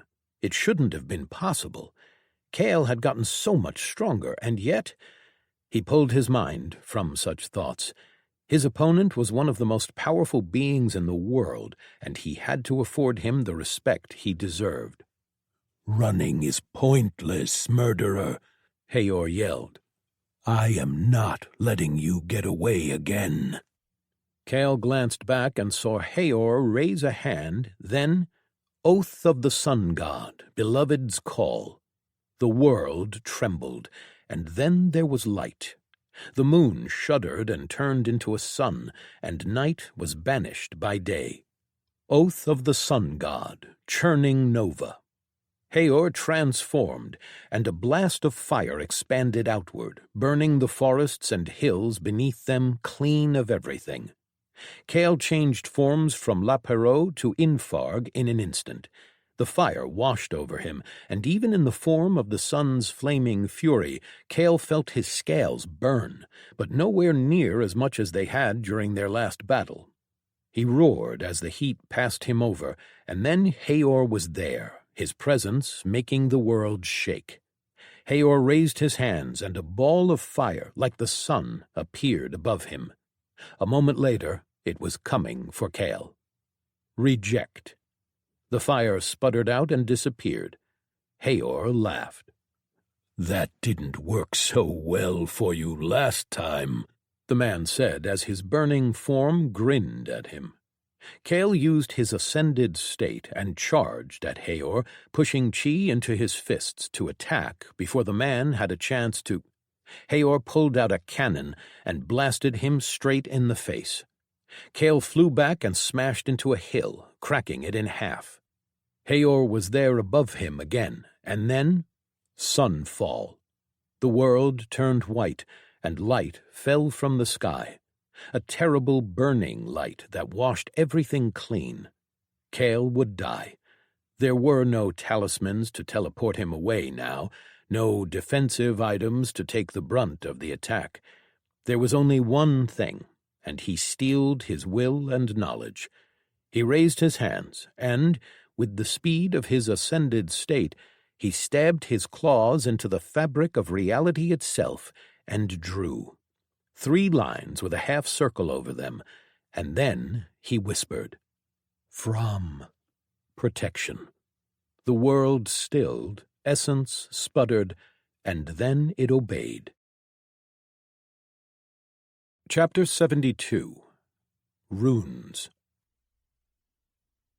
The world stilled as the rune came into existence, written on the tapestry of the world itself, inked with a piece of Kale's own soul and will. The name of the rune was not important. It was just a mental trigger. Vrom was not a language that had power. It was something that Ra-Azel's ancestors came up with, providing names for the natural laws and effects in their universe. What mattered was the script, the written rune. It had to be written with will and soul, pieces of the world that stood above everything else, and in a pattern that resonated with the world in its basest form, essence. When the rune settled into the world, its command spread, resonating with the power of Kale's soul and will. As the terrible ideal attack descended from high above, heat and light falling on top of him, the rune ordered all essence into a simple direction: protection. Kale saw air twist, the ground around him surge, space and time and most everything else surrounded him into a protective shell, all except for light, fire, and heat. Even with the rune, those were Hayor's domains, too deeply under his power for Kale to touch. The shell met the attack, and everything shook. Protected inside the shell of essence, Kale moved. He stabbed his claws and wrote, his soul leaking through his fingers, his will focused on a singular goal. The first thing he wrote were a line and a cross, the Sa rune, to mark or set a place. He carved it in the rock beneath him. Next he wrote with both hands a series of runes, Vrom again as the anchor, and then he added the other runes, Vrom, Ka Wyor Rem, Siller. Protect, contain, force, and bind, then silence. He didn't have the time to think of anything else, nor could he spare any more of his soul. Already he felt drained. His soul and spirit helped him regenerate his soul, but the first Vrom rune had taken too much from him in order to protect him. The shell around him cracked like crystal, and essence returned back to its natural place. Hayor stood above, looking down at him with a frown on his face. Kale didn't hesitate. He carved another rune directly over his chest. Door. Strengthen. The essence of his body obeyed. His teacher had warned him about doing this, that it wasn't just draining but dangerous, and he was nowhere near proficient enough at it. But Kale had no choice, and even though one such rune upon him was his limit, he had to do it. His stats rose, his scales hardened, and he was filled with power. With the speed of his ascended state, he surged up to meet his foe. Kale's ideal was still active, and so Hayor couldn't use his powers, though he still burned with the heat of a sun. Kale reached him and struck with all the strength of his evolved form. Hayor blocked, but even though his stats were high as well, Kale pushed him back. He executed a series of attacks as Hayor pulled out a shield and blocked.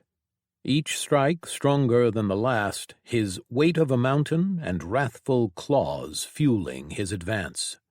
"It is futile," Hayor yelled over the sound of Kale's fists hitting the shield. The heat and the light assailed Kale constantly, but under the effects of his ideal, the form of Infarg was enough to endure. He pulled his hand back mid-sequence and cast another rune, Ka. Force. Then he punched at Hayor and his shield. The air broke, and Hayor was sent flying through the air far into the distance, to the edge of the territory. Kale turned and flew away, running as fast as he could. Less than half a minute was left on his ideal, and then Hayor was going to catch up to him. He needed to put as much distance between the two of them as he could. Several minutes later, what he predicted came to pass.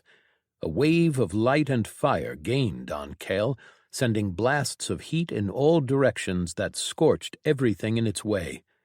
The territory beneath him was burning, but Kale didn't dare slow down. Hayor followed him across 2 territories, leaving wildfires spreading in all directions before he came close enough to attack.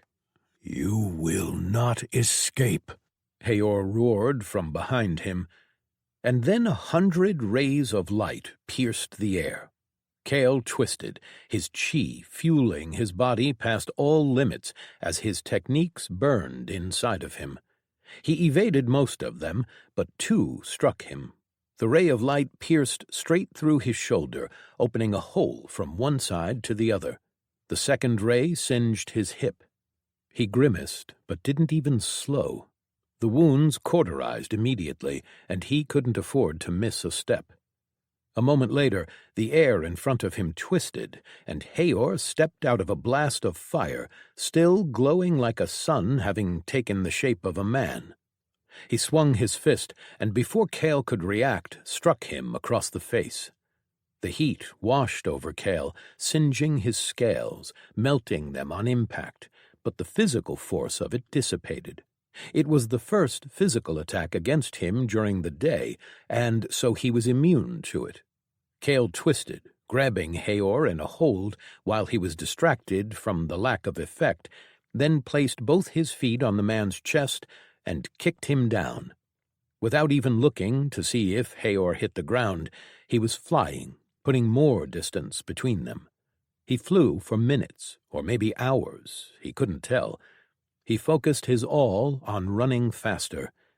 A roar of rage filled the air behind him, and then the light grew brighter, so much so that it nearly blinded him. He glanced up and saw 6 suns instead of 1. He blinked, confused, but then realized that those weren't suns, or rather not like the one behind them. High in the air above him were 6 smaller orbs, glowing with light and heat, and then they exploded. Waves of light and heat came down, bisecting everything they touched. Kale burned through his chi, settling into tranquil dream. His aspect resisted for a moment, but then the calm settled on him, letting him see and squashing his panic. He twisted and flew, danced in the air as he tried to evade. A ray of light burned through his right side, taking a chunk of his ribs along with it. 2 rays punctured his wings and cut long lines through them. Another cut off his leg at the knee, and then a third one sheared off one of his antlers. Then Kale finally managed enough will and reason to unleash his domain. The light calmed and settled as Kale's realm came into being, an open blue sky with a reflection in the calm water below. Kale fell and splashed into the ground, the thin layer of water sending ripples through his realm, threatening to collapse it. He felt his body trying to regenerate, but it was slow, his rune use having left him weakened. Hayor dropped next to him, looking down at him, his expression becoming calmer as the domain influenced him. "Now you die at last," Hayor whispered. "For my blood." He raised his hand and pulled a weapon, a spear, out of his storage. Kale moved with all of his speed and might, his will focused on a single thing, a combination rune. Ka-Shi. It was part of the rune that his teacher showed him before sending him back. Force and transport. The essence obeyed, space twisted, and Hayor's eyes widened. His will expanded, trying to stop it, but he didn't understand what Kale was doing. He was pointing his will in the wrong direction. The space snapped and Hayor was gone, transported back to the prison Kale had shaped, territories away. Kale's domain shattered and he groaned, then picked himself up. His cut wings were barely able to keep him in the air, but he kept going. He didn't know how long the prison was going to keep Haor. Cale might have hours, or he might have days, or even months. He had never used his runes on another in such a manner. What he knew was that setting it up had drained him, diminished his soul. He wasn't going to attempt anything like that again any time soon. For now, he just kept going, putting more and more distance between them. Fucking monster, Cale cursed inwardly. Haor had done so much damage to him that if he didn't have his rune knowledge... He shook his head and pushed those thoughts away. He had trapped Haor days ago, and he hadn't seen any sign of him returning, and so he had finally relaxed enough to take stock of everything. His absolute mastery of his body allowed him to channel his regeneration where he wanted, so at least he had managed to heal his wings enough to fly at full speed again. Then he had used a few small runes, which had nearly made him pass out from the strain, to analyze himself. He found something clinging to his soul that he hadn't noticed before. He didn't know what it was, but the purpose was obvious. It was the way that Haor tracked him. It had to have been a perk or an ability, or maybe even an item that Haor used to mark him somehow without him noticing. He wondered if his teacher had noticed. He'd never said anything, but Cale suspected that he had to know. Sometimes Ra-Azel had a strange sense of humor, or perhaps he just didn't think it worth mentioning. Worse, to remove the mark, he had to burn that part of his soul out, weakening himself further. He needed to get to his people, to heal his body, which would fuel and increase his soul regeneration. He was completely unprepared to fight Haor again. No items, no grasp of his full power. He needed time to improve his techniques, to rebuild his armory, to train and improve himself.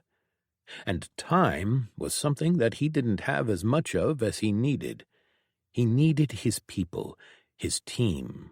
They had always been more dangerous together. Just as he had gone on a trip to find opportunities to gain power, so too had they gone on their own journeys. It was supposed to be a split of only a handful of years, but fate had interfered. Still, Cale wondered just how much more powerful his people had gotten. He was eager to find out, and he knew that they wouldn't disappoint him. So he headed northwest toward their hidden home. Chapter 73. Council of Sects. Tali walked next to Ryun as they were escorted through the narrow corridors to a secret meeting place. The great gathering of sects was a public affair, but before the gathering set off in truth, those with the most influence came together to make the big decisions. Their escorts left them at the double-sided doors, and the two of them entered alone. The meeting place was a room illuminated by white gemstones, and with a round table with 11 chairs spread around it. That was interesting. There had only been 7 members when Tali had attended last. They all entered the room at the same time, from different entrances, it seemed. 11 sect heads were present, at least she assumed, with Tali herself being the only exception as a former sect head. Looks were thrown around the room, and Tali saw that no one was confused when they looked at Ryun. Of course, these people were the ones who had decided that he should be invited to join. But there were a lot of strange looks when they looked at her. A few recognized her, and she saw their shock. Hytor apparently hadn't let everybody know that she still lived. Tali's eyes looked for a single person among the 11, and she found her standing only a step away from the door she entered the room through. Awiran stared at her, her body frozen stiff, but her eyes and the mind behind them were moving at speed. Tali just grinned at her. She had spent many years, a century at least, imagining all the ways that she was going to make her former friend suffer. She had dreamed of revenge, of the things she was going to do to Awirin, but if there was one thing that her time spent as a prisoner taught her, it was patience. A part of her still wanted to jump on her, to rip and tear, but oh, she had plans for her old friend, and quick revenge was not part of them. She turned away, intent on ignoring Awirin from now on. Let her stew and spiral, trying to imagine all the reasons why I could be ignoring her. Let her try to figure out how I survived in the first place. She noticed Ryun talking with someone, Ripesh, the Midnight Rain sect's sect head, but her attention on Awirin had made her miss the start of the conversation. "We should take our seats," Ripesh told Ryun, who nodded, then glanced at Tali before gesturing with his head. Tali walked with him and took a seat next to him, with Ripesh taking the one on his other side. The other sect heads did the same. Some she knew, mostly the old ones. There were, however, a few who had sect colors and crests that were familiar to her, but the sect heads were new. Replacements, most likely, just like how Ryun had been one of the replacements for the losses at the tournament. Some sect heads that she had known before had died long ago, whereas others had simply stepped down, and yet their sects remained powerful influences. As everyone took their seats, Hightor alone remained standing. He inclined his head toward everyone, and then spoke. "I greet you, fellow sect heads. As the host of this council gathering, I offer the welcome of my sect and people. Since this will be the first council gathering for some of you, I will introduce everyone." Hightor started on his right, gesturing at a Demaci woman. "Joining us for the first time is Liana Condine, sect head of the Iron Fist sect." Tali glanced at her. She was unfamiliar to her, as was her sect. What she could see and sense was that the chi the woman possessed had a taste of metal, and her robes were gray with black edges. None of them had any weapons on them, of course. Cultivators were weapons themselves. Hightor gestured to the person sitting next to Liana, a black-furred minotaur. "We're Fofol, sect head of the Regis An sect." Tali smiled at the man.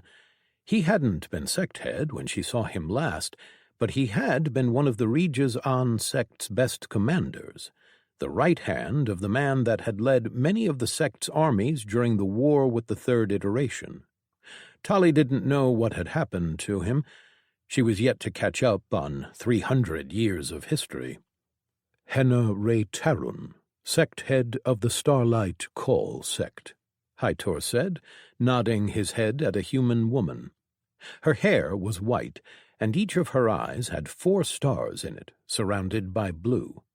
Tali met those eyes, remembering the woman who had been one of the first to support and advocate for Tali's idea that the sects separate themselves from other factions.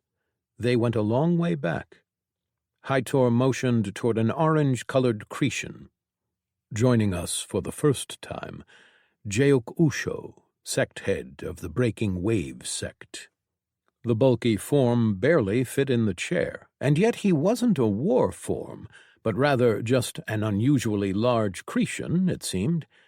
Tali had heard of the sect. It had been a mid-sized sect on the southern coast, focusing on exploring the oceans of this world. Another new member. With Ryun, that added up to 3. Tali couldn't imagine that was normal. They had to have lost a lot of members during the attack.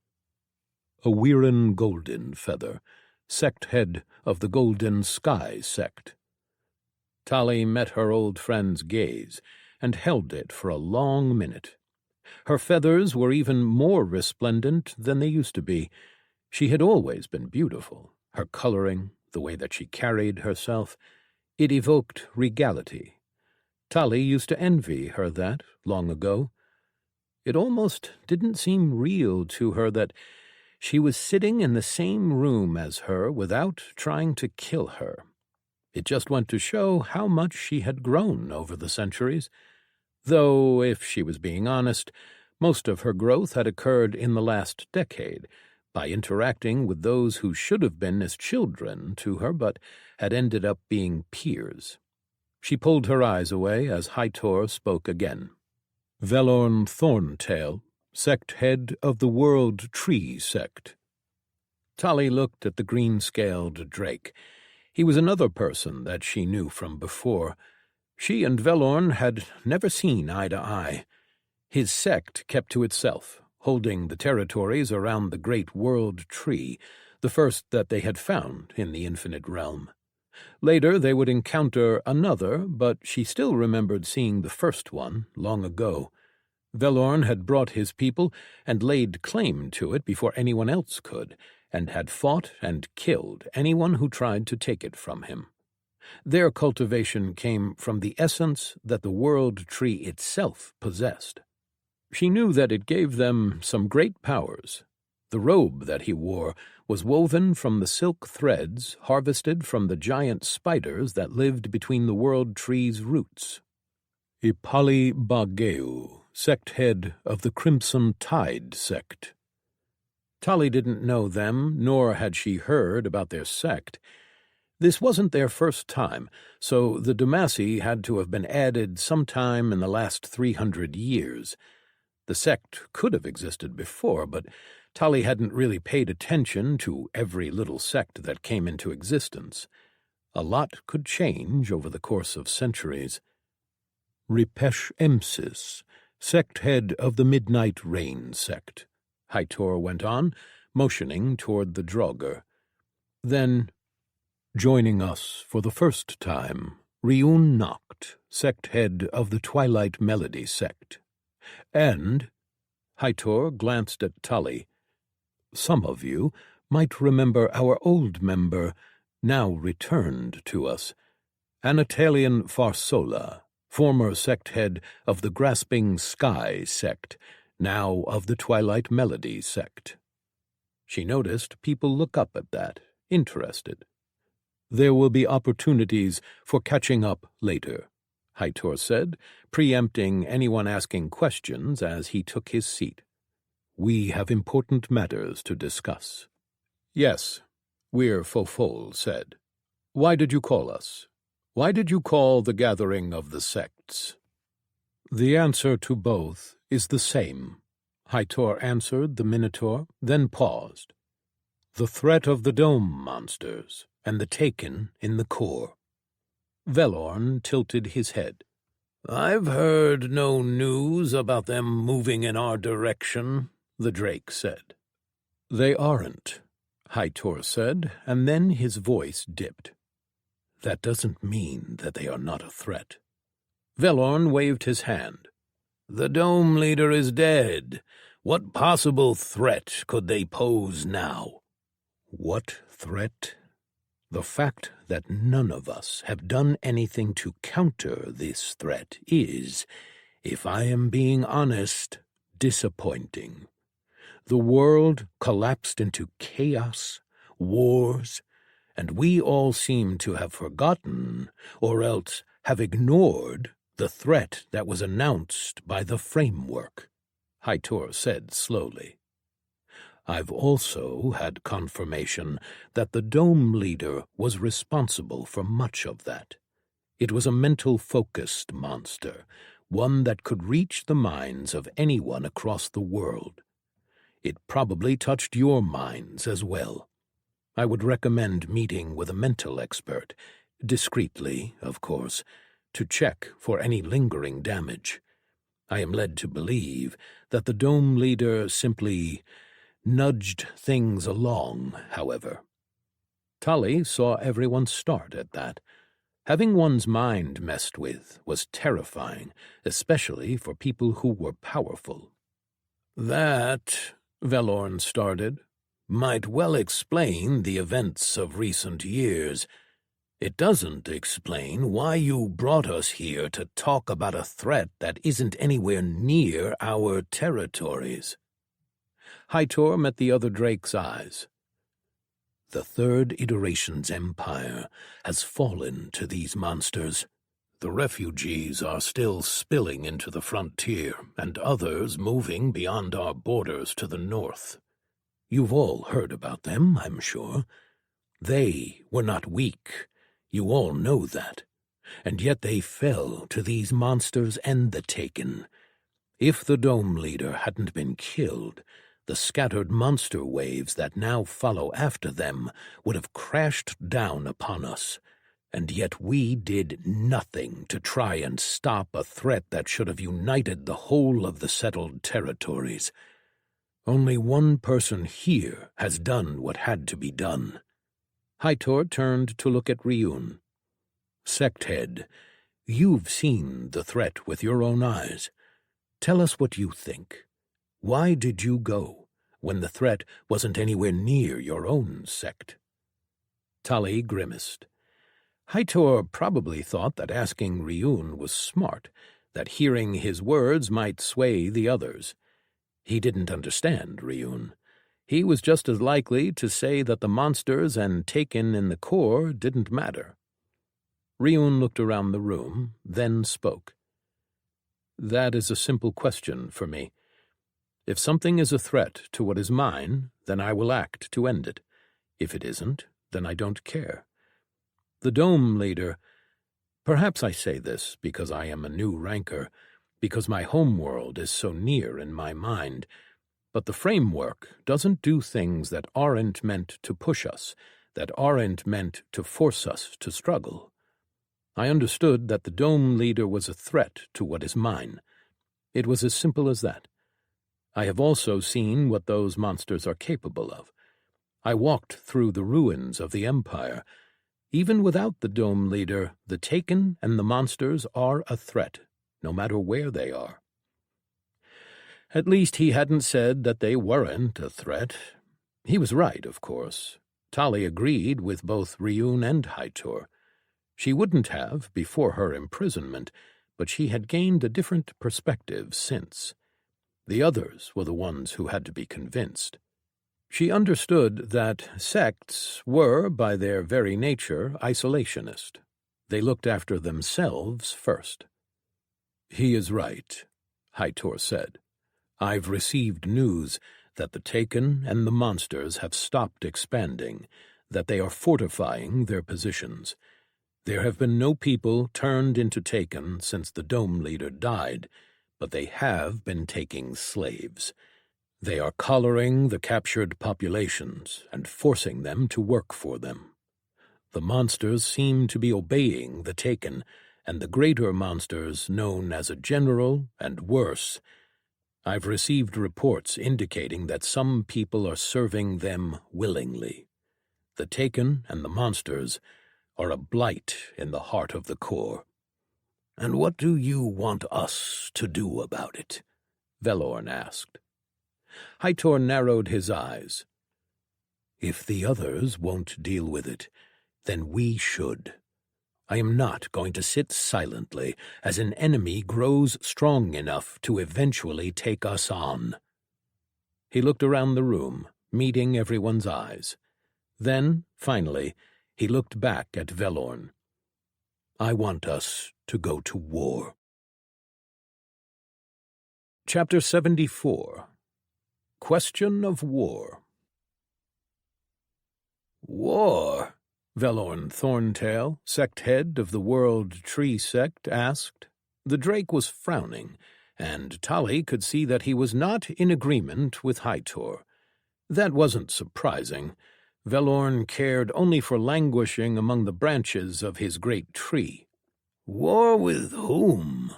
They are in the center of the core, surrounded by kingdoms and empires, and unless something has changed, they are all still embroiled in their own wars. They haven't spent any time on this so-called threat. I don't see that changing." Hytor placed a hand on the desk. "We've grown complacent, all of us here and those beyond our borders.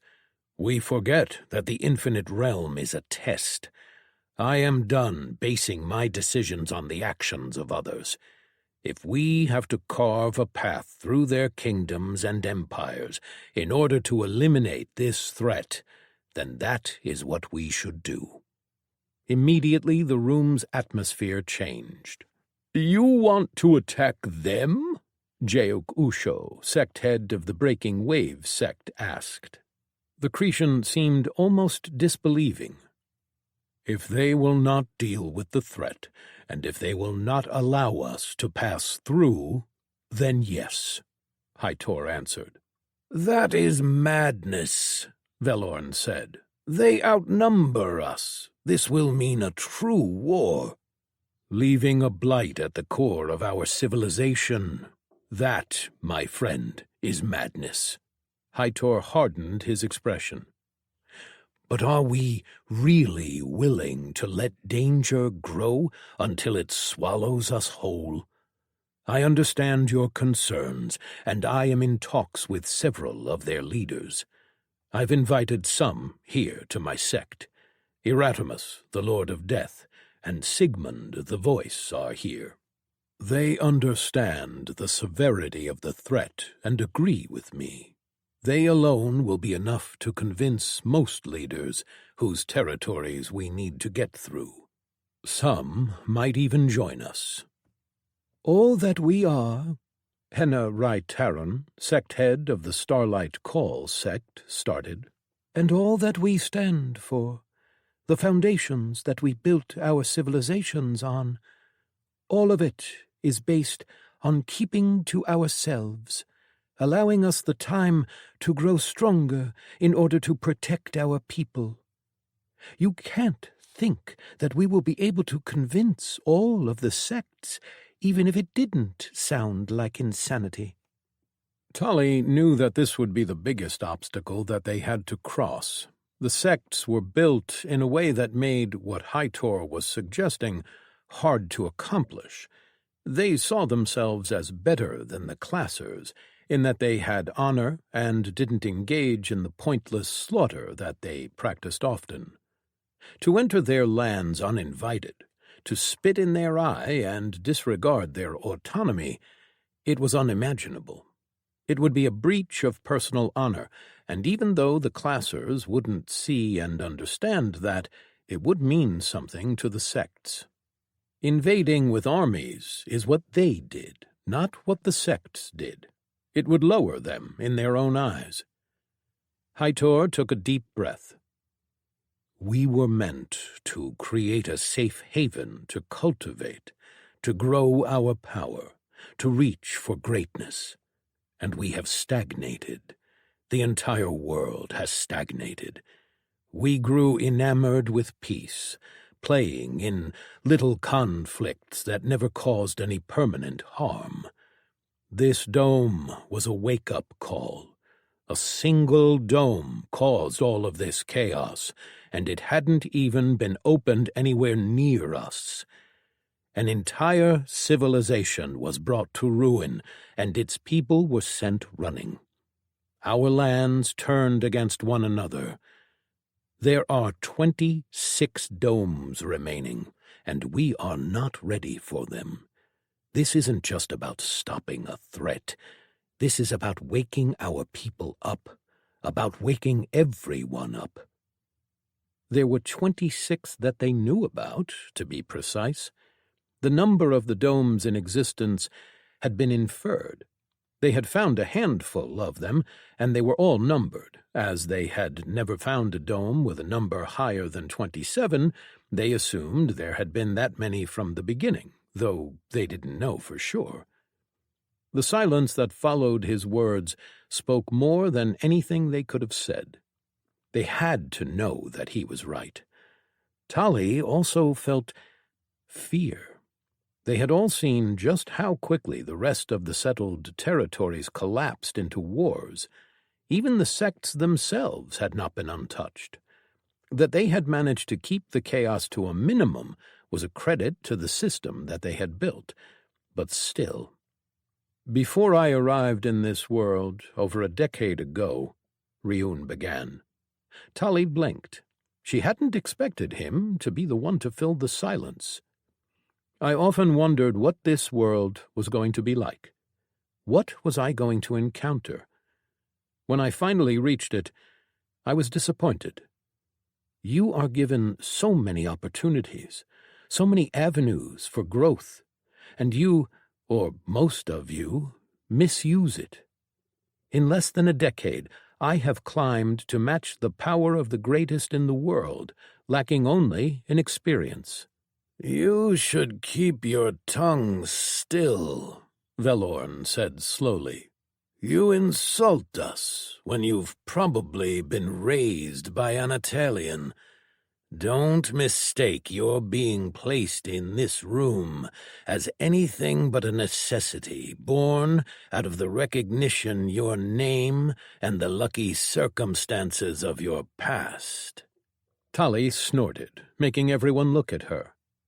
If you think he was raised, then I see that you have still to learn to look beyond your own limited sight, Velorn. The drake narrowed his eyes, just as Ryun unveiled his core. It was a strange thing. It was hard to sense at all, and sometimes Tali wondered if she was imagining things, but Ryun could make it more noticeable. Now a sense of emptiness, of a depth without end, filled the room. Cracks in Ryun's skin deepened, and the abyss in his eyes darkened. There was no overwhelming pressure of high-tiered chi, nothing pressing down on the others, and an average person would probably think that that meant Ryun's core and chi were weak. Thankfully, this room was not filled with weak people. The effect of his core was profound on a deeper level. It almost whispered to them, to all essence around them, as if telling them that they only existed because he had no intent of changing that they were all on the edge of oblivion. And just as it came, the sensation ended. I gathered my power through my own 2 hands. Ryun spread his arms, flexing his fingers into fists. I will not say that I wasn't lucky at times, but luck is merely the willingness to take advantage of opportunities, of creating your own. Cultivation is my life, what I breathe and dream, and I can see that too many sects slow their advances down for the sake of doing things right. They fear crippling themselves or doing something wrong. Those are obstacles that will simply make them grow stronger when they overcome them. And if they are not able to overcome them, well, then perhaps they were never suited for cultivation in the first place. Regardless of what the sects want or believe, they are not safe. We are living in a state of false peace. The infinite realm has no peace. It has no safety. The more we ignore what this world is, the more we are going to lose when the framework throws something down at our heads. He is right, Haitor agreed. My city was attacked, and we fought through an event, as I am sure many of you know. What you don't know is that the attack on my city succeeded. I am standing here today only because of the actions of one man who has reached a great level of power, the second ranker from the 7th iteration. Haitor nodded in Ryun's direction. Zachariah Gardner, another of the group who killed the Dome leader. Without his actions, my city and I would be gone. His actions caused the event. Trust me when I say that there is no ignoring this. If we are to survive, if our children are to survive, we must change the way that we see the world. Tali saw Ryun narrow his eyes. He seldom spoke of the second ranker from his iteration, but she knew of the deep history there. I agree. Tali turned her head to look at the source of the voice. A Wirren Goldfeather, sect head of the Golden Sky sect, didn't look at her. Instead, her eyes landed on everyone but Tali. A threat like that one cannot be allowed to remain. We have a responsibility to protect even those who are not our own, even if it is from themselves. Tali tried to see the madness in her, and saw only a calm, golden-feathered Karura sitting in a meeting calmly. But there, behind the glowing orbs of her eyes, she saw the mad fire, the golden glow that wanted to shine the brightest.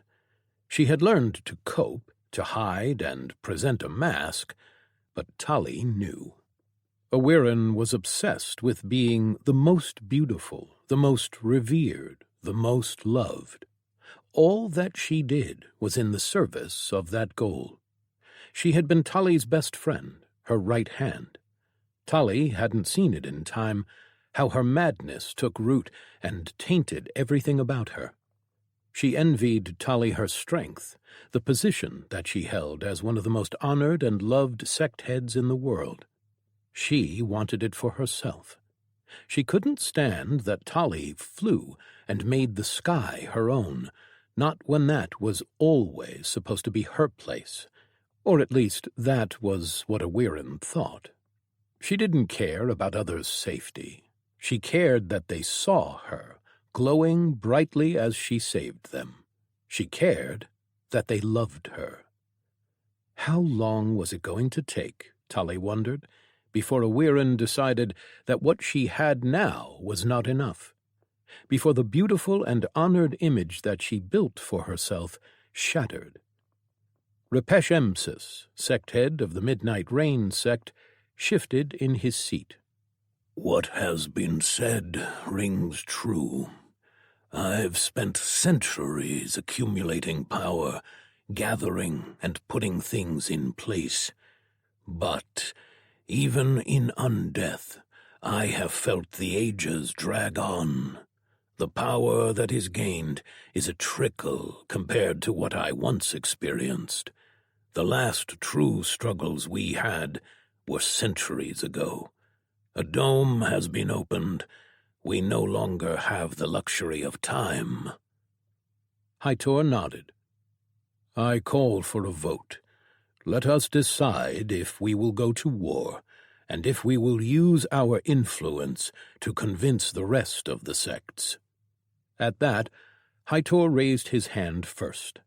Ryun, Tali, and Repesh followed closely after, then a Wirren and Henna. Already that was a majority, but the others followed too. All but Velorn. And what will we do if they all turn against us for daring to go through their lands? Velorn asked. We will do as we have always done, struggle and prevail, Hytor answered.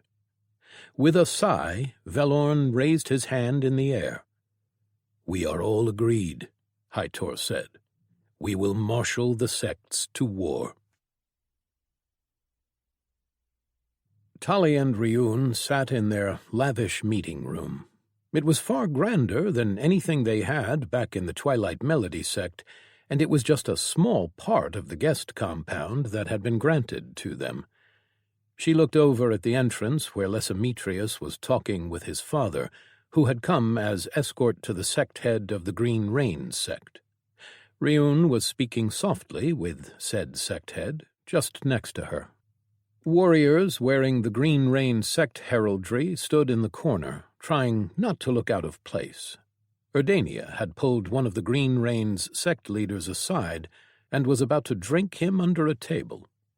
It had come as a surprise to Ryun that the escort of a second in their invitation only referred to the gathering of sects itself, and that sect heads were expected to come with their full entourage. If she was being honest, it was their fault for not making it clear that they could have come with more than just the four of them. Tali had become accustomed to being alone, and Dardania had just attributed it to Riun wanting to make a statement, which he unknowingly had. All the other sects had come with dozens, if not hundreds, of people as their escorts.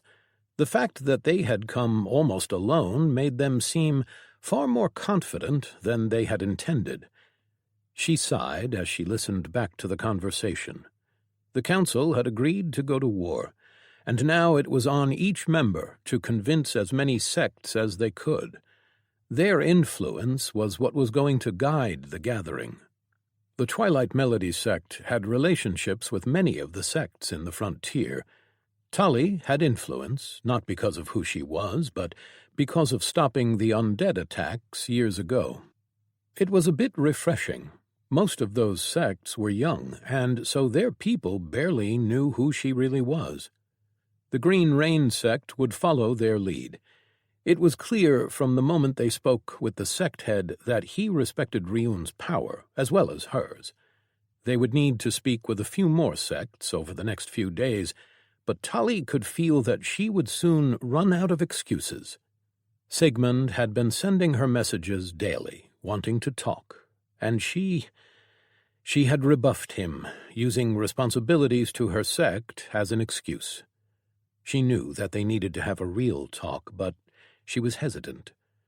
She glanced at Riun and wondered what he would do in her place. The answer was simple. He wouldn't hide. That was for certain. She closed her eyes and made a decision. Tomorrow, she was going to accept his call for a meeting.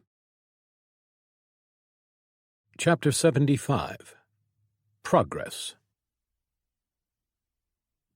The room was on the edge of being something that she could call dimly lit. It wasn't quite atmosphere-inducing, but it was close.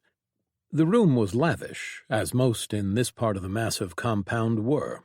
The guest rooms were made to impress, and the servants walking around were both discreet and impeccable with their service. This meal was probably the best thing that she had ever eaten. She hadn't realized just how far culinary arts had advanced in the last 300 years. Tali felt bliss, unlike anything she had ever experienced before, and it was almost inspiring. Everything about the food was artfully done, from the arrangements to the flavor. The ingredients were of the highest quality she had ever seen. They even made her feel better, stronger, after just a single bite. The only thing that marred the experience was the awkward silence. Sigmund sat across from her, focusing on eating just as she was. They had so easily slipped into old habits without even talking about it. With his skill, he was unable to sign and eat at the same time, so they would usually eat first, then talk after. The dinner lasted for a long time. High-tiered people could eat a lot, and this was a meal organized by the sect. It had to be perfect in all regards. It was a presentation, with each dish served expertly, the servants regaling them with the story of how what they were about to eat came to their table. This chaku was grown by the best growers in all of the settled territories, the servant said as he placed the dessert in front of them. This is from the last harvest done in the Beluai kingdom before it fell 2 years ago. There are only a few left in existence. The fruit was dark in color, sliced open to reveal a bright yellow flesh filled in with white gelatinous cubes. Tali sliced off a piece and then put it in her mouth. For a moment, the world stopped, and she was transported someplace else, a realm of sublime sensations and inspiration. Something at the edge of her consciousness called to her, a bright sky spreading around her, and a sense of herself being somewhere else, but still bonded to herself. She tried to reach for it, but it slipped from her fingers. She opened her eyes and realized that she had eaten the whole fruit, and Sigmund had as well. She had almost grasped at something there, But she forced her mind away, tucking the experience in a safe space to dissect later. "We will need some privacy," Tali said to the servant, standing a few steps away.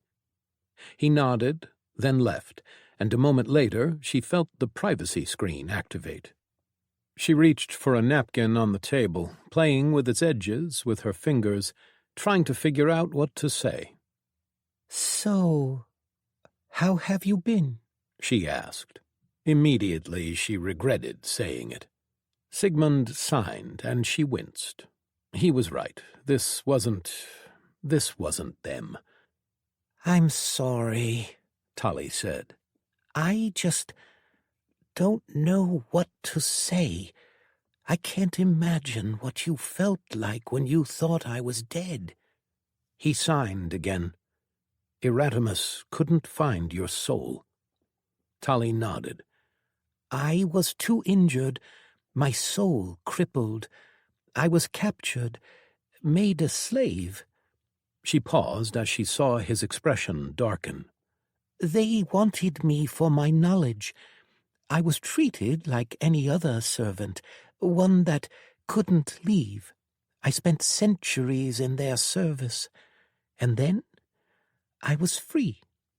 Sigmund nodded, then signed again. How long? Tali looked away. "A decade or so." He hit the table, gently, making her turn back to look at him. He tilted his head and signed again, his eyes boring into hers. "Why didn't you come find me?" Tali took a deep breath, trying to find the words. He didn't press her, for which she was grateful. She wasn't used to showing her emotions, after centuries of hiding her true feelings. "I wasn't yet healed then. My soul was crippled. I had no cultivation, no skills, nothing. And I was afraid of being a burden, afraid of what your life was like now, that maybe you'd found—" He stood up, interrupting her. He walked over to her side of the table and knelt next to her, and then he signed, "There was always ever only you." She felt herself relax, the tension she didn't even realize she was feeling slipping away. She put her hand on his cheek and smiled. He signed again. "How did you heal?" "It took time. Ryun helped me. I owe him more than I can say." He signed again. "What? No, we are not like that. He is a friend, a true friend, someone who I can advance with. I don't think I've ever had anyone like that in my life. Once I thought that Weiren was like that, but she had fallen behind, and she was jealous, envious. She couldn't stand someone being better than her in the things that she considered herself to be born for." Sigmund's expression darkened, and his hands moved in a blur. No, she said firmly. "No. It is my issue to deal with, and I will, in time. Let's not talk about her now. There is still so much that we need to say." Sigmund sighed, then smiled. He stood up and pulled her with him, and then he brought her close, and she relaxed in his arms. It had been so long since she had been held like this, and she let the moment drag on, simply enjoying it. The gathering of sects was being held in a large arena. Thousands of sect heads and their seconds filled into the hall, heading to their assigned seating. The top layer, high above everyone else, was reserved for the most powerful and influential sects there were. Tali and Ryun sat up there, the banners of the Twilight Melody sect hanging from the balcony of their alcove, with colors of black and violet. Onrush had said they'd thought about adding in silver for Ryun's new appearance, but she hadn't made any decisions before the group had left. The other sects all had 2 occupants, the sect head and their second. Their sect was the only with 4. Urdania and Lesametrius stood to the side of Tali's and Ryun's chairs, wearing sect colors and standing straight with their hands folded on their back. Tali had been given leave to attend the gathering despite not being a sect head, because of her past accomplishments and the respect she still held. She saw the looks of other sect heads when they noticed them. The Twilight Melody sect was known in their part of the frontier, but not elsewhere. Some would probably know of Ryun, the undying void, slayer of the Dome Leader, the high ranker of the 7th iteration. Many would also recognize her. Others would have no idea who she was. The Dragonheart sect had done them a great favor, as just being placed up here among the greatest sects made them one of them. Perception mattered, and if the Dragonheart sect considered a sect powerful, it was. Onrush was about to hear many more inquiries and requests of sects trying to create or deepen prior relationships.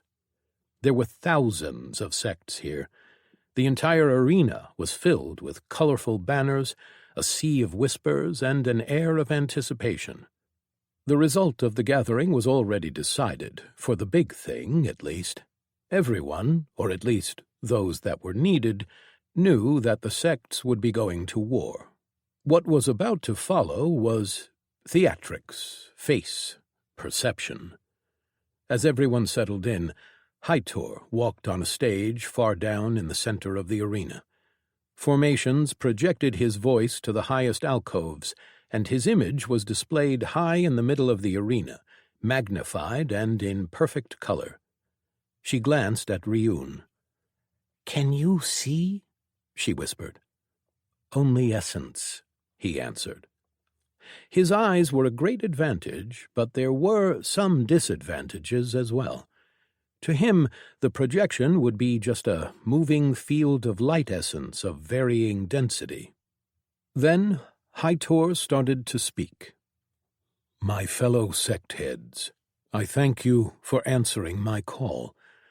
I know that the last few years have been hard for us, for the world. We've fought in conflicts, our old animosities finally growing too great for matters of honor and obligation. But as the rest of the world turned to chaos, we've kept our conflicts within the bounds of our laws. As was intended, we've retained our strength. We have not been weakened. You all know of the domes, a threat, a test from the framework itself. We were not prepared for what it brought, and through the foul and dishonorable actions of others, we have lost many of our great leaders. But new ones have stepped up to fill their place. You, who stand here before me now." He turned, looking around the arena. "You are what makes our people great. We have a responsibility to protect our peoples, to grow strong, as we have vowed when we settled these lands. And yet we have grown complacent of late, having forgotten the struggles of old. We have settled into a sense of peace and safety, forgetting that this world was made for the strong." He looked over at the other sect heads, his expression grim. "The core has forgotten it too. They destroy one another. All the while, they leave a threat to fester in the center of our civilization. That cannot stand. Will we stand idly by as they allow a threat to grow? A threat that could put in danger all that we have built? No." He cut the air with his hand. "The time of turning our heads away, pretending that threats don't exist just because we don't see them, is past. A dome was opened, and more will follow. Now is the time to grab hold of all the opportunities thrown at us. If they will not take care of the monsters and the taken, then we will. My friends, I call for a vote. I call for the sects to go to war." There was debate. Of course there was. But Tully tuned it out, mostly. The most influential figures spoke, but the most important conversations had been held before the gathering. Some had doubts and concerns, but ultimately they moved on to the vote. Tully cast the vote for their sect, a blue light lighting up above their alcove. The sects had made their choice, and it was war. The gathering would last for a couple days more. Grievances and concerns would be brought up, but the biggest decision always went up first. That way, the sects could prepare. Sect heads would send word back to their sects, preparing their warriors for war. Tully wondered what Onrush would think about all of this. She'd probably curse them for making more work for her. There were still things for them to do before heading back, however. There were conversations to be had, and plans to be made. Chapter 76. The Fortress. Several months ago. The sky was slowly getting brighter, but the orange tint remained. The flaming clouds moved slowly, in a circle around the exact center of the territory.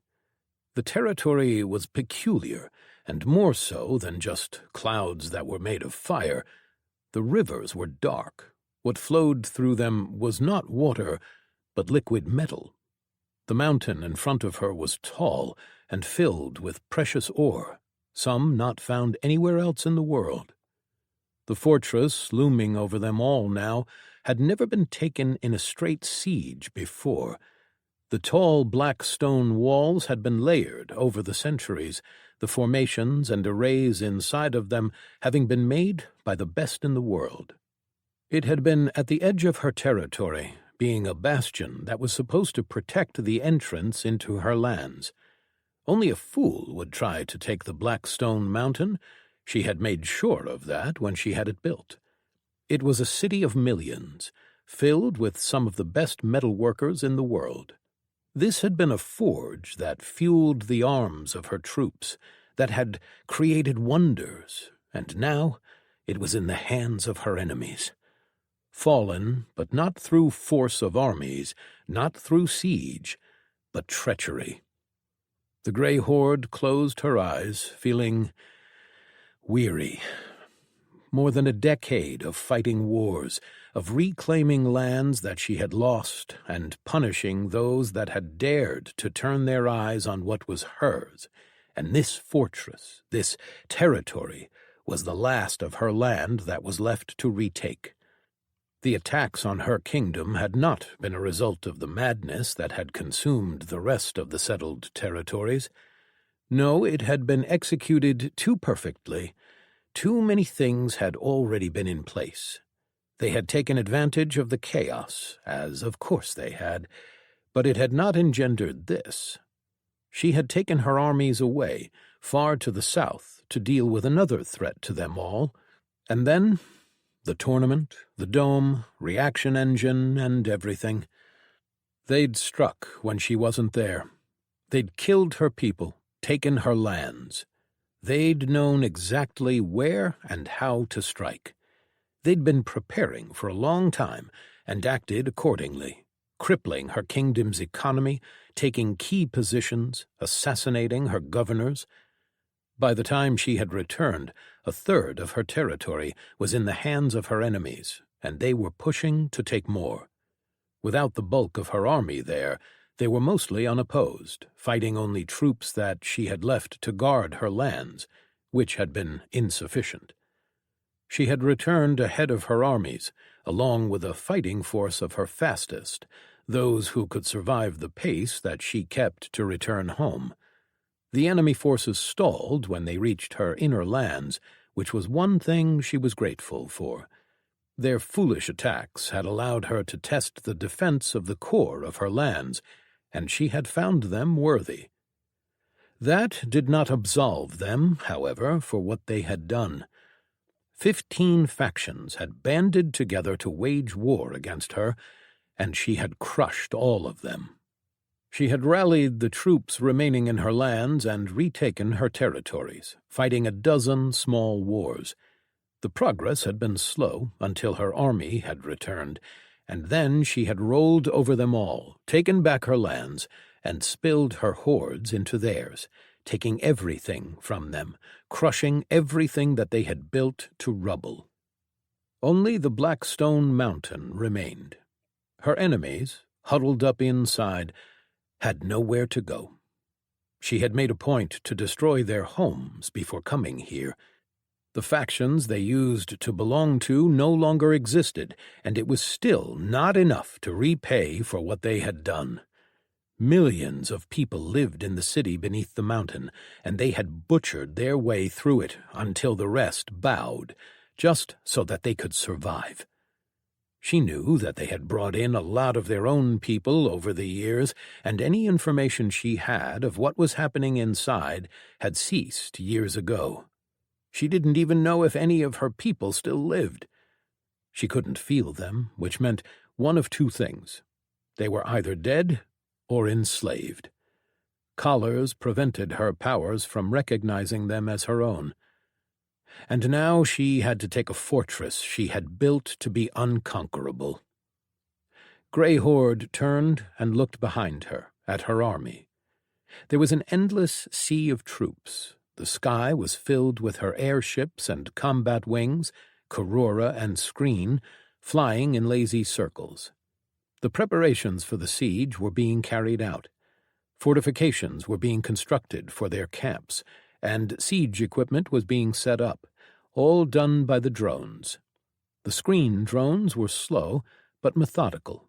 Give them a task, and they would do it without stopping, even if that meant their death. Even now, after so long since she had awoken, it still pained her to see them used in such a manner, but that was the reality of the Screen race. Unlike the other races, the Screen didn't have childhoods. They were born as drones, mindless beings of flesh and little intellect, relying only on the telepathic guidance of their hive queens to accomplish their tasks, their purposes. Every type of Screen was the same, from the warrior types to the builders and the queens, only their purpose was different. She herself had once been just a lowly minder queen, responsible for guiding the operation of her hive for the breeder queen. She still remembered the moment she had awoken, when she truly knew herself and the world. It was the day when the framework arrived, when monsters had entered her small hive and killed the breeder queen. She had been the only one left to command the hive, and she had. She had guided her hive's Grey Horde against the monsters, and she had prevailed. That was the day she had earned her soul, and her name. Now she watched over others of her kind, trying so hard to give them the opportunity to live past their drone stage. A champion approached her, then came to a stop, standing just next to her as she turned to look back at the fortress. "We'll be ready to begin the siege within the hour, my queen," Turklok, the horde itself, reported. She glanced at him, then back at the city. "Did I go wrong somewhere?" she asked softly. Her champion turned his head in her direction. "My queen?" How did they think they could do something like this? That they could attack me and live to exploit what they had taken? Grey Horde was not one to speak so openly, but he was her closest confidant, and perhaps he would understand such things more than she did. He had still kept his drone name, after all. In some ways, he didn't think like other Screen. Their race was structured such that one did not think outside of their assigned role. The framework allowed them to veer off that path, as she had done, but even now she was still operating within her assigned role. She was a minder for her hive, now a kingdom, filled with screen and other races. She had become a creature of war, a warrior queen, whose job was to make sure that the hive was always safe. Turklok, for all his strength, thought more like these other races. His defect was more than physical. He didn't answer immediately, but when he did, it was in a low, hesitant tone. My queen, sometimes we who have lived for so long forget. Memory is a fleeting thing, even for us. The world knows and honors your name. They fear the triumphant hive. They fear our armies and our commanders, our great names. We are only as good as we are because of you. We know it, as without your power we would not be nearly as powerful as we are. But the last great war you had taken part in person on the battlefield was 400 years ago. I've fought on battlefields since, Greyhorde said. You've expanded our frontier and have fought against monsters. You've fought a few wars against factions that we destroyed completely, with no one left to spread the tales. And I understand why you've been doing that, but that is part of why they thought that they could win. They forgot. Greyhorde closed her eyes, thinking. She knew that he was right. She had held herself back from making war on purpose. A part of it was because she didn't enjoy it anymore. Everyone was so much weaker than her. There was no challenge in it for her. It was just empty. Another reason was her perks. It wasn't just a focus that could be pilfering, but perks could too. And while their influence wasn't as great, it was still there. She had seen firsthand how things like that could spiral out of control. If there was one thing she prided herself on, it was her control, and it had taken her centuries to get it. She had been using her reputation, the fear that they had of her, to deal with issues for far too long. Perhaps she should remind them of who she was. Gather a squadron, only our best and strongest. Place them at the front of our formations, closest to the fortress, she said. I'll talk with our enemies. Turklok paused, probably knowing what she planned, but he didn't say anything. After a moment he bowed his head and left her alone on the hill. She spread her wings and flew toward the fortress. She wondered absently if they would dare and try shoot her down. Not that they could. Her army was here, and nothing that they had could really touch her. She landed in front of the great gates and simply looked above at the defenders staring down at her. It didn't take long for someone to come out and speak with her. A shape shimmered into existence in front of her, a tall minotaur wearing elaborate clothing more suited for meeting rooms than a battlefield. Greyhorde. He inclined his head. No honorifics, no respect. She didn't even know who he was for sure. He could be one of two people, both minotaurs. One had been put in charge of the city, and the other was a merchant prince who was supposed to oversee the exploitation of her mines and the craft of the city. My army is here. You will not hold the city for long, she said simply. Despite everything, she would still rather avoid death if at all possible. The Minotaur's eye twitched. You built this fortress so that it could not be taken. I very much doubt that. He was right, of course. The only reason they had taken it was because they had been betrayed from within, and they had teleported their armies directly inside. Besides, the Minotaur continued, even if you manage to take it, you will break your army against these walls. Let's not pretend.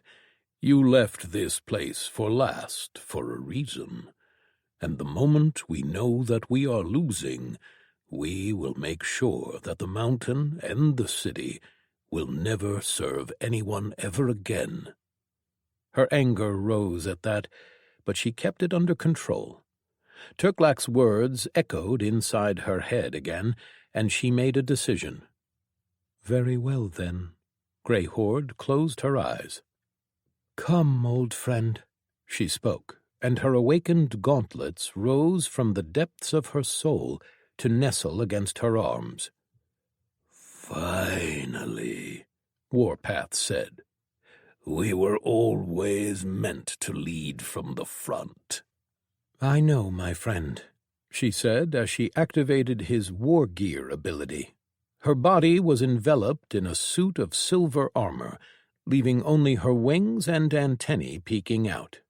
They would learn who she really was. Chapter 77. Warpath. Several months ago. The Minotaur frowned at her change, but she didn't bother with him anymore. With her telepathy, she reached out far behind her, to her army, to her champion. "Get ready," she sent to Turklak. Monarch's endurance. Her endurance increased by 500%. Unstoppable Monarch. Her stats rose by 100%. War Sovereign's restoration. Her dexterity, vitality, and intelligence rose by 30%. War Sovereign's swiftness. Her dexterity rose by another 30%, and her cooldowns were halved. War Mode. Might filled her as her physical stats rose and she readied herself. War Titan. Her stats and body grew. Path to victory. She saw the lines guiding her toward what she wanted. Before anyone could react, she soared, in an instant reaching the sky and the clouds. Fire tried to lash at her, but it did nothing. She closed her eyes, and then, I dive and shatter mountains. She fell through the sky, shattering the air and banishing the clouds. The fire winked out and the sky cleared. She pulled her hands forth and added her might of an empire as she crashed into the gate of her fortress with both hands extended forward.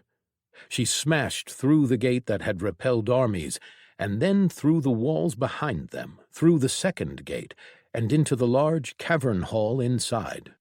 The world shook, the cracks spread around the walls, and the army inside exploded into blood and gore as the shockwave passed through them. The essence of blood rose and seeped into her gauntlets. She dismissed her war titan to better maneuver in the tight space, and then she roared and dashed into the mass of the enemies ahead of her. Dazed as they weren't prepared. Not that that would have saved them. She moved forward, and with each punch of her shattering strikes, she vaporized dozens of the enemy soldiers. Fire was coming from all around her. Weapons and powers hit her and deflected off her armor, or simply failed to affect her. She didn't dodge. She had never been the most graceful. An old song was awoken inside of her, and she welcomed it. How long had it been since she had heard its tune this deeply? She didn't know, but she relished in the sensations. She opened herself up and pulled from the aspect plane of war. She felt it fill her up and make her better, stronger, faster, more powerful. She felt someone strong nearby, the war inside of her singing the song of their soul. She turned and saw a tall Demacy, their spear raised high. Heart-piercing star, oath of the hollow stars, barrage of stars. Powerful trails of falling stars raced after the thrown spear, its tip glowing with a wicked red light. War thrummed inside of her.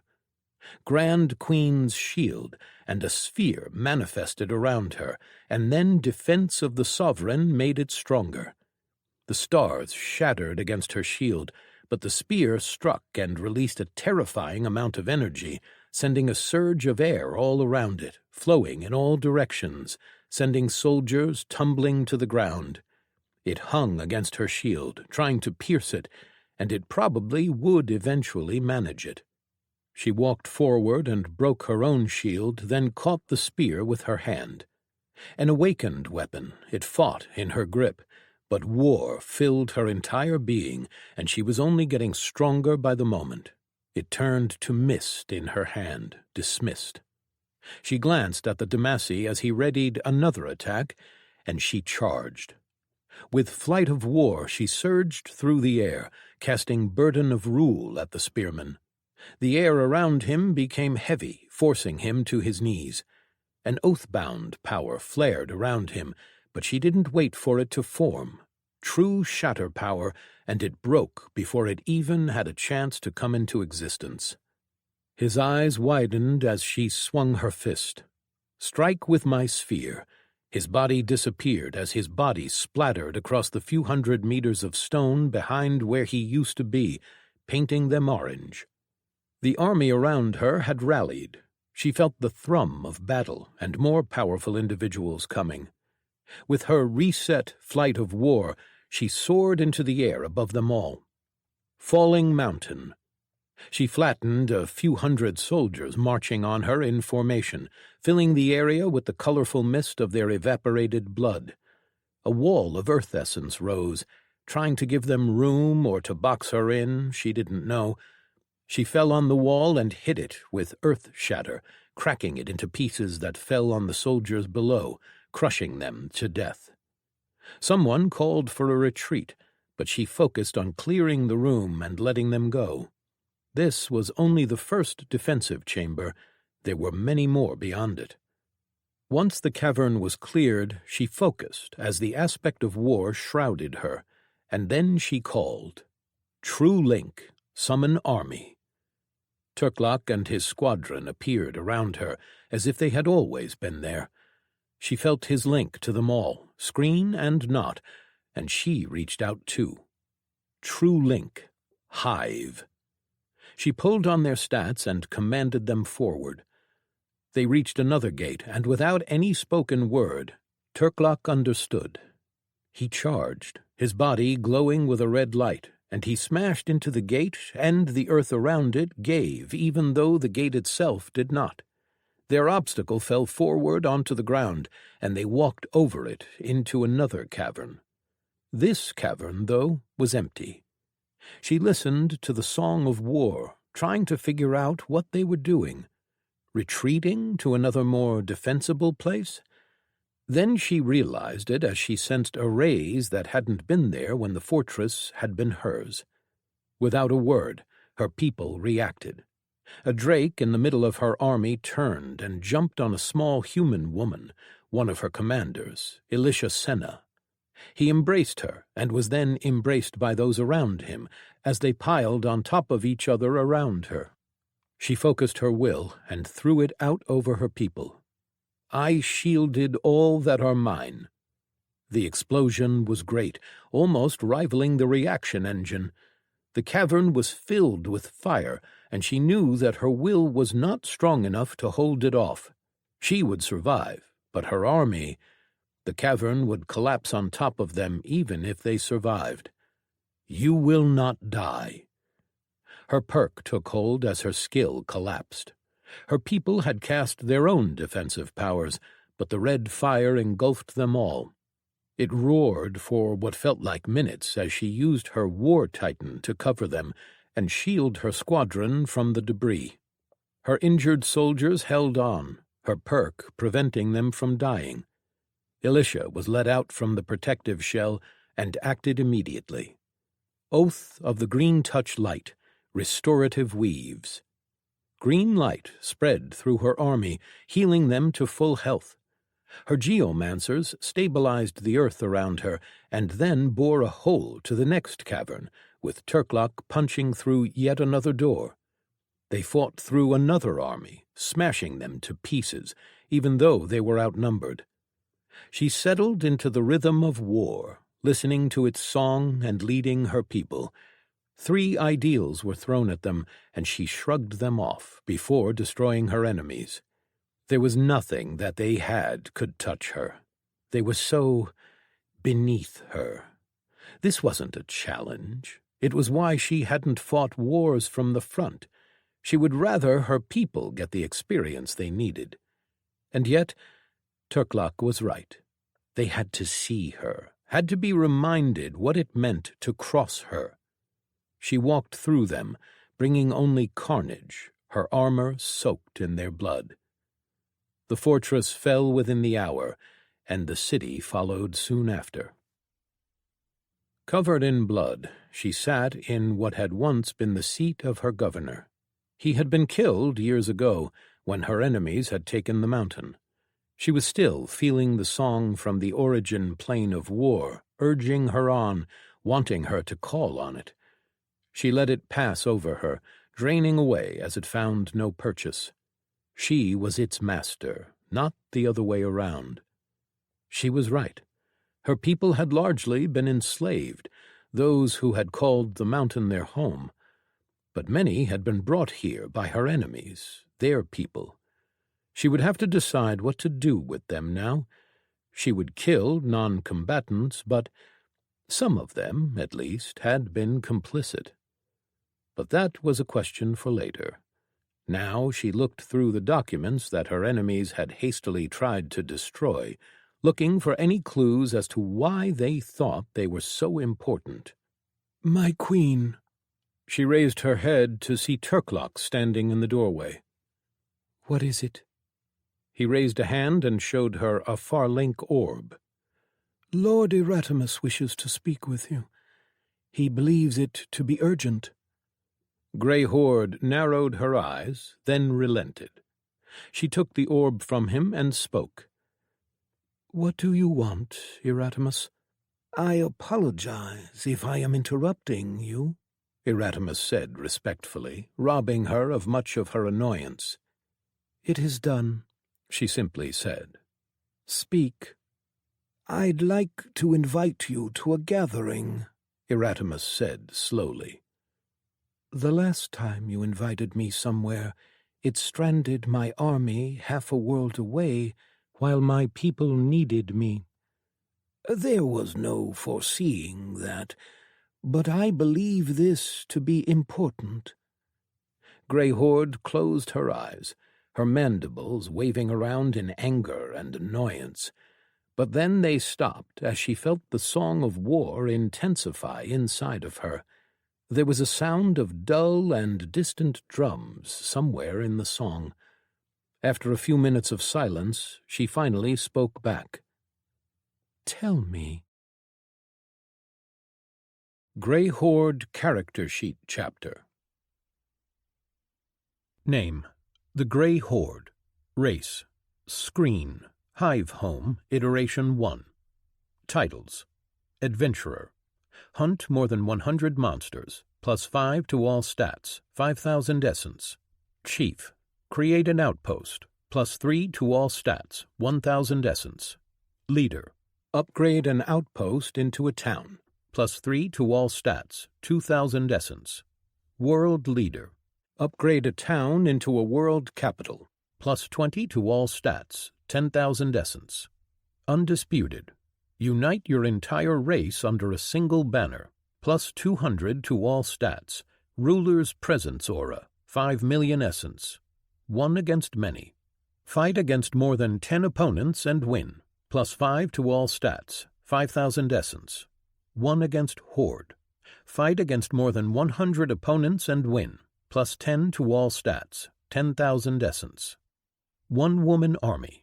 Fight against more than 1,000 opponents and win, +40 to all stats, Indomitable, 500,000 essence. Enlightened. First in the world to evolve a skill to Tier 6, +10% to all stats, 100,000 essence. True Understanding 6. Evolve a skill to Tier 6, +20 to all stats, 20,000 greater essence, per Tier 6 skill. Ruler. Become the sole ruler of a territory, +5 to all stats. Small mansion unlocked, Territory upgrade. 5,000 Greater Essence. Class Evolution 9. Evolve your class for the 9th time, plus 500 to all stats, 900,000 Greater Essence. True Link, Screen Horde. Attain a true link with a type of being, plus 100 to all stats, 100,000 Greater Essence. Beyond Understanding 4. Focus and specialize your understanding of a Tier 6 skill, plus 250 to all stats, 100,000 Greater Essence per focused skill. Skill Lord.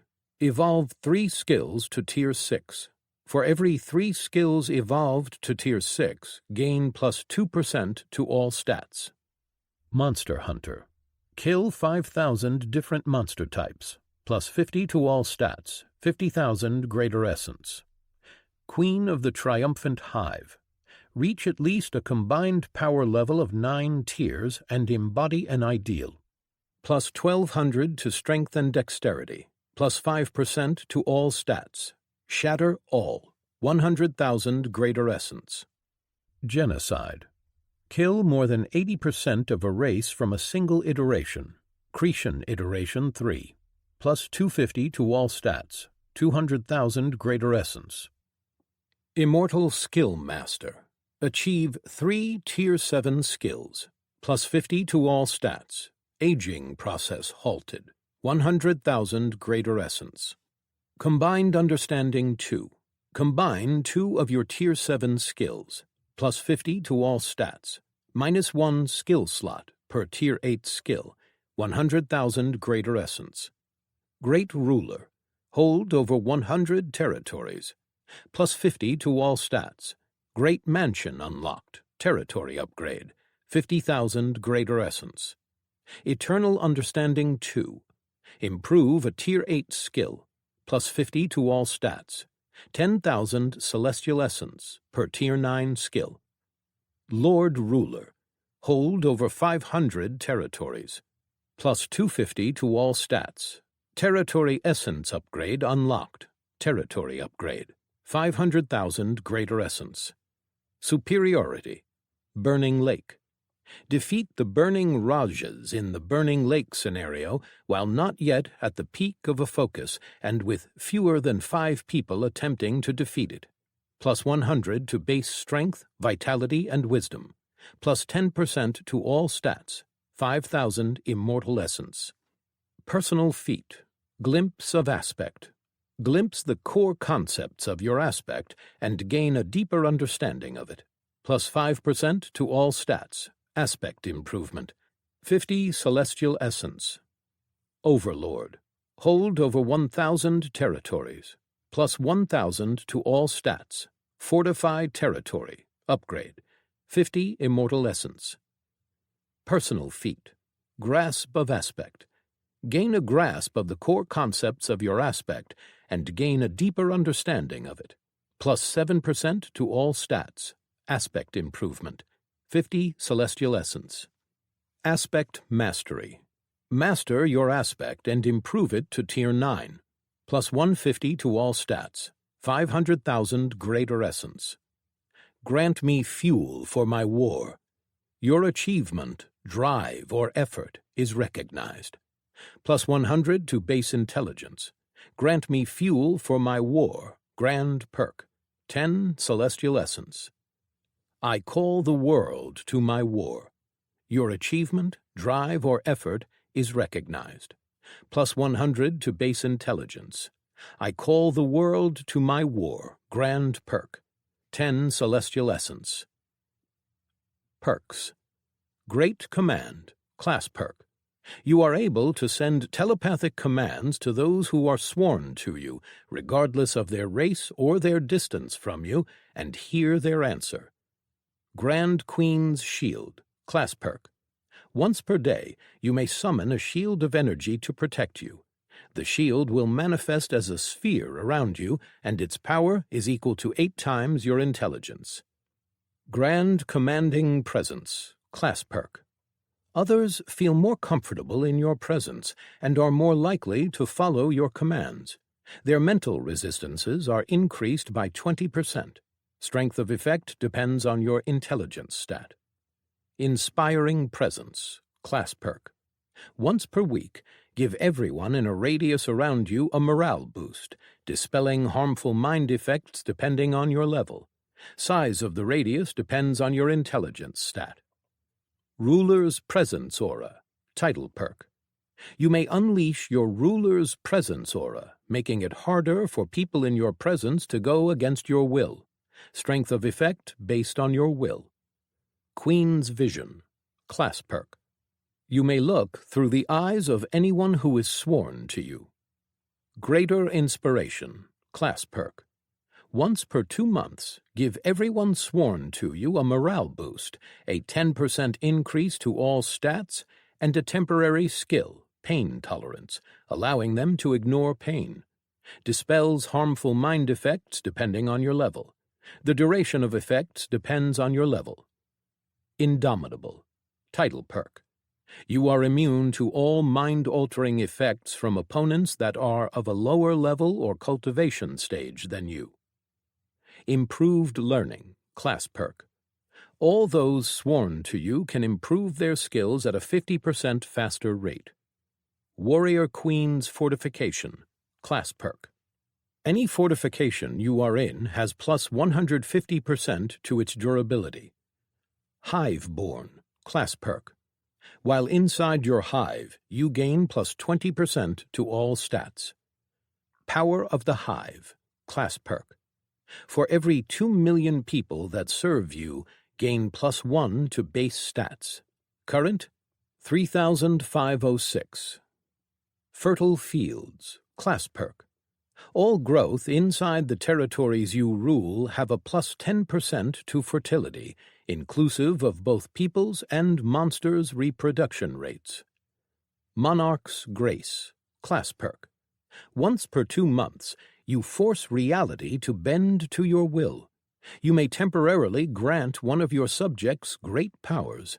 Their highest way of power will temporarily be advanced to 2 tiers above their current one. They will gain perks, powers, and stats equal to that of the most direct evolution of their current tier. It cannot give power beyond Tier 9. Duration of the effect depends on your level. Great Monarch's Strike, class perk. 5 times per day, strike with great power. You strike with the power of 500% of your stats. Monarch's Endurance, class perk. Once per day, increase your endurance by 500%. Duration depends on your level. Monarch's Sense, class perk. Once per month, you may sense your entire domain. You will know everything that occurs inside the lands that are under your control. Battleborn, class perk. While in combat, gain plus 20% to all stats. Battle Presence, class perk. Once per day, give everyone in a radius around you, including yourself, an 80% boost to all stats for 1 hour. Size of the radius depends on your level. Battle Trance, class perk. While in combat, all your senses are sharpened, and you gain a plus 50% resistance to all mind-altering effects. Greater Life of the Hive, class perk. Everyone in your service has their life expectancy extended by 80 years. Unstoppable Monarch, class perk. Once per day, increase your base stats by 100%. War Titan, class perk. Once per month, quadruple your physical size and gain plus 50% to all stats. In this form, you are immune to stat sickness and impairment and have perfect control over your body. Great Weapons of War, class perk. Once per 2 months, increase the quality of your army's weapons. All weapons that your army wields improve in quality, gaining plus 150% to durability. All weapons gain repair. Can be used on max 100,000 soldiers. True Link, Hive, class perk. Allows you to link with the members of your hive that are near you and enter a linked state. While in the linked state, you gain an awareness of all the linked screen in your hive, and you may drain 5% from their stats and add them to your own. Allows for the activation of True Link perks. Can only be linked to 500 screen at a time. Depth of awareness and the amount of screen in the link depends on your level. Shattering Strikes, skill perk. All strikes with your fists hold a fraction of your My Fists to shatter the mountains and send out a kinetic force beyond your fists. Gain plus 10% to strength. Strength of effect depends on your strength stat. Improved Hiveborn, immortality, class perk. Your hive protects you. You no longer age. The center of your hive has a spawning point. If you die, your soul will be sent back to your spawning point, and your body will be recreated. Rebirth will make you lose 10 levels, plus 5 more for every time you have died. If you have no more levels, your soul will linger on in the ethereal plane. Shatter All, title perk. Once per month, you may unleash a massive kinetic force all around you with power equal to 300 times your strength, shattering everything in your way. 25% of this damage is dealt through any phasing powers. 10% of the damage will resonate through the ethereal realm and will deal soul damage. Greater Battle Knowledge, class perk. While in combat, you gain a knowledge of the flow of battle around you, letting you anticipate your opponent's attacks 0.2 seconds in advance. True Link, Summon Army, class perk. Once per week, you may summon the closest screen battalion of your army to your location. You Will Not Die, class perk. Once every 3 months, issue a command that prevents the soldiers under your command from dying for 5 minutes. If their wounds haven't been healed before the time runs out, they will die after the time runs out. Can be used on max 5,000 soldiers. Telepathic Sense, skill perk. You are able to sense any intelligent mind in your presence. Works through minor stealth. Gain plus 15% to intelligence. Mental Defense, skill perk. Your mental defense is further strengthened by your willpower. Minor confusion attacks are ineffective against you. Gain plus 10% to intelligence. True Link, Borrowed Power, class perk. Once per day, you may use a perk available to any screen under your command. War Sovereign's Restoration, class perk. Gain plus 30% to dexterity, vitality, and intelligence. War Sovereign's Swiftness, class perk. All ability cooldowns are decreased by 50%. Gain plus 30% to dexterity. Aspect of War, unique perk. You are in tune with the aspect of war. In truly focused moments, you can draw from the aspect of war's origin plane and increase the effectiveness of all your related powers. Effectiveness depends on your understanding of war. Grant me fuel for my war, unique perk. Once per war, summon supply logistics points at key locations along your faction's supply chain, stocked with all material and resources required to support 6 months of total war. Cooldown is 6 months plus the total duration of the war in which the perk is used. Group Resistance, skill perk. Your mental defense is further increased based on the willpower of any allies in your presence. Gain plus 15% to intelligence. Through Air Resistance, skill perk. Your My Dive, unhampered, reduces the effects of air resistance on your body based on your will. Gain plus 15% to dexterity. Earth Shatter, skill perk. Once per week, you may hit any Earth-related essence and deal 200% more damage to it. Gain plus 10% to strength and dexterity. Monarch's Will, skill perk. Once per week, you may lend your willpower to anyone in your presence. Gain plus 20% to intelligence and wisdom. Grand Titanic Force, class perk. Your blows deal damage equal to your striking stats, plus 80% of your combined endurance and vitality. Today we war, class perk. Once every 5 years, you may force an army to attack you. Defense of the Sovereign, class perk. 5 times a day, you may increase your durability by 15 times of your endurance for 5 seconds. War Mode, class perk. Enter a state of absolute war, gaining plus 25% to physical stats and increasing all of your attack's damage by 5 times. Lasts for 1 hour. Falling Mountain, skill perk. Once per week, summon a powerful attack from above. Deal kinetic damage based on your strength and willpower. Gain plus 20% to strength and dexterity. I call the world to my war, unique perk. Call upon every being in the world who knows your name to join a war under your command. All who look favorably upon you will be pressed into temporary service to you and will be considered part of your army. Cooldown depends on the amount of people called and the result of war. True Link, Love of the Hive, class perk. Your defensive power is equal to the endurance of every one of your screen subjects in your presence. Range, 5 kilometers. Tide of Battle, class perk. Every time you use an ability to kill someone within 3 tiers of power of you, reset the cooldown of one of your class perks. Class: Relentless Herald of War, Sovereign of all battlefields. Eternal. Level: 540. Combat ability: Burden of Rule. Movement ability: Flight of War. Support ability: Path to Victory.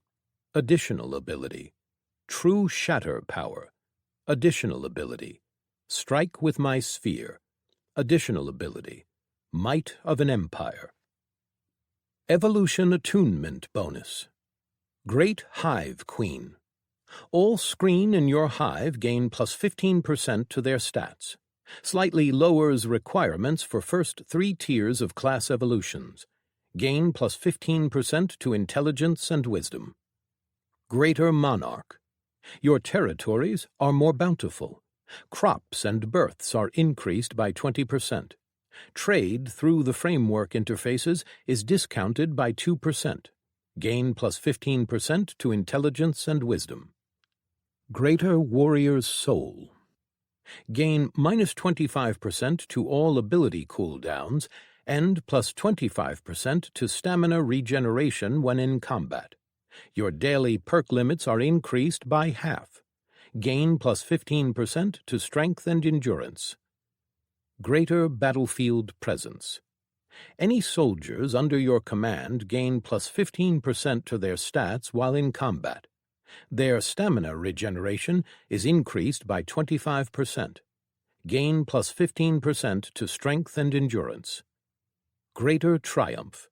Winning a war gives you a permanent plus 1% to all stats. All those under your command when you attain victory gain a permanent plus 0.5% to all stats. Gain plus 15% to strength and endurance. The Walking War. Gain plus 25% to all stats when fighting a war. Everyone fighting in armies under your control gains plus 15% to all their stats while in a war. Gain plus 20% to strength and endurance. Goddess of War. You thrive in combat and war. All abilities are 100% more effective. When on the field of battle, you gain the Living Combat, which grants you increased skill and knowledge about all forms of fighting, strategy, and tactics, and allows you to sense death.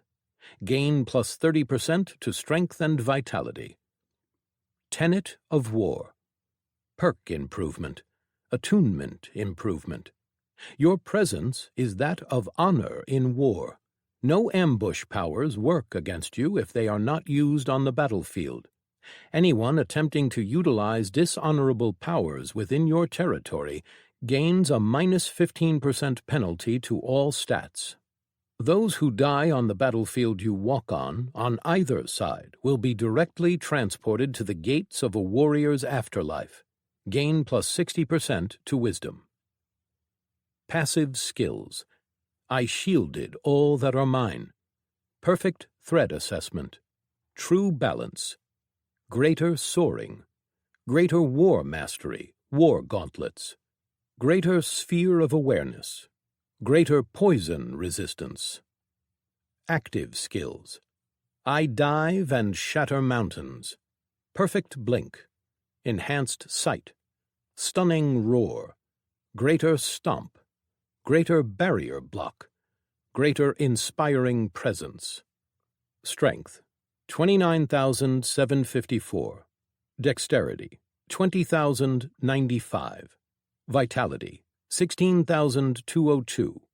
Endurance, 22,288. Intelligence, 24,323. Wisdom, 21,179. Warpath, awakened gauntlets. Consecutive strikes. Each next strike with your gauntlets deals 1% more damage to a maximum of 50%.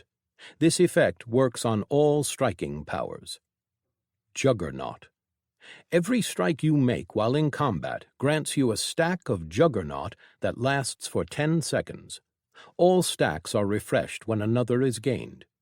Every 5 stacks give you plus 10 to base strength, dexterity, endurance, and vitality. Every 10 stacks, you gain plus 1% to physical damage resistance. 200 maximum stacks possible. Gaining over that will refresh the stack. Kinetic barrier. Every strike you make while in combat grants you a stack of kinetic barrier that lasts for 10 seconds. All stacks are refreshed when another is gained. Every 5 stacks give you plus 10 to base intelligence and wisdom. Every 10 stacks you gain plus 1% to special damage resistance. 200 maximum stacks possible. Gaining over that will refresh the stack. Blood of my enemies. The essences of blood and death seeps into the gauntlets with every kill. When worn, they release a killing intent in the direction of the wearer's gaze that is the sum of all those they had killed. Yield of war. When in war, killing enemies grants 20% more essence. War gear. Completely envelops you in a suit of armor. Durability of the armor equals 50 times your endurance. The armor has no increased resistance for any essence and is considered metal essence for the purposes of incoming damage calculations. Soul quake. Once per hour, your next physical attack deals damage directly to the soul. Blood of war. Every kill in combat fuels Warpath and grants you increased health regeneration. Warpath. Upon fully fueling, you may unleash your full power. Every 10 seconds until depleted, you can reset the cooldown of all of your abilities. Chapter 78. War Council. Tali followed a Dragonheart sect escort through the corridors of Fostora Peak, with Ryun walking beside her. "So," he started, "any idea why we're being called this time?" Tali shook her head, then whispered, "Not at all, unless you did something again." Ryun turned his eyes to the ceiling in thought. "I don't think I did," he said, "but I could be wrong." "You can't possibly not remember doing something that would warrant us being summoned by the sect head," she said, looking at him askance. "Oh, I know everything that I did, of course," he nodded. "I just don't know if normal people would consider any of those things something out of the ordinary." "I hate you," she hissed at him. They walked in silence for a few minutes before he broke it by humming softly. "Maybe this is about the training room." Ryun scratched at his beard. Tali turned her head to look at him, slowly. "What training room?" "I asked for a room to train in, and I insisted that they give me the one that had the most powerful defenses on it. I mean, they said that it was their strongest one, but I think they lied." "What did you do?" Tali asked, trying not to sound exasperated, and failing magnificently. I broke it. I think I broke it. The attendant was crying when I left." "Yeah, of course he did," Tali added, her tone dull. He was saying something about a cascading failure, but I didn't really get what he was trying to say. "What were you doing in there?" "Practicing my techniques and getting familiar with my aspect, of course," Ryun said. "I think I got the hang of it now." "Yeah, figure out a completely new aspect in a few months. No big deal." Ugh, I despise you." "No, you don't." They were escorted into a medium-sized room with a large table in the middle that was filled with colorful sand. There were a few people already inside, Hytor Fostora and his brother Vitor, alongside a drake with dark metal scales that she had seen around the two before. Icarus, she believed his name to be. Erasmus and Sigmund were the last two people inside. "Ah," Hytor greeted them with a smile. "Thank you for coming." "Of course, sect head. We are but your humble guests," Tali said, and inclined her head. "We are, however, confused as to why we were summoned. We were in the middle of preparations for our departure." "Yes, I apologize for that. I had only recently been made aware of certain things." He glanced at Erasmus. Tali and Ryun both tilted their heads in the exact same manner. Once she realized, she quickly straightened her head, but Hytor already continued. "We are just about to start our war strategy meeting. I believe that you should attend." Tali frowned at that. "Why?" She was truly confused. They might be members of the sect council, and the Twilight Melody sect had some influence, but there was no reason for them to be included in the planning itself. They didn't have anything to really offer. "We have no great army," Tali continued. "nor do we have any great commanders or masters of war. Power itself does not make for a great strategist." Besides, that wasn't how sects fought. They had no united armies. They didn't even have career soldiers. They had warriors. They fought with smaller armies and groups with powerful individuals that acted independently of each other. They might have a unified strategy, but they had no tactics. It would be pointless. They weren't classers.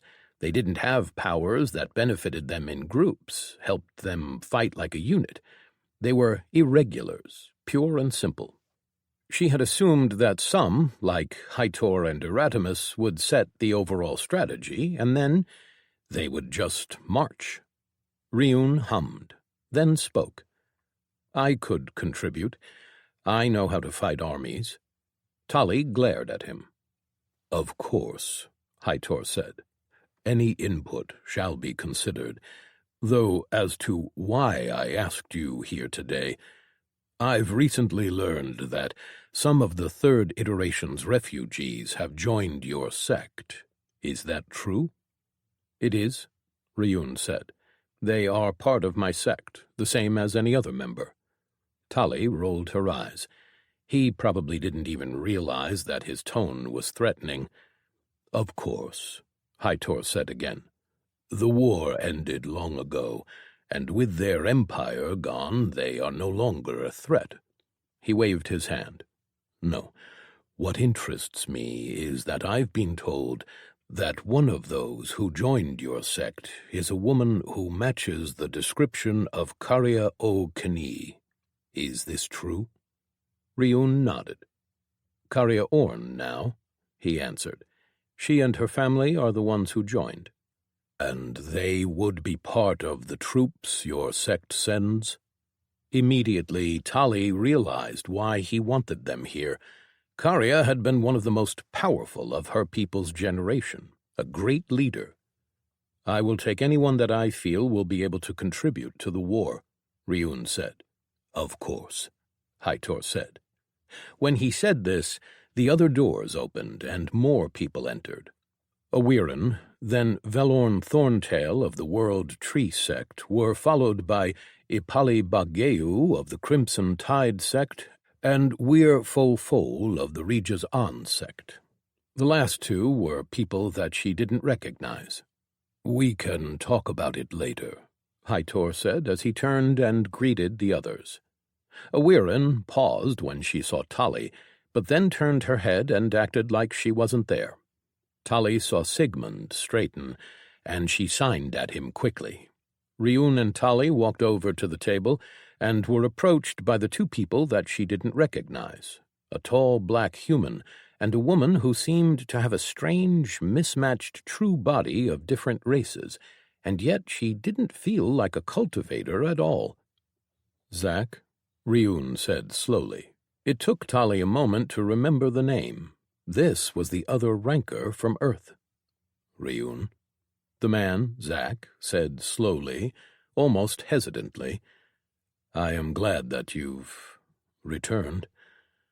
"As am I," Ryun said. "I need to thank you. Without you, we wouldn't have been able to defeat Hastur." Zack waved his hand. "There is no need for gratitude. It was what we were there to do.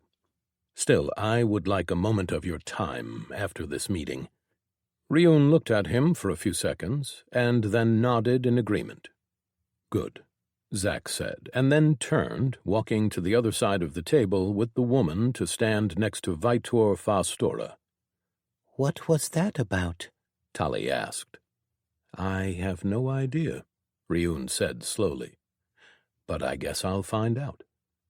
But then her attention was turned away as Hightor started to speak. "Thank you for coming, everyone. This meeting is to set our broad strategy for our attack on the core.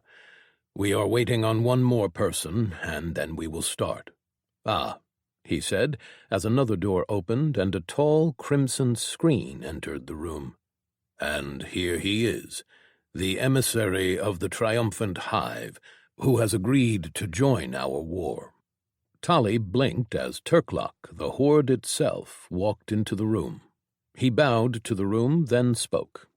"I greet you in the name of the triumphant hive," he said. "My queen apologizes for not being able to attend. Matters in our lands still require her presence." Tali was impressed that they had managed to bring the Grey Horde, or at least her voice, to the table. "No problem," Hightor said, and then looked around the room. With a tap of his fingers on the solid part of the sand table, he changed it. In a few seconds, the colorful sand arranged itself into a map of the settled territories. "Now we may begin. Erasmus, if you will." He gestured at the undead Drake vessel. "The Taken and the Dome monsters have taken a large swath of territories in the core." A large part of the inner core turned red. "They are not actually occupying all of it, though they do have monster patrols going through territories, as well as larger groups that are, I believe, harvesting resources." "How do you know this?" Awiren asked. "I was led to believe that getting any information out of those lands is extremely difficult." "It is," Erasmus nodded. "I've been using undead rodents and birds to observe them. I still can't enter their cities, though, or any place that has a high concentration of their kind. I suspect that some of the Dome monsters can detect the undead, or at least anything that doesn't belong to them, and they purge it all." "Tell us what you know," Hightor said. "There are 2 large concentrations of them, with several smaller ones scattered over a vast territory. The biggest are in the Tournament City, which has been turned into a fortress filled with monsters. I've not been able to get close, but most of the monsters come from there, and they always return there. I believe that they've been growing more monsters in there, and I have seen several general-type monsters around the area. There are no Taken there, Most of them hold the cities that they had conquered, though the largest concentration of them is here." He pointed south at the city of Emeros. "I've not been able to get inside, but I've observed people being transported out. Most of the population has been colored and are put to work in various areas, mostly for gathering resources. The slaves are operating out of here, 3 territories away from Emeros." He pointed at another city, one that Tali wasn't familiar with. "The city of Helsa," Erasmus said. "There are taken there, as well as some who are working for them of their own free will." Everyone around the table grimaced at that. "Right," Hytor said. "Our primary targets are Emeros and the Tournament City. We should attempt to execute both attacks as fast and as closely timed as possible to prevent them from reinforcing any of their positions. But prior to that," he turned to look at Ipali Bageu and Weir Fofol, "I was hoping that you would agree to take your troops and strike at another of their cities here." Hytor pointed at the southernmost point of the taken territory. "It is one of their staging points where they usually gather forces. It also supplies their raids into the core. We've already gotten the support of Dracael Brownscale. Her fleet can escort yours upriver to within striking distance of the city. We might not have much information about their closed cities, but they don't have any information about us and our movements. Neither the Taken nor the monsters can hide from us. If you strike them there, before us, you might draw a lot of their forces in that direction, letting us strike their most important holdings more easily." The 2 sect heads exchanged looks and then nodded. "Turkluk," Hytor started, but the screen interrupted him. "We will strike at the Tournament City," the screen said. "The Taken have pushed too close to our lands. My queen does not wish to see them reach our borders." Hytor nodded. "The rest of us will then hit Emeros. Warden Zachariah," he said, turning to Zach, "you know the city. It would be useful if you could come with us. Or if you could reach out to the rest of the wardens, I am sure that they would want their citadel back." Zach didn't answer. Instead, it was the woman next to him, who Tali assumed was Nehamasa. She remembered the name from the Dome Leader kill notification and what she had overheard Erdania and Celia say. "The wardens are fractured," Nehamasa said. "but perhaps we can see about gathering some of them."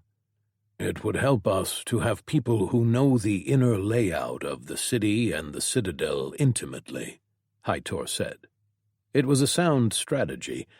Things would change, of course, as they always did in war, but it was a good first step. "What about the slaves?" This time it was Zach who spoke. Everyone turned to look at him. "We will attempt to free them," Hytor said slowly. "But if they were enslaved by the Taken, it will depend on the manner in which their collars were made. Usually, only those attuned to the collars can remove them without killing them."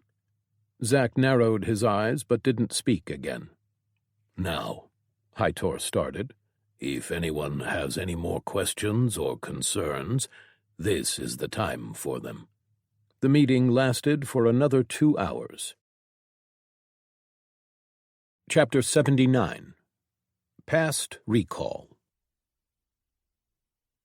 Zach sat in the lavish room, Neha at his side. Across from him sat Riun Nacht, the man whose name Zach had taken such pain to preserve alongside Neha's, carving them into the mountains, into the stone. There had been a lot there, the ramblings of a dwindling mind. There were many things he still didn't understand, and others he lacked context for. But now he had an opportunity to learn more. "You don't remember anything before Hastur captured us?" Riun asked slowly. The woman sitting next to Ryun, Erdania, nudged him. "We told you about this," she said. She and the rest knew, though not everything. He hadn't been in any real shape to communicate back then. Ryun had been dead, and so Zack understood him wanting to learn. For a moment he wondered why she was here. But then again, Zack had brought Neha, mostly because he still needed her to keep him anchored. Just because he had rectified his issues did not mean that it had all been fixed overnight. He still spaced out and became obsessed over various aspects. Even now he was having trouble not turning all of his attention on Ryun, or rather the power inside of him. He couldn't feel it, not exactly. It was his skill. I focused and saw all flaws. It didn't just show him the flaws in the world around him. It also let him glimpse things beyond what was ordinarily apparent. Why or how he didn't quite understand yet. Perhaps all of existence had some innate flaws to it that he could detect, or perhaps he was mad and imagining things. Regardless, he pulled his mind away from those thoughts with an effort. The silence had stretched almost uncomfortably, and so Zack spoke. "No, not in the manner you are thinking," Zack said, and then, because he didn't want any misunderstandings, he explained to him what had happened to him. He didn't go into detail, of course. He just told them that he had seen through Hastur's illusion and that the Dome Leader had wanted to torture him with eternity for it. Zack didn't actually remember that, but he had read it in the stone. He told them of all the time he had spent alone and how he had lost himself. "Well," Erdania started, "I am grateful you've managed to overcome that. You saved all of our lives." Ryun, on the other hand, had a different look on his face. "So much time," he said, almost wistfully.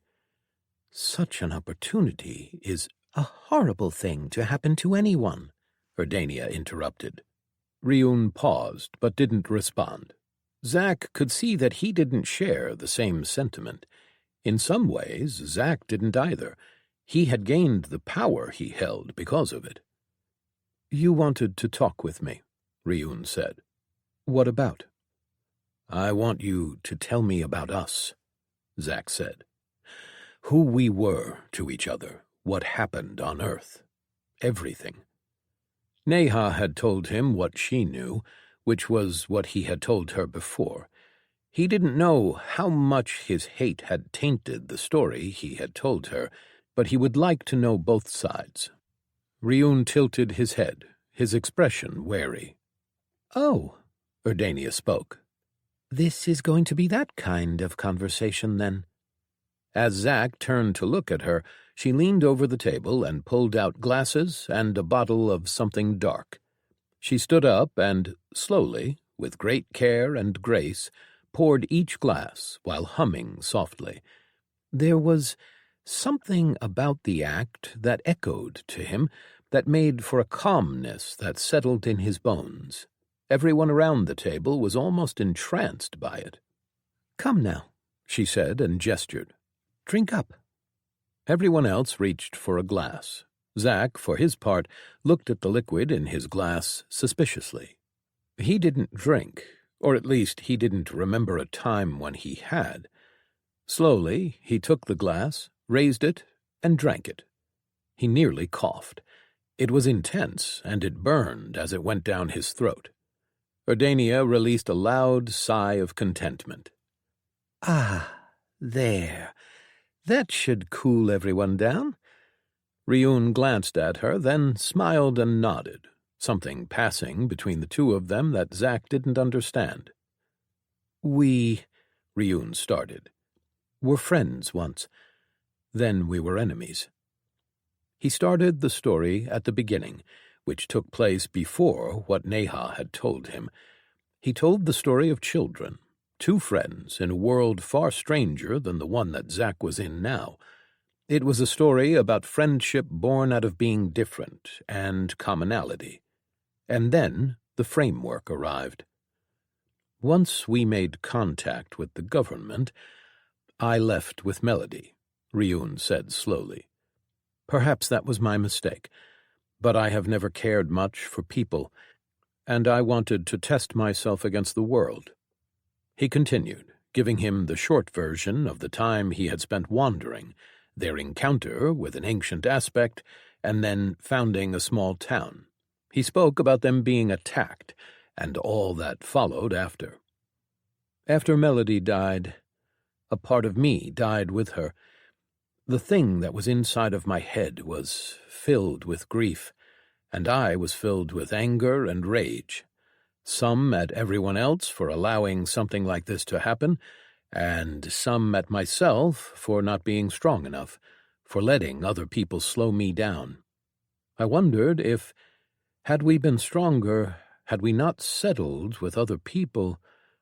He shook his head. That is the point where our paths diverged.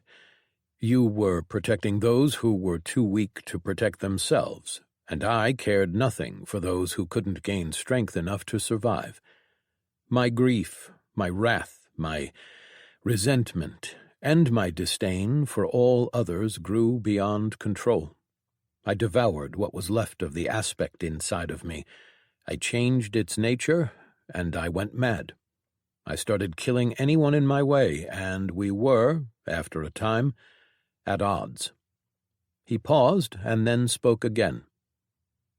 I killed your wife and child, though I did not know it at the time.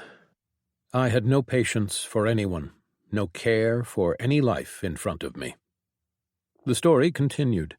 He was hunted across the world. He made a deal with the deal-maker. The people waged a war against him. He ended the world. Then the story came to its end, as they were transported to the infinite realm, the only two humans left alive. Silence stretched, and Zack studied Ryun. There was no apology. There was no attempt to make excuses, and of course there shouldn't be. For what he had done, there could be no excuse. Life was precious, and he had taken it in droves. You know, Ryun started after a while, you could get your memories back. It is within the deal-maker's power. I know, Zack answered. You don't want them? Ryun tilted his head. Zack wondered how to explain it. Do you remember your early childhood? Zack asked. Ryun frowned. No. He paused. Well, some things. A few impressions, emotions, scenes without context. That is what my early life is like for me. The things that you have told me now are like that. Emotion, impressions, flashes without context. Why don't you pay a price to restore your own early memories? He scratched at his chin and then gave Zack an answer. They are inconsequential memories. It isn't the same. Not for you, it isn't. But on the scale of my life, it is the same, Zack said slowly. He stood up, then inclined his head. Thank you for telling me your side. It has confirmed things for me. I am who I have always been. I seek to protect, and though I have stumbled and have made mistakes, I always strived to protect others. The only thing that has changed is that I have more power now. He turned around and walked to the exit. There he paused for a moment. I see how we came to be at odds, Ryun. You are callous with lives. You look down on those who are not strong. Yet you fought Hastur, and for that I think there might be some hope for you.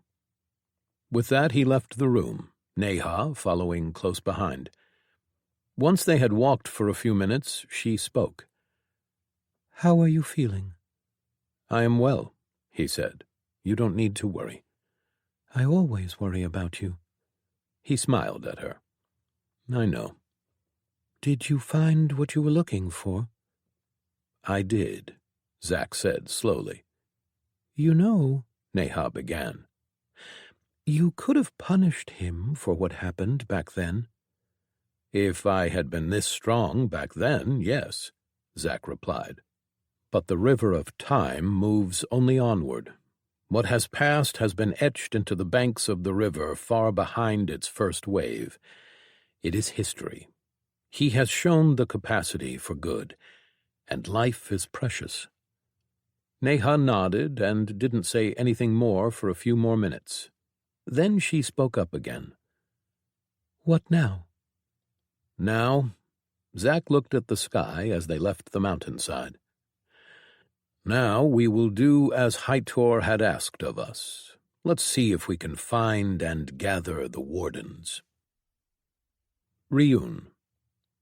As soon as Zack left the room, it was as if the air suddenly became lighter. Ryun let himself relax.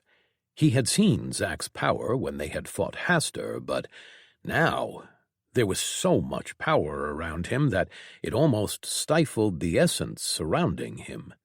There was something strange that he could see with his sight, too, an essence that almost seemed to be anchored on him. "You all right?" Erdania asked him. "Thank you for being here," he told her. "When you told me that he had no memory, I wondered what I would face here, but this is good." "Good how?" she asked. "He is the same," Ryun said with a sad smile. "He had only lost the naivety of youth, the naivety of trying to be a hero, to save the entire world." "And he is much stronger," Erdania said. "Yes." Ryun's smile widened, a deep void opening inside of him. It was an old sensation, one that he had nearly forgotten. "You know," he started slowly, "when I came to this world and encountered people stronger than me, I was never really in awe of them. You, were all so much older, you see. You'd had the time to get your power, and I knew that I would grow and reach to eclipse them eventually. It was never a question of if, but when, for me. And now, he is strong. He is someone who was born at the same time as me, and he is someone worthy. I needed this, to push me more, to push me harder. I need to get stronger." "Just like that?" Erdania smiled at him. "Yes," Ryun said. Inside, he was glad. He had advanced, but there was more to power than just advancement. He wanted to stand at the peak, to grasp all the power that he possibly could. To most, his advancement would seem too fast, but those were their scales and their ideas about what growth should look like. He had never accepted that as his own truth. His path was his own, and he would grow beyond who had once been friend, beyond everyone. Chapter 80. Wardens. Zack sat on the prow of their airship as they left the Dragonheart sect. They had accomplished all that they had set out to do here, and now they were needed elsewhere. Haitor Fastora had asked both Zack and Neha to join in their war, and they had agreed. The Taken and the Dome monsters had to be dealt with. They had been tasked with finding the Wardens and trying to have them join the fight, or at the very least, getting someone who knew the city of Emeros intimately. They were heading to a city near the coast, one where the Wardens had an outpost. Neither of them knew if it was still there, or of the situation in the kingdom that it had been in, but it was the closest one that they could check. Neha was currently teaching Hiro about survival, how to hide, how to be aware of his surroundings. They were going to try and give him a class that was tied to the shadows, at least for his first evolution. Zack still wanted to try and replicate his own class with him, and he suspected that the early evolutions didn't matter so much, only that they were focused on different things or aspects. Taking Shadow as one of his aspects wouldn't be the worst choice. Neha, after all, was very effective. Zack's thoughts were occupied by his own trials. He wanted to advance his understanding of other aspects. He needed to, in fact. He knew that his need to understand them would always be there, as was the influence of his class, but his obsessions were better managed when he took the reins and guided them. Better that he start learning more on his own, instead of his mind narrowing down on something random that he encountered.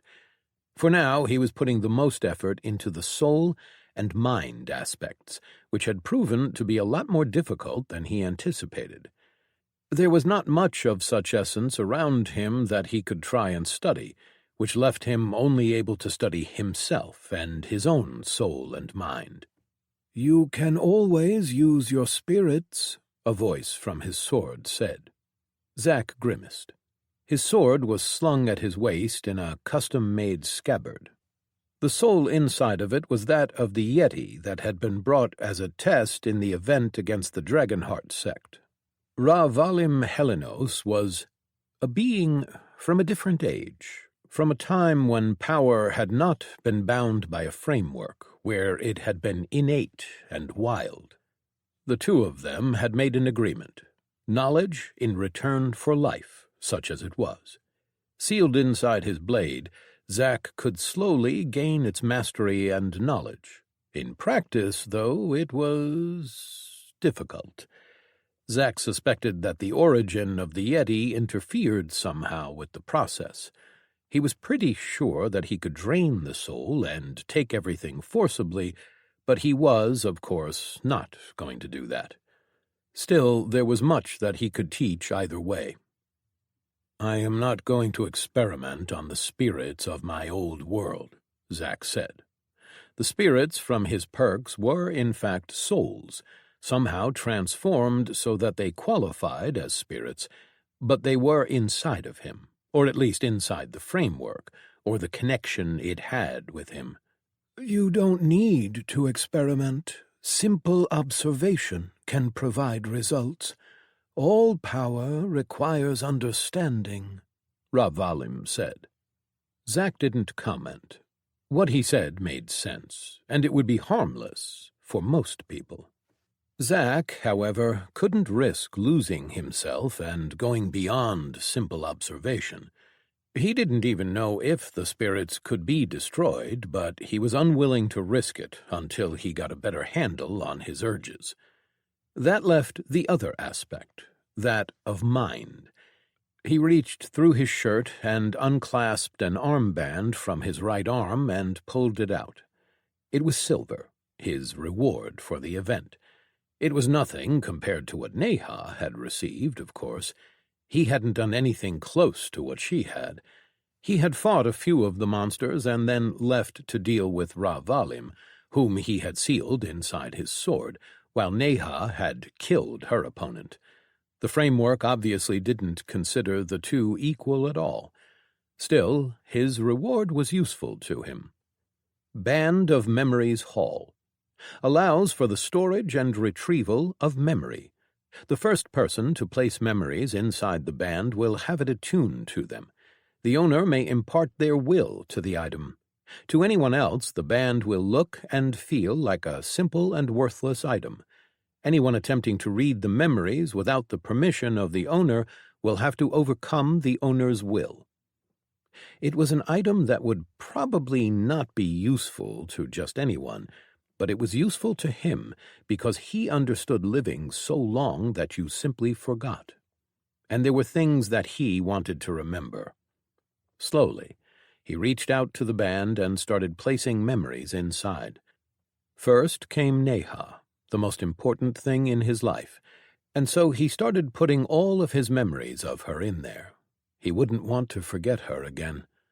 All the while, he focused his mind, his skills, and monitored his own mind and the process. He couldn't see the essence, but he could feel it in the world. His will could make the world bend, and so it could also let him feel. It wasn't precise, but he could tell that things were happening inside his own mind. What was happening outside of it, though? Perhaps it was drawing the essence out? Or perhaps it was copying it? Creating new mind essence that then duplicated his memories? It was fascinating, and there was much to learn. He lost himself in the process as he slowly put the memories of his life inside the small band.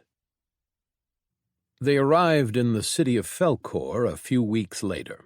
Neha and Zack headed out into the city as soon as they landed, leaving Hero to guard the ship.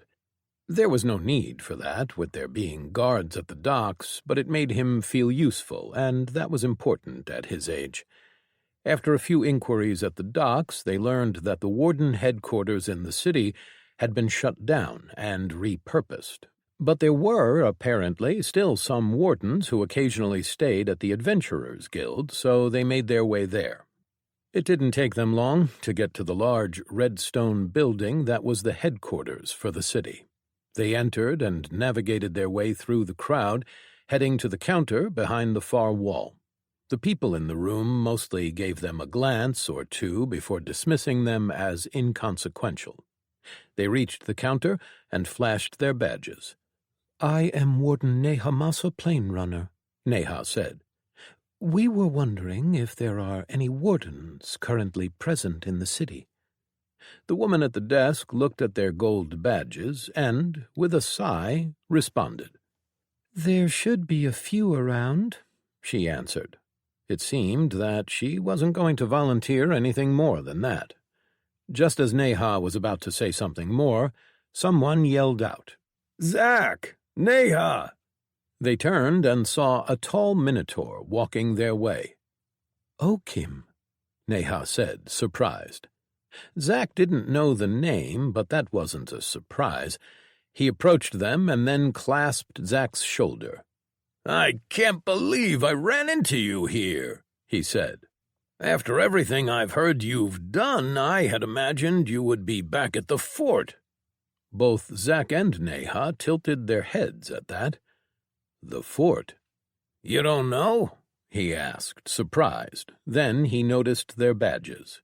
"Gold? You didn't... We need to fix this. Come with me." Confused, the two of them exchanged looks and then followed after the man. An hour later, they were sitting in a private berth in the Adventurers Guild common room, holding their new badges. They were made out of adamantine and granted them the highest ranks in the guild among both the wardens and the adventurers. The moment they had touched them, both of them had gotten a notification and a new title. Wardens. Great name. Zack wasn't sure how that was all tied into the badges and the faction, but he was interested in finding out. For now, though, he turned his attention back to the conversation. "Commander Bera sent out the word to all guild houses as soon as the notification for the Dome Leader kill arrived. We were all very much impressed," Oakham Rockhand said. Oakham, Neha informed him, had been the leader of the Warden's team that Zack had been a part of during the tournament.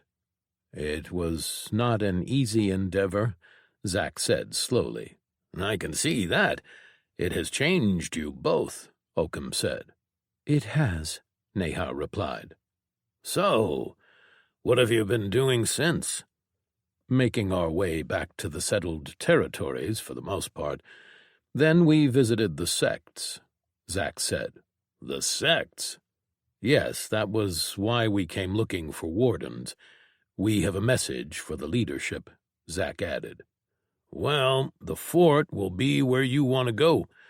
It is our home now, since the citadel fell." Oakham's expression darkened. "What happened? We only heard that the Taken took it over," Neha asked. "Aye," Oakham nodded. "They assaulted with overwhelming force, too much for us to fight off. We lost a lot of lives there, and many were taken during the siege." "How is the faction still standing? Our faction interface was there, wasn't it?" Neha asked. "Commander Bera is how," Oakham said grimly. "One of her perks, it seems like. She could switch the master interface for any other she had access to. I guess that there is some value to having an assistant-type class." Oakham looked around.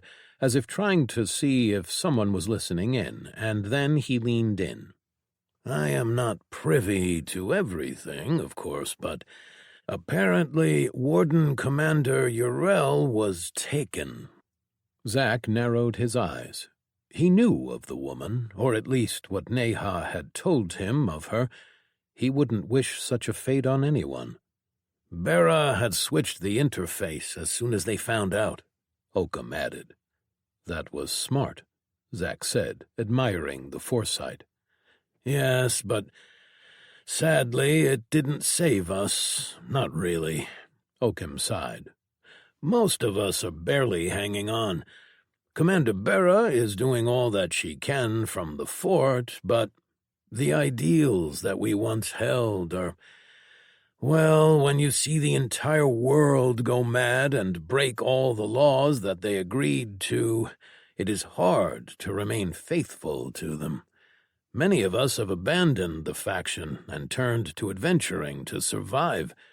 The few factions that still require our services are barely enough to cover our expenses.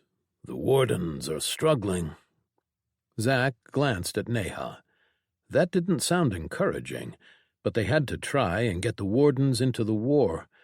Perhaps that would be something that could give them hope, getting their citadel back. This fort, Zack started.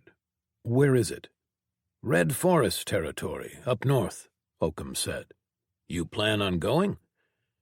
If Commander Bera is in charge, then that is where we need to go, Neha said. Well, Oakham started. I was just about to head back myself. You mind if I come along? Not at all, Zack said. It seemed like they had their next destination. Now all they had to do was convince a failing faction to go to war. Chapter 81. The Fort. Zack spent the trip putting in memories inside his band, trying to glimpse at the secrets of the mind essence. He knew that it could imitate all other essence, except that it wasn't able to have any influence on the real world. Its domain was inside the mind, the brain, or whatever it was that held the thoughts of living things. He was starting to think that it was in fact the soul, as he had learned from Oakham, when he answered his question on what he was doing, that some people in this world didn't even have brains, as they weren't made up of the same types of essence. Following that, it occurred to him that thoughts actually came from the soul. It did make sense, in a way. His spirits were just souls, after all. They didn't have real bodies, but they could still think. That would mean that he would have to try and figure out the connection between the two before he could make any real progress. He wasn't discouraged by this. On the contrary, it made him excited. He had a real avenue of research that could help him understand both soul and mind essence. It is interesting, Ravalim said. I have never delved very deeply into the mind, but I see a lot of it deals with change, at least from my perspective. Change. Zack remembered that Master of Change was one of Ravalim's titles. Yes, change. That was my domain. Life and death, winter and spring, all that encompassed change. You never said how you used power on your world. Ravalim didn't respond immediately. It was through study, through the understanding of the natural laws, and it was through the power of will. It didn't surprise Zack that what he was hearing made sense to him. All of reality was iterations built on iterations. That much was clear to him. This world was built on things that had existed before. My first domains were winter and spring, the time of birth and the time of slumber. It was so long ago that I scarcely remember. What could you do with your power? How did it work? You build an inner realm in your mind, and then you force the world around you to accept it. You give a piece of yourself to give your vision power, and your will makes it so. I don't know much about what happened when the framework arrived. I know that the way we used power changed, or was made easier. We did not get to see from the place where our souls were kept, but we spoke with those who came after. All that I know of the framework is from them. Were you in an afterlife? You can think of it like that, though it wasn't anything as fine as what you are probably imagining. We were disembodied souls, floating in an endless space. It was a blur, with only moments of clarity. Yet we were still unchanging, in a semi-stasis of some kind. Zack was interested in hearing more, wondering just how close his experience was to that of those souls. Times couldn't be compared, of course, and yet he would like to hear Ravalim's thoughts on it. Still, it was a hard topic to broach, at least for now, and so he changed topics. Do you know of anyone with the name Ra'azel Equinar? That name is familiar to me, yes. The question is, how do you know it? I believe that I encountered him in the past. I can't remember it. It happened so long ago, but he was important enough that I carved his name in my memory. Ra'azel Equinar, Yeti, untrustworthy, enemy. I know stories. I did not live at the same time he did, but some of those that arrived afterward spoke of him. He was hailed as the greatest of our kind, a runesmith who had bound an entire world. I can't tell you anything about his power, as he lived in the time of the framework, and I don't know how that changed things. What I know is that my people eventually turned against him because he wished to defy the dealmaker. I can't say that I agree with them, but then again my perspective was different. Your names, they begin similarly. Is that just a coincidence, or— Or is he my descendant? Ravalim asked with mirth in his voice. No, he is not. Ra is a title of distinction, something that only the greatest of my kind can boast. It is earned by advancing and improving the lives of all of our people through some act, or by giving your life to protect them, in which case the Ra is granted posthumously. Zack nodded. That made sense.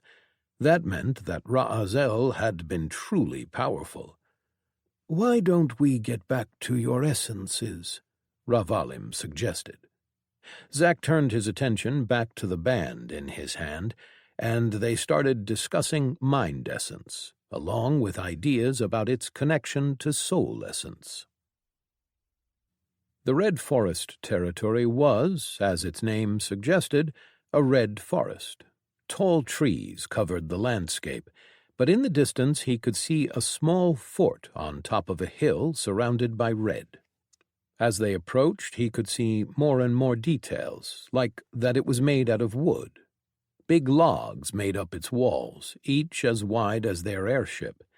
The tree trunks had to have been giant before they had been felled. Some stone could be seen near the foundation and inside the fort, making for what looked to be a small keep.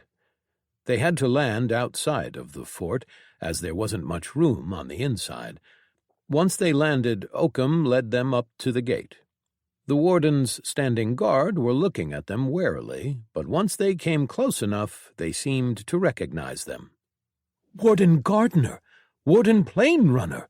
they exclaimed as they saw them, making Zack tilt his head. Oakham had warned them that they were something like celebrities among the other wardens. "You are back!" The excited guards stared at them with awestruck expressions, while Oakham cleared his throat. "Send up a runner," he said to one of them. They need to speak with the commander as soon as possible." They looked at him and then saluted. "Yes, Warden." As one of them ran ahead, Oakham gestured for them to follow him inside. The wardens inside stopped what they were doing.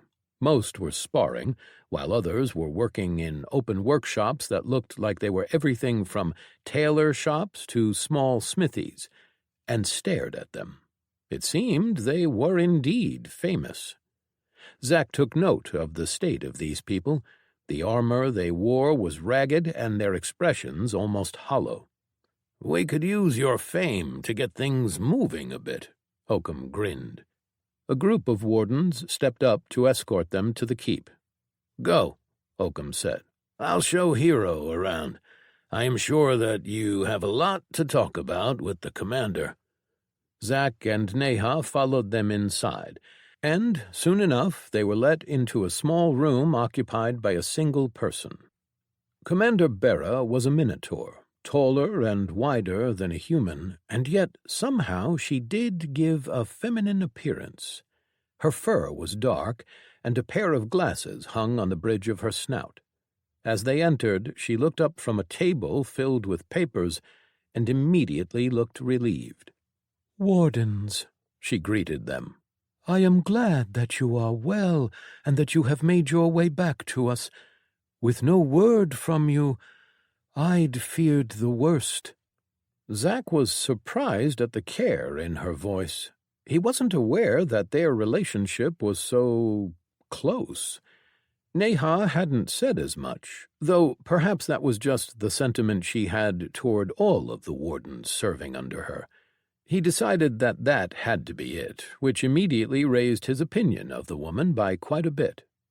"Commander," Zack said, and inclined his head. She pushed her glasses up her snout and froze for a moment, too fast for most to notice, but not too fast for Zack. She played it off by moving a piece of paper aside and gesturing for them to take a seat. "I see that you've both grown significantly stronger," she said, her tone changing slightly, her demeanor becoming a bit more hesitant. She could tell, somehow, that they were strong. Her glasses, or just a power? Neha answered her. "The fight against the Dome Leader pushed us, and we've been in a few more tough situations since." "I see. Well, we are glad to have you back. The wardens are, frankly, struggling. We've lost most of our strongest since the fall of the Citadel, since before that even, if I'm being honest." "Dead?" Zack asked. Bera shook her head quickly. No, they just moved on. Our faction no longer holds the same prestige and influence it once did. We can no longer support them in the way that we once had. They joined those who could offer them more. It gladdens me that the two of you have remained true." If he was being honest, it wasn't because they had thought about it too much. Zack wanted to protect people, and the wardens did that. That they were no longer able to do that was unfortunate. Perhaps they would have left if they'd had the time to think about it more seriously. "Tell me," Bera started, "what has happened since we spoke last?" Zack exchanged a look with Neha. They had already agreed on telling her everything, partly because she was the leader of their faction, and partly because they were about to ask her to go to war. It only seemed fair. Neha was the one who told the story, as Zack didn't remember parts of it. By the time she finished, Bera's expression turned softer. "I am sorry that happened to you," she told him. Zack shrugged. "It gave me power. Without it, we would have all died fighting Hastur." "There is often a price for such power. Would you be willing to record your screams for the records, unless you plan on leaving the faction?" she asked slowly. Neha had told him that the wardens recorded them for their members. It was supposed to be confidential, with only a few people having access. I will give it a bit more time before I decide. I know why I joined your faction, but I don't remember. I need to make up my own mind about it." Zack paused, then continued. "You can't read them?" She shook her head. "I have insight into how powerful you are, which is very powerful indeed. You are near the top of everyone who had ever been in my presence." She glanced at Neha. "And you aren't that far away either." "Well," Neha started slowly, "we are here, actually, to bring you a message." "A message?" "And a request," Zack added. "And who would this message and request be from?" Zack pulled out an envelope. It was beautiful, painted in red and black, with gold threads falling from the sides. The wax seal was of a three-pronged mountain peak. "A message from the sects," Zack said, noticing her look of confusion. It was obvious that she recognized the seal. Slowly she reached out and took the letter. Before she could open it, Zack spoke. "They ask that the Wardens join their war." She frowned. "A war?" She met her eyes with a frown. "A war on who?" "The Taken." Her expression froze, and her mouth opened. And then, slowly, she opened the letter and started reading. Chapter 82. Decision. Zack stepped to the right and evaded the large double-headed axe headed his way. Oakham pressed forward, swinging again. Zack raised his sword, the thrum of voices inside his head guiding him, and blocked, then turned and stabbed with his blade.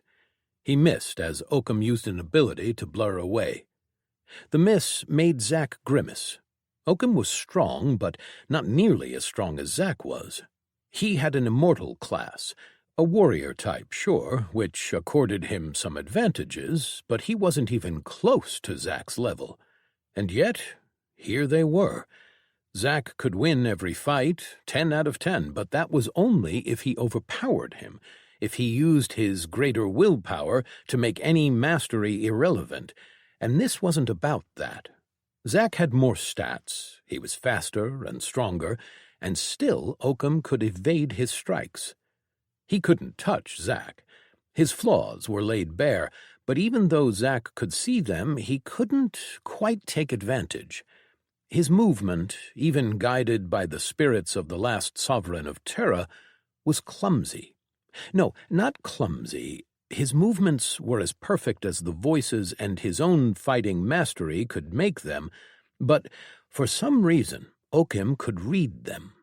Zack could see the flaw in Oakham's weapon, knew that he could shatter it with a well-placed strike, maybe even just a block. But he wanted more, to outclass, as he was supposed to, not merely overpower. Zack tried to remember a fight he had before, with a blade master that had been so far above his current opponent, and even Zack himself. Hyannis had been a true master, her flaws few, her mastery supreme, and he had won, not through mastery of his own, but overwhelming willpower. He had used it like a club to smash everything in his way. Perhaps that analogy was wrong, too. He had wielded his willpower like a mountain at the end of a stick and used it to crush his opponents. He could do that still. He felt his will just beneath the surface, a mountain waiting to be used again. He had recovered most of it by now, though something was lacking, and he knew that it would never return. He had been charged before, the dissonance between the reality he had lived for 5,000 years and the real world having filled him. He hadn't been able to tell what was real and what was not, and that made reality easier to control, to command. Now, after a lot of reflection and meditation, he believed that he had nearly tapped into the mind essence plane, perhaps even the soul essence plane back then. He was almost certain that was the reason why he was drawn to those two essences. Still, he wanted to improve in other ways, too. He needed to learn, as was one of his drives. As Oakham attacked again, Zack dashed back, putting more distance between them. He had no problem dodging or avoiding hits. After all, his perfect accelerated movement, my time, slower than theirs, let him move faster than his stats suggested with the skill perk. On its own, the skill let him experience time more slowly. The more willpower he put in it, the slower it passed. It was a strange sensation, but it allowed him more time to think, to analyze, to see. His hand was in his time blade form, though he wasn't using its abilities. He found that it let him become more in tune with time when it was active. It let him draw from the plane of time with greater ease. He refused to touch it now, of course. He was training with restraint, and he really shouldn't need that in order to win. "Perhaps," a voice from his sword spoke, "you might try to embrace change?" "What do you mean?" Zack answered inside his head. "It seems to me that you are too rigid, too predictable," Ravalim said. "What?" Zack frowned. "You are letting yourself be guided by the spirits in your head, but there are so many voices, all with differing opinions, such that the only thing they agree on is the basics. You are fighting fluidly, but you are not straying far from those basics. Your opponent understands that. He is simply reading you." "What would you suggest I change?" Zack asked. Ravalim told him, and Zack figured that he could try it. He closed his eyes, and, taking a deep breath, he let his perk seep into him before stepping forward. Oakham attacked first, trying to press him, using an ability to gain a burst of speed. Zack parried with his sword, then stabbed forward with his blade. Oakham blocked with the pauldron on his shoulder, knocking his blade up in the air. Zack could have pushed that. His strength was greater, but he didn't. Instead, he did as Ravalim suggested by letting change into his being. The spirits guiding him faded away, and only a single voice remained, Miyamoto Musashi. Zack, now using a single style of fighting, felt lighter on his feet as the mastery of the spirit filled him, mingling with his understanding of his body and power. He danced. He whirled and attacked, taking Oakham by surprise. He pulled his strikes, but he could see it in the Minotaur's eyes, the understanding, as Zack tapped him on the helmet and wrist with his sword and blade.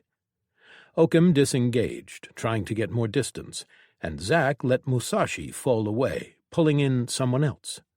A new spirit rose, and for the first time Zack felt a tug of something from his sword. A trickle of knowledge, understanding of what change really meant. He danced, switching styles as different spirits came to the forefront every 2 or 3 attacks. Oakham was overwhelmed in seconds. The Minotaur fell to the ground, and Zack placed his sword at his throat. "I yield," Oakham said. Zack changed his blade back into a hand and helped him up. "You were toying with me, weren't you?" Oakham said. "No, not at all," Zack said slowly. "You've helped me discover some revelations." He inclined his head. "Thank you." Oakham looked a bit embarrassed. "No problem. Any time." "I will take you up on that," Zack said. It was strange how conversation came so much easier to him now. Well, not really easier. He still had to think on what to say, but his connection to time allowed him more, time to think things through. It helped. "Warden Zachariah," one of the runners called as he was heading in his direction. "The commander asks for your presence if you are able." Zack tilted his head. Bera had summoned the best of what remained of the wardens, or at least those who could make the trip easily, They were supposed to be having a meeting to decide what to do. He wondered why she wanted him there. He nodded and headed toward the keep. There were 7 wardens in the room, not including Bera, Zack, and Neha. All were looking expectantly at him. "I've informed them of the contents of the letter," Bera started. "We've talked about it, but they would like to hear your opinion on it." "My opinion?" Zack asked. "You're surprised?" She tilted her head. "I guess so," Zack said slowly. "Look around this room," Bera said. "Can you tell how strong all of us are?" He couldn't, not precisely, but Zack could tell that none were anywhere close to him. He just nodded. "Our strongest have either fallen, have been taken, or have simply left. This is what remains. We are not what we used to be. You, the 2 of you," she corrected, "are the strongest we have now. You would have been among the strongest even at our peak. Your opinion matters." Zack saw that everyone in the room seemed to agree. "Personally," Zack started, "I will join the war whether you do or don't. I agree with the sects. The longer we allow the threat to remain, the more people will suffer, and that is what wardens were supposed to prevent. We protect people, yes?" They exchanged looks, with weary expressions and tired eyes. But there was something inside of them, a spark. "We should do what is right. Always," Zack said. Bera took a big breath, then nodded. "Thank you." Zack left the meeting, letting them come to a decision on their own. Neha remained behind, though. Zack made use of the time by putting in some more memories into his band. The process wasn't quick. A few hours later, the doors opened and the wardens walked out. Neha approached him, and he looked up at her. "War," she just said. Zack felt relieved that they had made the right decision. "I'll be by in a bit. I want to talk with the commander." Neha tilted her head and then nodded. He entered the room to see Bera slumped over her desk, exhausted. It took her a moment to notice him standing in front of her desk. "Warden Zachariah, you need something?" "Yes," he said slowly. "I do." She composed herself and gestured for him to take a seat. "What can I do for you?" "I'd like to know how much you know about slaves and slave collars," Zack asked. Bera blinked. Clearly, she hadn't expected him to ask about such a thing. A bit. Why?" He told her about what the sects knew about the Taken collaring people. "That is—" She paused. "We, as in the Warden's faction, didn't do much work in the factions that condoned collaring. Only a few factions do, as slavery is largely despised across the settled territories. True slavery, that is. I should clarify. Indentured servitude is something that some factions use to deal with their criminals, rather than just putting them in prisons. Slaver classes are considered criminal across nearly all of settled territories, and people who try to enslave others are often quickly put down. Collars, though—" "What about them?" Zack said when she didn't respond immediately. "They are tricky. There are some situations where they are used where the intent is not exactly enslaving someone. Nonetheless, they are still abominable." "Do you know how to remove the collars?" "There are many types, but removal usually can only be accomplished through the right key, passcode, or the blood of the one who put the collar on." Zack grimaced. That limited his options. "Are there no ways to break them by force?" I know that it has been tried, but it almost always kills the wearer. The collars are formations or arrays, so a crafter might know a way, but you would need to find someone who knows how to make them, and they don't exactly advertise such knowledge. Even if you find them, you must then get them to reveal that information to you, if it even exists.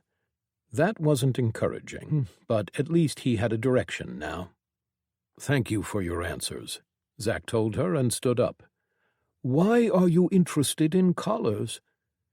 Eliminating the threat of the Taken and the dome monsters is important, Zack said. But lives are more so. I am not going to let those people remain slaves, not if it is within my power to do something about it.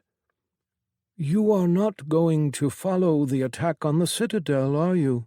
Bera said. There will be plenty powerful people there, and with you coming along they will understand the terrain and the defenses they need to overcome. I am not needed there, but those people, they need me. Bera gave him a long look and then nodded. As you say, Warden. Zack Character Sheet Chapter. Titles: First Kill. Kill the first monster in the Framework Run world. 5,000 essence. First to 10. First person in the world to reach level 10, plus 10% to all stats. 10,000 essence. Adventurer. Hunt more than 100 monsters, plus 5 to all stats. 5,000 essence. Hero of Promise. Save more than 10 people with a single action, plus 5 to all stats. 5,000 essence. Chief. Create an outpost, plus 3 to all stats, 1,000 essence. Leader. Upgrade an outpost to a town, plus 3 to all stats, 2,000 essence. One against many. Fight against more than 10 opponents and win, plus 5 to all stats, 5,000 essence. First to 60. First to evolve their class in the world, plus 10% to all stats, 100,000 essence. Class Evolution 6. Evolve your class for the 6th time, plus 150 to all stats, 75,000 greater essence. True Understanding 13. Evolve a skill to Tier 6, plus 20 to all stats, 20,000 greater essence, per Tier 6 skill. Apprentice Bounty Hunter, Wardens. Complete 10 faction bounties for people no more than 2 tiers of power below you, plus 5 to all stats, 1,000 greater essence. Crucible of the Mind. Go through a harrowing experience to improve your mind by forging it in the harshest conditions possible based on your mind state. Plus 500 to intelligence and wisdom, plus 2% to all stats. Enlightened, mind perk, 50,000 greater essence. Beyond Understanding 8. Focus and specialize your understanding of a Tier 6 skill, plus 250 to all stats, 100,000 greater essence, per focused skill. True Link, Nehamasa Plane Runner. Attain a true link with a type of being, plus 100 to all stats, 100,000 greater essence. Closer of Rifts. Close a rift spanning most of the known world, plus 200 to all stats, plus 2% to all stats, perk improvement, 1,000 celestial essence. Journeyman Bounty Hunter, Wardens. Complete 25 faction tasks that are no more than 2 tiers of power below you in difficulty, plus 25 to all stats, 5,000 greater essence. Elite Bounty Hunter, Wardens. Complete 100 faction tasks that are no more than 2 tiers of power below you in difficulty, plus 50 to all stats, 10,000 greater essence. Master Bounty Hunter, Warden. Complete 200 faction tasks that are no more than 2 tiers of power below you in difficulty, plus 100 to all stats, 100,000 greater essence. Combined Understanding 2. Combine 2 of your Tier 7 skills, plus 50 to all stats, -1 skill slot per Tier 8 skill. 100,000 Greater Essence. Skill Lord. Evolve 3 skills to Tier 6. For every 3 skills evolved to Tier 6, gain +2% to all stats. Immortal Skill Master. Achieve 3 Tier 7 skills, +50 to all stats. Aging process halted. 100,000 Greater Essence. Isolationist. Spend 100 years without speaking with or seeing another living person. +20 to all stats. 10,000 Greater Essence. Recluse. Spend 1,000 years without speaking with or seeing another living person. +200 to all stats. 100,000 Greater Essence. Eternal Understanding 2. Improve a Tier 8 skill. +50 to all stats. 10,000 Celestial Essence per Tier 9 skill. First Greater Crucible of the Mind. First, to endure a uniquely harrowing mental experience in the infinite realm. +500 to base intelligence and wisdom. +5% to all stats. Pure Enlightened, perk change. 5,000 Immortal Essence. Dome Supremacy. First, to defeat a dome leader. +1,000 to all stats. +15% to all base stats. 20,000 Immortal Essence. 11th Dome. Defeat the leader of the 11th Dome. +500 to base intelligence and wisdom. +10% to all stats. Key to Chamber of Treasures, Irlier. 10,000 Immortal Essence. Through Will, Body. Forge your body with your will, infusing it beyond skills. +500 to base vitality and endurance. 5,000 Celestial Essence. Through Will, Mind. Forge your mind with your will, infusing it beyond skills. +500 to base intelligence and endurance. 5,000 Celestial Essence. Aspect Mastery. Master your aspect and improve it to Tier 9. +150 to all stats. 500,000 Greater Essence. Sage of Aspect. Time. Gain complete understanding of the core concepts of time. +15% to all stats. Sage of Time. Perk. 500 Immortal Essence. The First Tao. Way of Aspects. Be the first in the world to give shape and form to an aspect of essence. Harness and create the way of an aspect. +5% to all base stats. 1,500 Immortal Essence. The Way of Time. Establish a way of time, formalizing the rules of the aspect. +10% to all base stats. Formalization of time. World change. 1,000 Immortal Essence. Wardens. Great name. Become widely known as a member of your faction. +150 to all stats. 150,000 Greater Essence. Perks. Riposte. Class perk. Once per combat, gain the ability to execute a lightning-fast attack after being damaged. Speed of returning strike equals 2 times your dexterity stat. Wind's Mark. Class perk. During combat, every strike with your weapon sends a gust of wind in the direction of your choosing. Wind powers are 20% less effective against you. Strength of effect depends on dexterity stat. Wind Master. Class perk. In combat, wind swirls around you, blowing in any direction you choose. Strength of effect depends on dexterity stat. Consequence. Class perk. Every kinetic attack you block stores a part of its energy.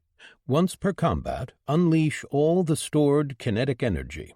Amount stored depends on strength stat. Second Chance. Class perk.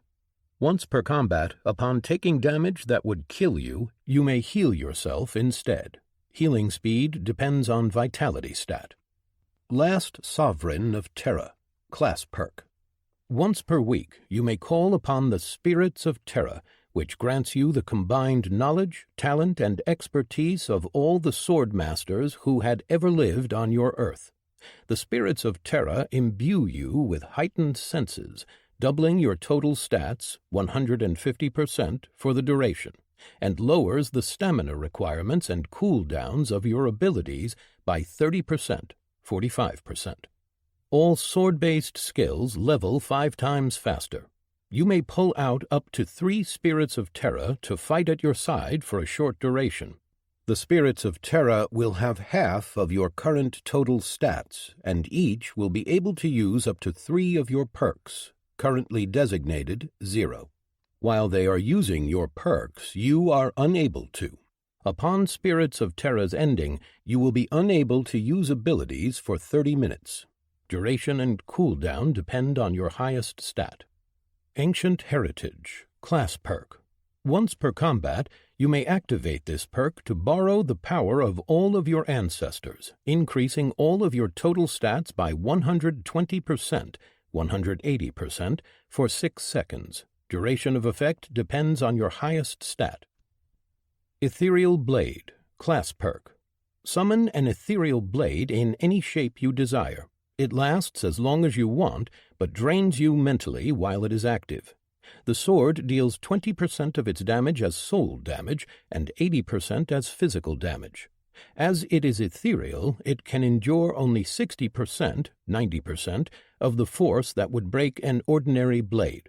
The quality of the blade depends on your wisdom stat. Dazzling Strike, class perk. Twice per combat, execute a strike that will blind the target for 1 second if your weapon connects with anything in direct contact with their body. Double Aspect Strike, class perk. Once per combat, execute a strike that will copy itself. The copy depends on and will be boosted by one of the aspects from your arsenal. The strike follows behind the first one on a 0.5, 0.2 second delay and deals 50%, 75% of the original attack's power. The aspect that is used cannot be used again until all others are used. Gate Fisher, class perk. Once per 10 days, cut through space with any weapon and open a rift gate that will allow you to fully step into another plane. The fissure will remain open until the gate is destroyed or until you close it. Phantom Avatar, class perk. Transform into the Phantom. You gain plus 50% resistance to physical and special damage, and your total stats are doubled. If used in the ethereal realm, gain an additional plus 20% to all stats. Lasts until your mental stamina is drained completely or cancelled. Pure Enlightened, title perk. Your mind is immune to all mental effects unless you allow them to impact you. Shade Reaver, unique perk.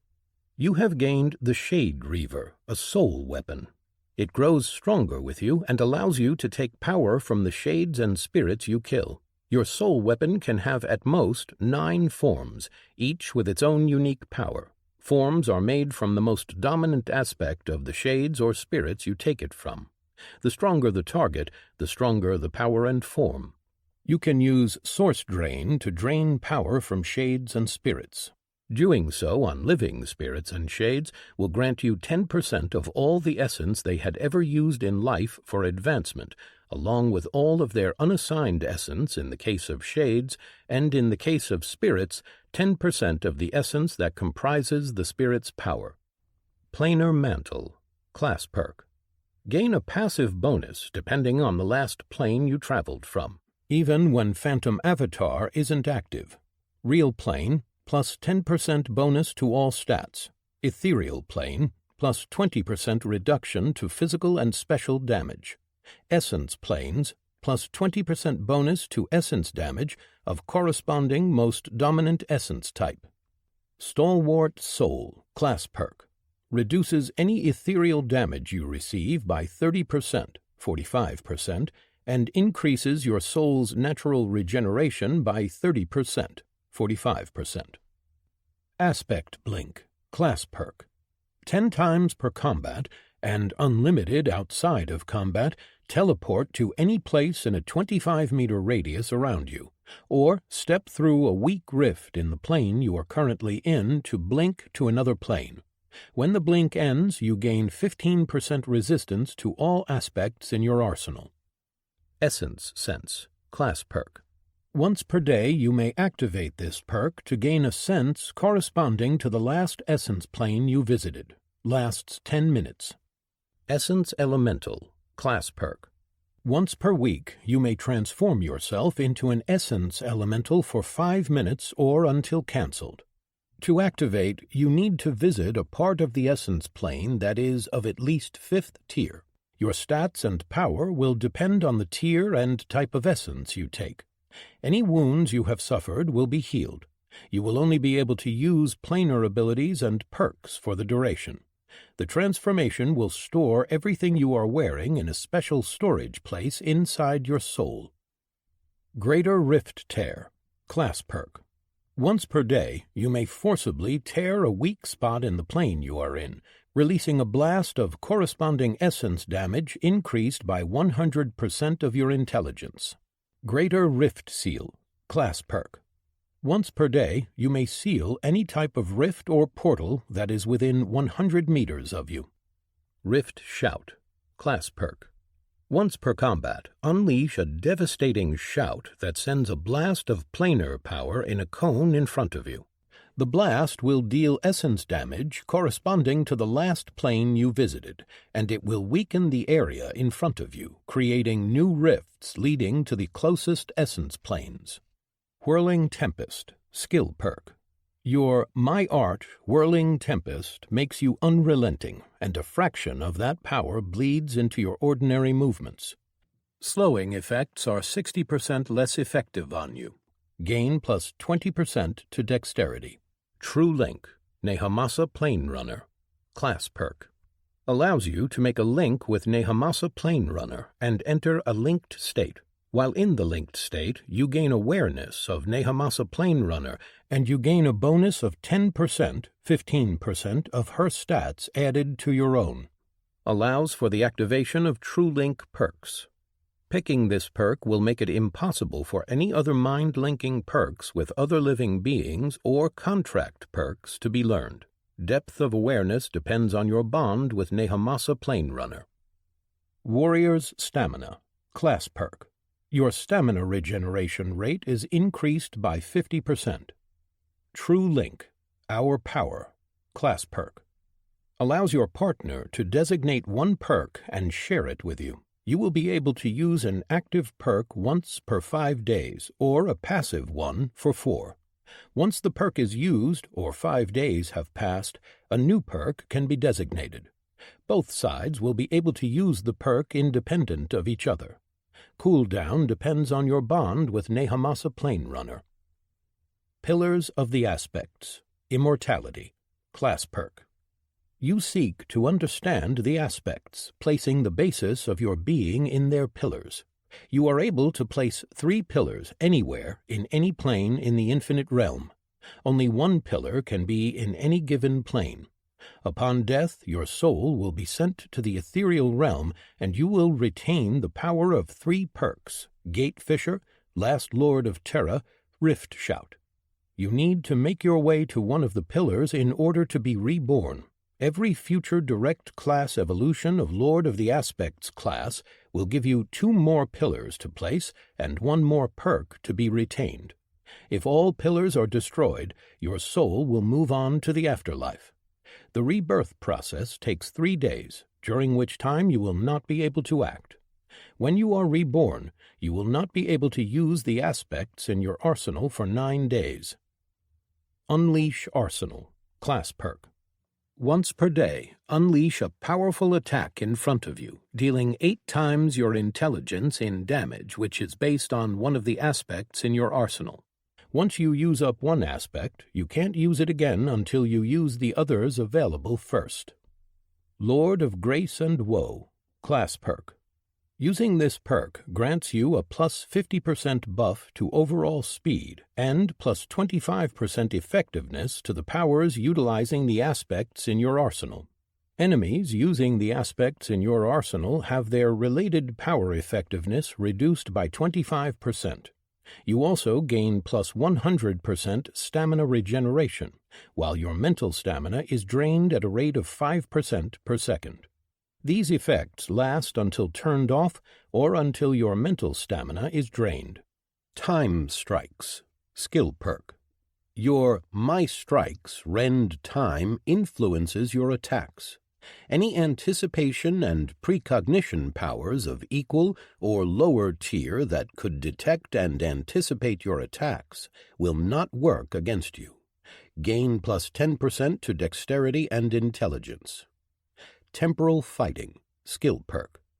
Activating this perk makes your movements happen 0.1 seconds after they were executed. Drains mental stamina at a rate of 8% per second. Gain plus 10% to dexterity and intelligence. Arsenal Infusion, class perk. Activating this will infuse your being with a chosen aspect from your arsenal. While this aspect is infused, it cannot be used by any other power, and it grants you benefits based on the type of aspect. After the effect is ended, the aspect used will not be usable again until the rest of the aspects from your arsenal have been used. Soul.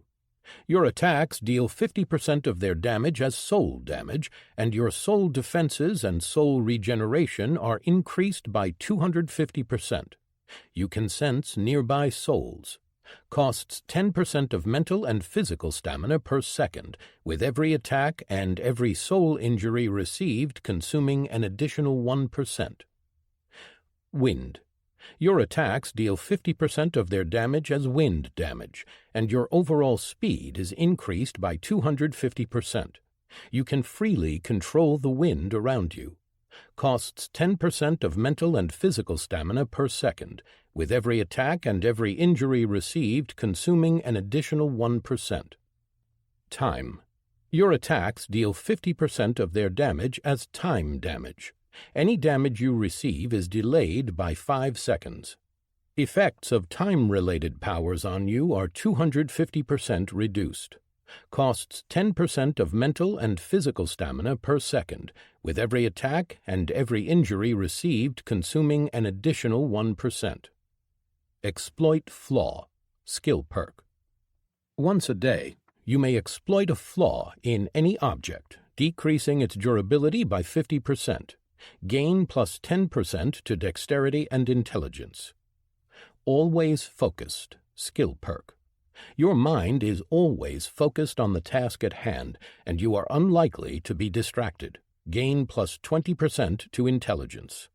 Focused on Flaws, skill perk. Flaws in all objects you can perceive are always apparent to you, and their durability is decreased by 15% in your presence. Gain plus 10% dexterity and intelligence. Clear of all flaws, skill perk. All flaws on objects in your possession have their deleterious effects decreased by 20%. Gain plus 10% to dexterity and intelligence. Telekinetic Armor, skill perk. You may shroud yourself in armor wrought out of your will. This armor's durability will be equal to 7 times your intelligence, and up to twice that with the application of your will. Gain plus 10% to endurance and intelligence. Across Time, skill perk. The damage you inflict with your strikes inflicts its effects as if it happened 0.1 second before the strike lands. Gain plus 10% to dexterity and intelligence. Key to Chamber of Treasures, title perk. Your soul is marked with a key that will open a certain door. Ripples of Time and Space, skill perk. Your My Step through time and space allows you to sense the smallest of fluctuations in time and space around you. You sense any spatial powers used in your immediate surroundings a moment before they are executed. Gain plus 15% to intelligence. Aspect of Time, title perk. You are in tune with the aspect of time. In truly focused moments, you can draw from the aspect of time's origin plane and increase the effectiveness of all your related powers. Effectiveness depends on your understanding of time. Sage of Time, title perk. Your connection to the plane of time is superior. All time-related powers have their effectiveness increased by 100% when touching the plane of time. Your understanding of the core principles of time are superior. All time-related perception powers have their effectiveness increased by 100%. You may manipulate time in a limited radius around you, and you may alter others' perceptions of it. Effects depend on your connection to the plane of time. And so it was once again. Title perk. Turn back the world's time. The amount of time turned depends on your understanding of time and willpower, and the cooldown depends on the amount of time turned back. For every second, 2. Skill perk. When activated, your body draws from the time around you, allowing you to extend your own time by 1 second. For every second that passes in the real world, you will be able to act as if 2 have passed. Gain plus 15% to dexterity. Tireless Will, skill perk. Your body can no longer grow tired. You store energy in moments of less movement and expend it during periods of high activity. If you ever expend these energy reserves, your body will survive on your will, draining it instead. Gain plus 15% to endurance. Class. Lord of Aspects, Relic. Level. 419. Combat ability. Aspect Whirling Wings. Movement ability. Aspect Wings. Support ability. Aspect Binding Chains. Additional ability. Aspect True Sight. Additional ability. Aspect Shutdown. Evolution Attunement Bonus. Ethereal. All ethereal-based powers are 10% more effective. All special attacks deal 0.5% of their total damage as soul damage. Gain plus 10% to Strength and Wisdom. Phantom Hunter. Gain plus 20% to stamina and minus 20% to ability cooldowns when fighting spirits or shades. Gain plus 10% to strength and dexterity. Planar. All planar powers gain plus 20% to their effectiveness. Changes your abilities and relevant perks to planar-type abilities and perks. Gain plus 10% to strength and dexterity. Riftborn. Passing through a rift gives you a 20% bonus to total stats and minus 50% to all ability cooldowns for 20 seconds. Gain plus 10% to strength and dexterity. Aspect-born. You may choose 3 aspects that you have used before as part of your arsenal: soul, wind, time. All powers using these aspects are 50% more effective. Future perk choices will largely be influenced by aspects chosen. Perk and ability evolution. Gain plus 15% to strength and intelligence. Passive skills. I focused and saw all flaws. Perfect darkness sight. Perfect tireless body, my body under my will. Perfect accelerated movement, my time slower than theirs. Active skills. I strike through time. Perfect spatial evade, my step through time and space. Perfect nullifying slash. Perfect mind training analysis. Perfect greater parry. Perfect telekinesis, my will made manifest. Perfect field of frozen time. Strength. 9,080. Dexterity. 9,429. Vitality. 6,803. Endurance. 7,154. Intelligence. 10,635. Wisdom. 8,143. Chapter 83. Smith. You are correct. There are ways of forging chi directly. After all, it's just refined essence, and everything in the world is essence, the gruff-looking Smith said. However, the best results come from pairing chi with materials that are compatible with and receptive to it. Ryun nodded along as the smith gave him advice. He had spent the last week with the Dragonheart sect's best smiths, learning their craft, what they were willing to teach, and simply talking to them. It was a request he had given to Hytor Fostora, seeing as he still owed him for the way Tali's reunion had gone for him. They had been supposed to head back to the sect days ago, but Tali had asked him for a few days so that she could spend some time with Sigmund before he went back to his faction. Ryun didn't care. He had already sent word ahead to Onrush, and it wasn't like he would be doing anything personally to prepare the sect for war. Instead, he focused on learning. Of course, the smiths weren't revealing too many of their secrets, but Ryun cheated a little bit. When inside their great forges, he could sense what every smith around him was doing, and so he observed their processes. He was learning quite a bit. He had learned that every item had a cost of use. A mortal cultivator might be able to use a legendary item, some of them, but they wouldn't be able to bring the most out of the item. It put a burden on different things depending on what the item did. A shield that had a defensive ability that scaled with endurance, for example, would naturally put the burden on the wielder's stamina. Some would put a strain on mental stamina, and others on the soul itself. Ryun had never really felt that, and as he understood it, most people in the world hadn't. From what the smiths explained to him, it was because the framework didn't grant rewards that the user couldn't use or would harm them. "That's all for today," the smith said. "I got work to do, and, pardon me, sect head, but not even my own sect head will keep me from it." Ryun inclined his head. "Of course. Tomorrow, then?" "If you must, sect head." The smith bowed before he walked away.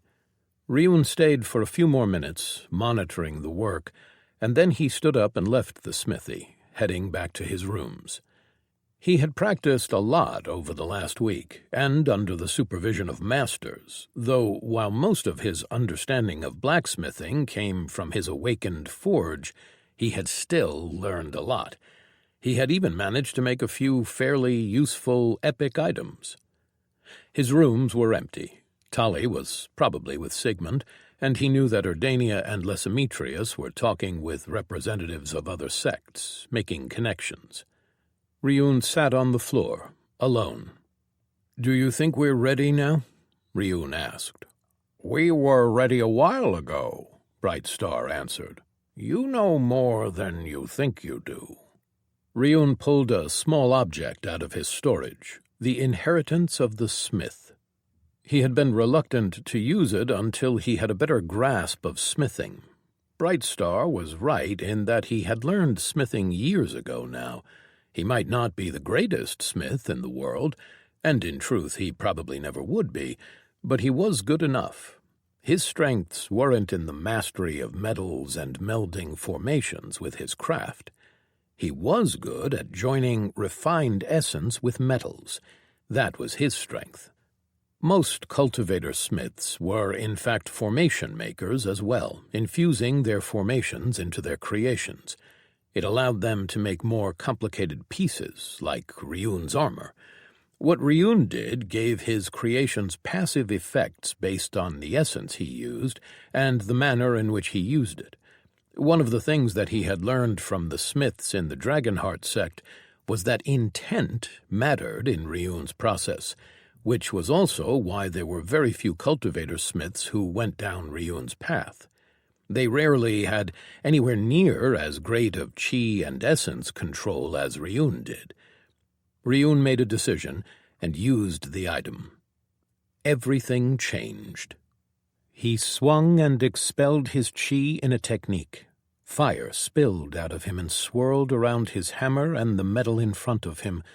As it heated up, thin tendrils burrowed in deep, burning out impurities. He switched to another technique as he worked the metal, his metal chi entering the molten piece in front of him, strengthening it. He set the hammer aside and picked up a sharp needle of dragon bone. With it he inscribed a simple formation.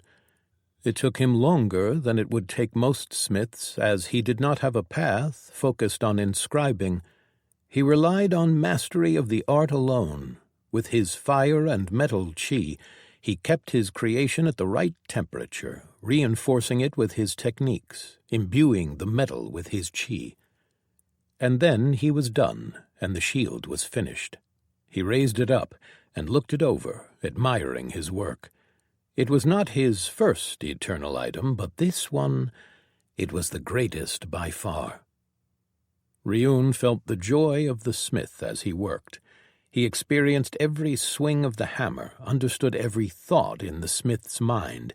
It was as if he himself had crafted the shield. Before he could reflect on the memory, he was drawn out once more. The war was over, and finally he could return to what he truly wanted to do. Craft greatness, not just the formulaic pieces to supply an army. He returned to his forge and let his mind clear. His hammer spoke in his mind, eager to get back to what they had started, their grand pursuit. They would forge an item that could grow, even if it was the last thing they did. Again, he felt the emotions of the smith, the will and drive. He remembered what he remembered, the countless swings of the hammer, the countless creations. But in his mind there was only one thing that mattered. Memories flashed again and again and again, repetitions, moments of learning and advancing in craft. 12 memories, then 100, and then he had done something. He had created a new type of item. He knew that he was the first, as the title he had gained told him so, and yet it was not what he had planned on creating. Congratulations. You've invented a new object type. You may name it. Reward: First Smith of Advancement. He thought about a name and then made his choice. He named this new item a spiritual tool because that's what he had done with it, poured his entire spirit, his thoughts and wishes into it. And still it was a failure. The creation was far more restrictive, so much so that most people couldn't even use it. It was not worthless, but he didn't know what use it could have. He could bond with it, send a tiny flicker of his will to it and make it his, but unlike an awakened object, he couldn't dismiss it or summon it again. He could just tell where it was, and breaking the connection was as simple as willing it. He set it aside alongside the others. Flashes, again and again. 110 years of his life, all spent on this single pursuit. Others called him mad. They said that he was wasting his time, wasting his fortune. He hadn't crafted anything of note in all that time, focusing only on his task. He couldn't stop. He felt it there, just at the tip of his fingertips. He was just not good enough. He was lacking something, and he didn't know what. "Slow now," the voice of his awakened hammer said. "Less is more. Remember what happened the last time." He didn't respond, focusing all of his mind on the task in front of him. With every swing, he pulled chi from his core, shaping, forging. He focused his mind on his intent, on his thoughts, pushing it all along as fire chi poured out, infusing the essence with his will and intent, trying to make the essence understand what he wanted. A part of him regretted his choice of aspect. It helped him in the forge, as he could heat up and shape metal without a forge, could be more precise in ways that most other smiths couldn't, and yet, in times like these, he wished that he had an aspect that could help him impart what he wanted to his creation. A law-type aspect, perhaps. He didn't even know. He was alone in his pursuits. He had studied every awakened object he had gotten his hands on, and came to the conclusion that what he was trying to do was nothing like it. The growth of the awakened object was too different from what he had in mind. No, he needed an item that could be bonded with a person but didn't require what the awakened objects did. No relationship, no intelligence. He was sure that it could be done. His spiritual tools proved that much. A cultivator could grow, and they were essence. Everything was essence. It was possible. The fall of the hammer filled his mind, and he lost himself in his work. How long he didn't know, and then it was done. Another failure. He sighed as he looked at the failed spirit tool. It was powerful, certainly. He had infused it with fire and metal chi, and he saw that it would grant the wielder great power. It was still, however, not what he had wanted to create. He set it aside, alongside all the other failures. Then he prepared to go again. Memories flashed before Ryun's eyes. More and more, hundreds of years' worth of them. All until the last, which ended the same way, with failure. Ryun exited from his trance, feeling exhausted.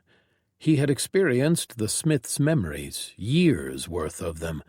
He remembered what the smith had thought in those moments, knew it, but what intrigued him was what the smith had been trying to accomplish. Ryun remembered him pulling on his chi as he forged, and the smith he was good. Ryun's command of his chi, though, was better. He remembered what the man had been trying to create and wondered if it was even possible. Ryun stood up, and the world twisted around him as he entered his territory. He landed in the very center of it, and then walked to the nearby clearing that contained Brightstar. He had managed to pull his forge into the territory relatively easy. It felt like the mental scape had always been meant for that.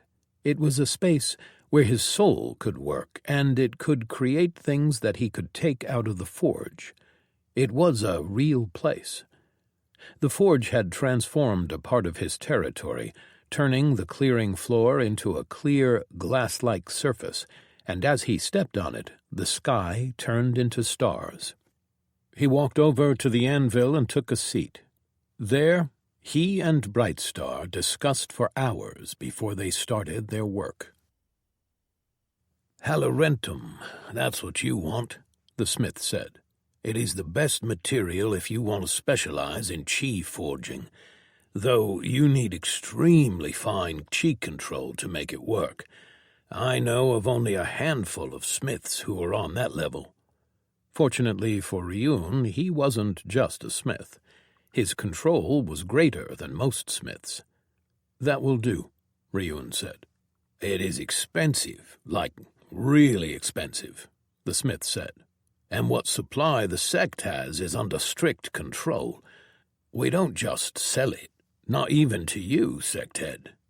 Ryun tilted his head, an idea occurring to him. They were preparing to leave the Dragonheart sect, and just as they were about to board their airship, a group of workers approached.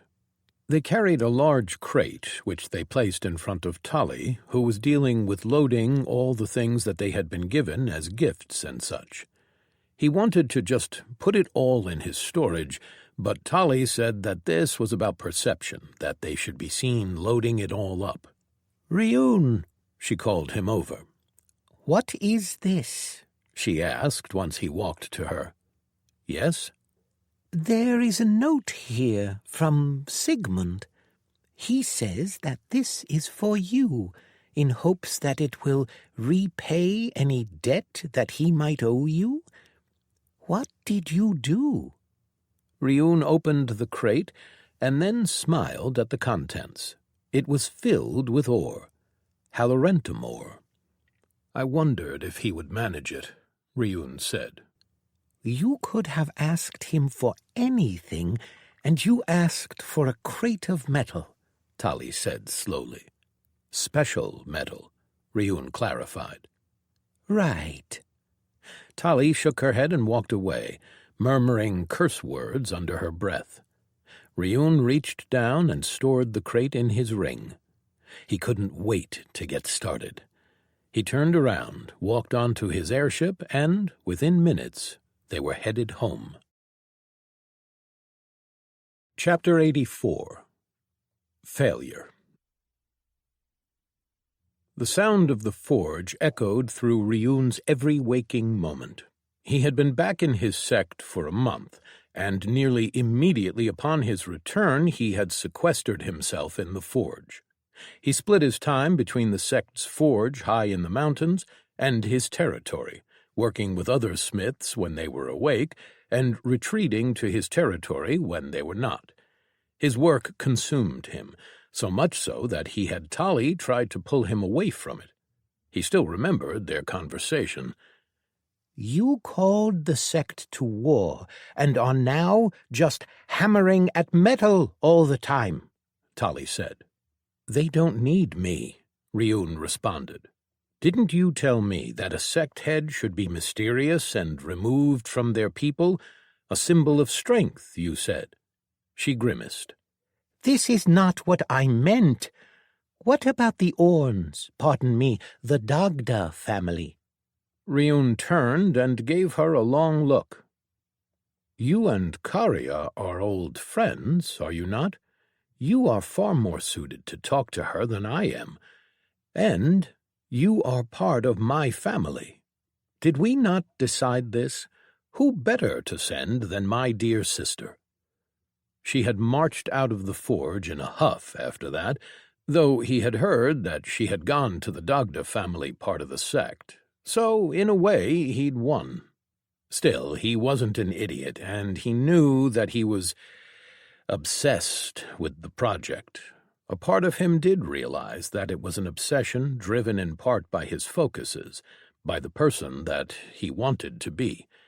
Ever since he had seen the memories of the smith who no longer lived, he had been obsessing over his memories, over his life's story. He was the witness of Journey's end, and something about that life ending before his work was finished nagged at him. Ryun wanted to complete it. It was as simple as that. He had replicated the man's experiments and had gotten the same results. Failures all. In a way, he had been repeating the same thing over and over and hoping for a different result. Raise bright star, then drop it down on his work. Repeat. With every strike of the hammer, he pushed his intent, trying to shape the essence that he was forging. He was using distilled essence from Zenker's hoard, one of the few things that he had kept for himself. The essence of fire was stored in a bottle, and Ryun pulled it out, then passed it through his body, through his core. He had to be careful, as his core now consumed all other essence put into it and transformed it into oblivion. It made him able to cycle anywhere at any time, though of course the ratio of how much essence was needed to get a tiny amount of oblivion was great, and it depended on the quality of essence he was pulling in. He had discovered, in the process of attempting to replicate what the smith had done, a way to refine the essence, to make it fall more under his control, allowing him to impart intent. He needed to bond it with other essence, and give it intent in order for it to keep the form he wanted. Otherwise, the essence would naturally gravitate toward returning to its innate state, and while having a sword that was always on fire might sound cool, it really wasn't. No, instead, he needed it as crystallized fire, embedded into the metal, giving it the properties of heat. He wasn't using halorentum, not yet. The smith whose memories he had seen hadn't used it, but he had also never used his own chi in forging, the part that Ryun was actually somewhat good at, since the smith's aspects weren't that useful during the forging process, not because of what they were, but because of his grasp of them. Ryun finished another piece and looked at it. Again, it was the same, an epic weapon, serviceable, but Not what he wanted. He threw it aside and grimaced. He didn't need to make a legendary, a relic, or a masterwork weapon. That was not what the smith had created. A spiritual tool had no rarity. It could be as weak as a common dagger. It wasn't hard to create. An amateur smith should be able to do it, and in fact they had. The smith's apprentices had done it for him when he was testing things. Ryun hadn't even achieved that, when he wanted to move beyond and accomplish what even the smith couldn't. He closed his eyes and tried to go over his process, find the moment where he went wrong. "It is the intent and spiritual purpose," Brightstar said, and Ryun had to begrudgingly agree. Ryun was failing to impart his intent into the essence he was using to create the item. He had thought that passing the essence through his core would make things easier, and it should have, but again and again he had failed. The items he created were just regular items, and that frustrated him, especially since he knew that he could do it with his Oblivion Chi, or that he could have done it with Void Chi. The issue was that Oblivion didn't play nice with other essences, and it was a pure concept, so it didn't have a shell that he could harden to bond it with the metal he worked with. And he didn't want to use the Halorentum just yet. He didn't have a lot of it, and he didn't want to risk wasting it. He was unsure of how Oblivion would work without being able to form its shell into a crystal. "I'm doing everything right," Ryun answered Brightstar. "Obviously not." "How does one even give something spiritual purpose?" Ryun complained. "What I saw in the memories was basically just think at it hard." "Those were the memories of a master smith," Brightstar said. "To him it was probably second nature, not something that he had to think about. He loved his craft. You? Smithing is a hobby for you." Ryun started. "I'm sorry. I'll work more at it." His awakened forge didn't respond. They had already discussed this, and both of them believed part of the cause to be his inexperience with other essence types. The smith had understood the material essences that he had worked, and while he might not have had that essence as his aspect, he had spent years studying them. He didn't need to draw them in to give them intent. Ryun had thought that he could cheat with his eyes and being able to pull essence into his core to refine it, but ultimately he still fell short. He stood up and was about to leave for his territory once he realized that he was alone in the forge. He paused as he felt someone approaching, and remained where he was until Celia entered and walked over to him. He studied her new body. He had already seen her, of course, as he had escorted Erdania home. He was glad that it had worked out for her. The somewhat draconic features suited her. Her horns were thicker and longer, and her body covered in places with scales. "Ryun," she said as she walked over. "Hey, Celia," he said slowly. "They tell me you've been spending every day here," she commented. That she'd heard wasn't that surprising. The forge was up in the mountains near the Absolute Cold Shrine and near Wolf's Grove. "I'm practicing my smithing," Ryun told her. "We are about to head out to war. You could be training for it," Celia said.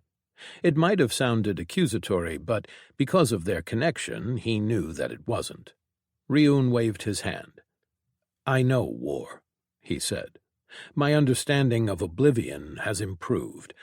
All that is left is to cycle and advance my stage, and I can do that while forging." Indeed, he had been doing exactly what he said. On Earth, he had learned how to pull in essence while moving, and while it was slower than when he focused, that didn't matter now. He didn't have a source of Oblivion, but his core could transform any essence into Oblivion. It only required more of it. So he had been pulling in everything. At this point, his core was so developed, and the oblivion chi within it so powerful, that the impure essence couldn't harm his advancement. She hummed and didn't comment further. So what is making you so frustrated? Ryun grimaced. He had been slipping more than he thought if she managed to feel something through their link. Don't, she said as he tried to seal himself off. You should let me feel more. I don't want to burden you with my problems, Ryun said.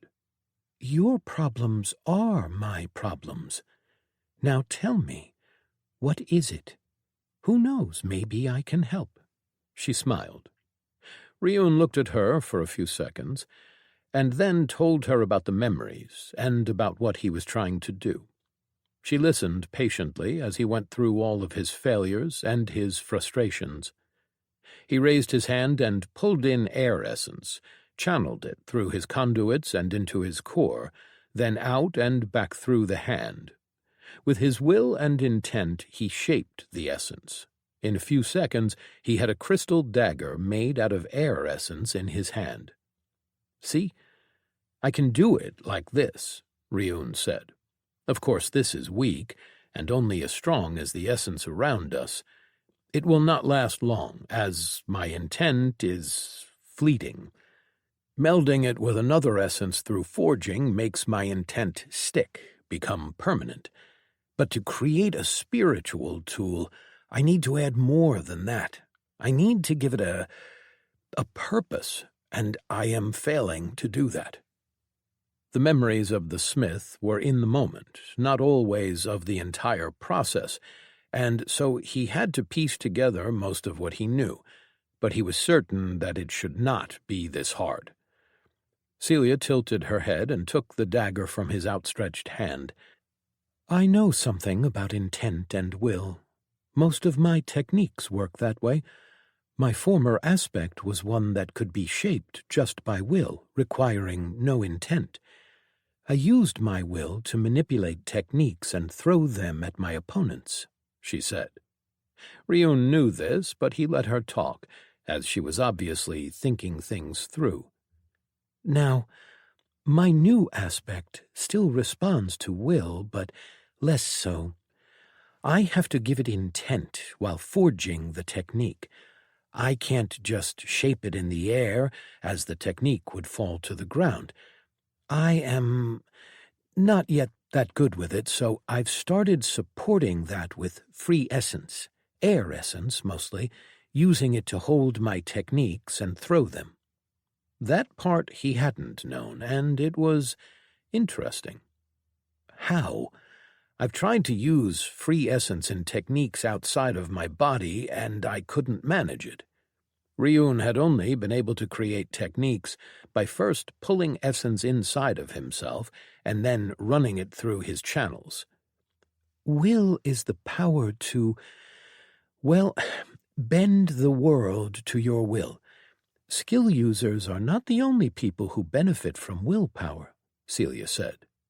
My path focuses on constructs created out of my chi, which I can manipulate through will, but I have no highly evolved skills. You should try to use will to impart intent to the unbound essence. Can you show me? Ryun asked.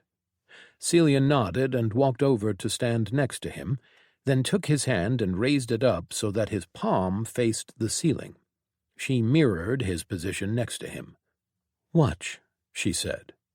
And then she started pulling the air essence around her, like she was pulling it into her core. But then he felt a tiny exertion of will focused only on the air essence that was above her palm. For Ryun, the intent had always felt like something that came from his core, tied intrinsically with his cultivation. He couldn't feel her intent, of course, but he saw the essence arrange in a pattern, and then a technique was born.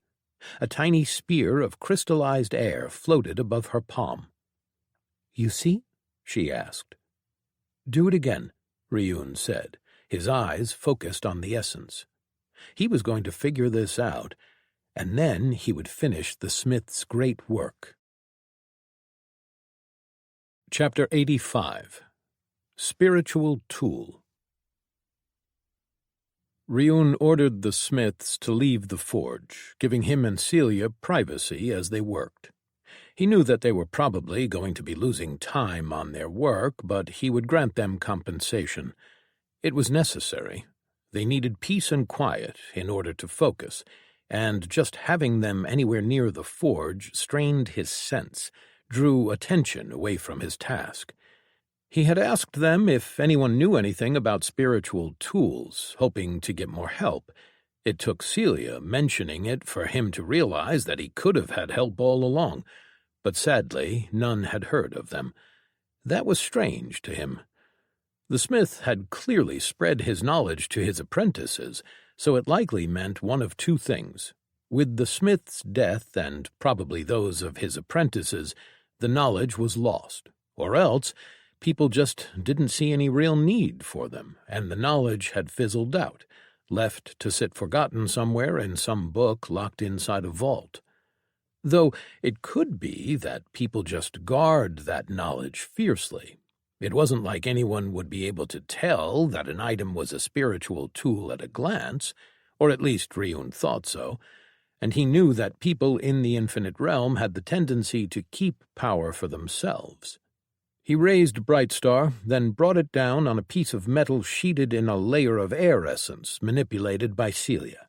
They were attempting to work together, her providing the intent and spiritual piece required, while Ryun focused solely on forging. They had been trying for the past 5 days, without rest, without stopping. He could see that Celia was getting tired.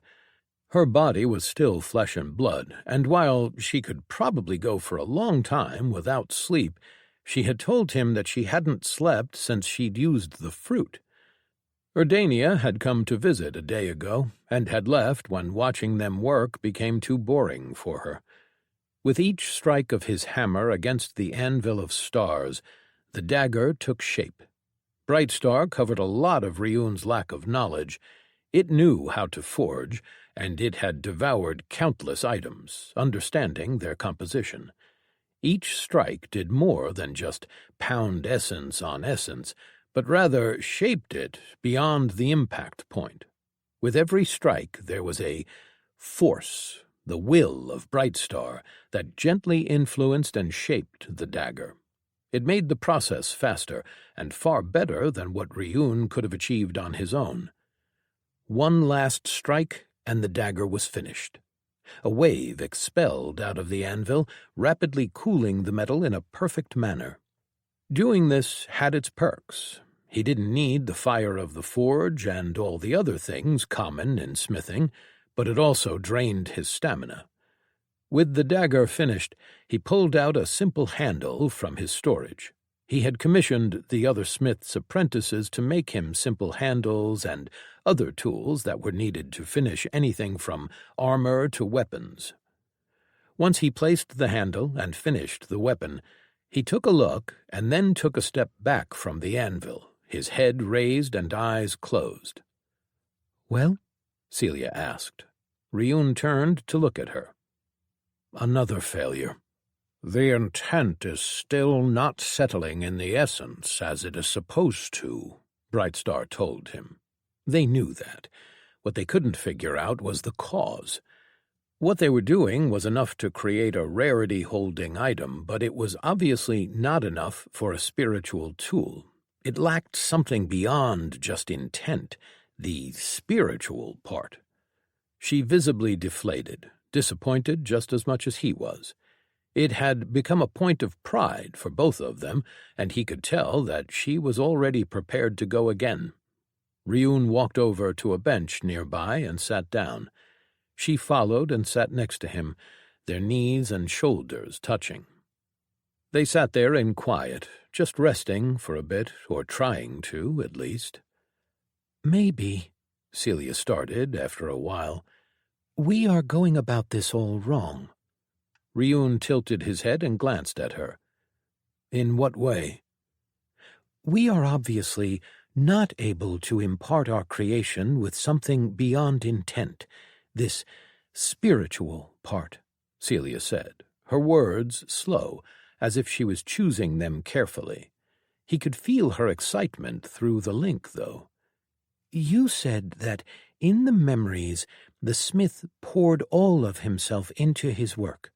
Yes, Ryun said. That's what we've been trying to do. Celia nodded. But have we really? Ryun frowned. Think about it, Celia said. We're not really smiths.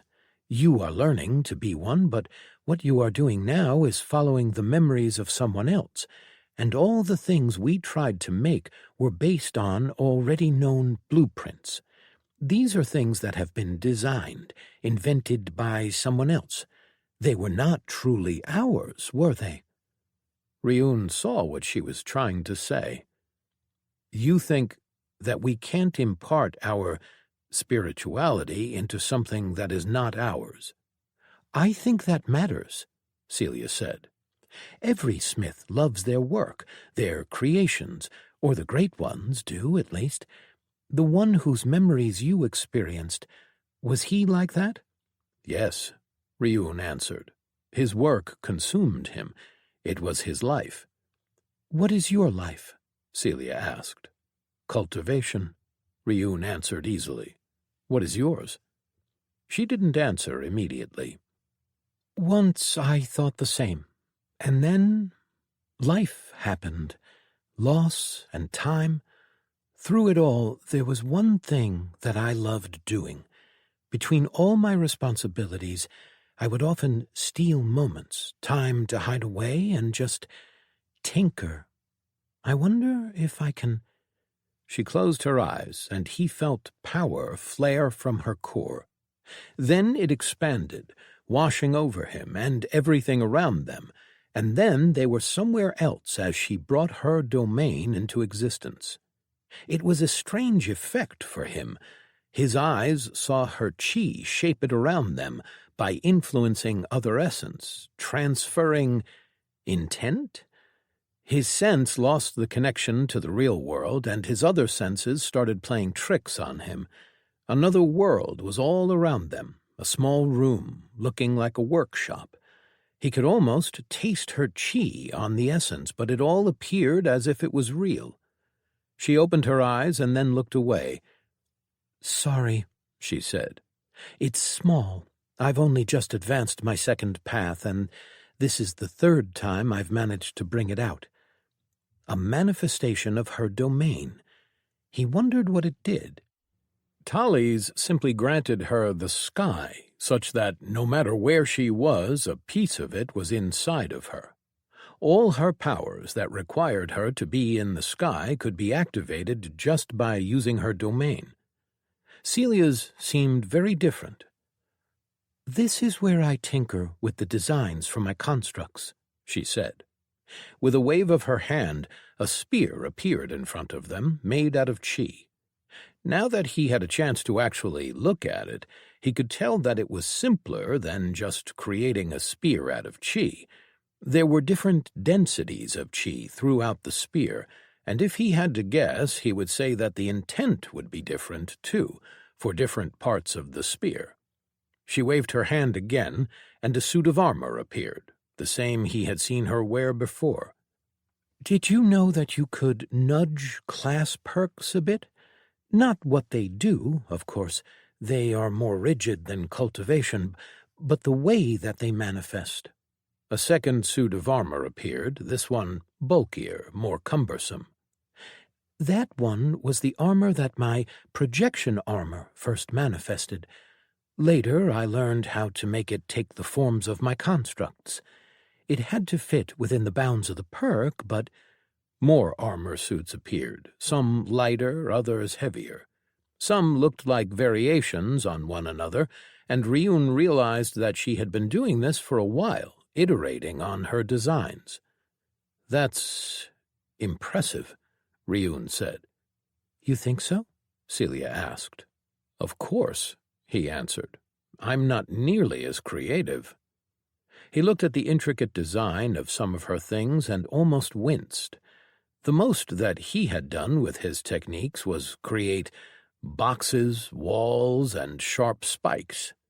He realized, even though it had been in front of him for a while, that cultivators were artists. The spears that she used in her techniques, they were artfully made, with elaborate decals, even though their use was to be thrown to explode. With each technique, she created beauty, even though it was fleeting. "I can help with that," Celia said. "Maybe we could start from scratch, build up a design in here and craft it after." He caught on to what she meant. Pouring everything we have into it. "Exactly," Celia said. "Yes." Ryun nodded. "I think we should try that." "So, what do you want to create?" Celia asked. Then, before he could answer, she raised her hand. "Don't think of something simple.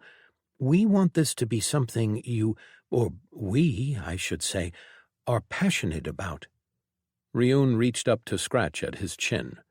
His beard was short, trimmed, and it didn't grow any more. His soul's meaning saw him as having a short beard and chin-length hair, and so that was how he looked. He had wondered if he could change that, but he had never really tried. He turned his thoughts to what kind of item he wanted to craft. What was it that he needed? Weapons? He had enough, same as with armor. Zenker's horde had given him nearly everything that he needed. Creating a spiritual tool that could grow with him might be better, and if he could have an item that could transcend eternal items eventually, well, that was more than desirable. But he had to be realistic. At most, if this worked, they would replicate what the smith had already done, not achieve the man's lifelong dream. With his skills, they could hope for something that was at the level of an epic rarity item, so not something for him or her. He got an idea then, and quickly thought back to the memories of the smith's successes. The spiritual tools he had created were adaptable in many ways, even though they had restrictions. They could be bonded, but they couldn't be stored in the soul. Ryun didn't think that was true for every spiritual tool, though, but rather that the smith just probably never found a way to incorporate that. He also knew that if they succeeded, they wouldn't be able to attempt it again in a while. The smith had always been worn out after making a spiritual tool. Because the memories jumped around, however, Ryun didn't know just how much time passed in between creations. His idea, though, it was ambitious, and it would be more than any spiritual tool that the smith had created. Actually, no, perhaps not in scope. The smith had created spiritual tools on the same level as eternal items. Ryun would probably not be able to reach that, but then again, maybe he could. If they were going to try, then he was going to go all out, put everything that he had and could imagine into it. "I am going to need a few things," Ryun said, and Celia tilted her head. A few days later, they had managed to scour the sect for most of the things he wanted. Random items were spread out in front of them on the table inside the forge. He had several items that had effects related to life essence, death essence, cold essence, and soul essence. The soul essence item had been the hardest to find, but one of Celia's people, his people now, Ryun supposed, had a dagger that hurt the soul. He'd had to buy it from the man, but that was no issue for him. Some he had to go to Onrush to take from the vault, which led to her berating him about not helping her with the war preparations. He could tell that she didn't mean it, though, and that she was just stressed and needed to vent. They spent the last few days studying the items, trying to get a feel for the essences inside of them and how they were layered into the items. Ryun's eyes provided him a unique insight, which, along with his sense, let him see a lot more than anyone else would just from looking. Celia studied the formations that a few of them had. She knew how to inscribe them, so they would try to blend both styles, his essence forging and her inscription. "I think we're as ready as we could be for an attempt," Celia said. Ryun nodded. It was only a shame that a single attempt was this costly. He touched each of the items and had Brightstar consume them, understanding them fully. Brightstar's help would be invaluable in their work. He straightened, and then the two of them walked out of the forge and walked across the plateau high in the mountains to the shrine that had been placed at the edge of the cliff. They entered it and walked over to the center, where the essence of the absolute cold was the strongest. Here, Ryun said. Celia nodded. He pulled out the anvil of stars, and they started their own little great work. Chapter 86. Great Work. The shrine was emanating essence constantly, and the air around them was cold. Of course, that cold was not actually the essence it created, it was just the effect it had on their surroundings. The absolute cold sought to bring everything to a state of no movement, an absence of heat or motion. It cooled the air around them, but the cold had never really bothered Celia anyway. They readied themselves to start. Ryun pulled out his anvil and hammer, and Celia focused on her domain. She didn't bring it into reality fully, but only halfway, just enough that she could project their design over the anvil, giving Ryun a visible blueprint to work off. He placed a wooden table nearby, then pulled out their materials. A bar of halorentum ore, then bottles of refined essence, soul, death, life, cold.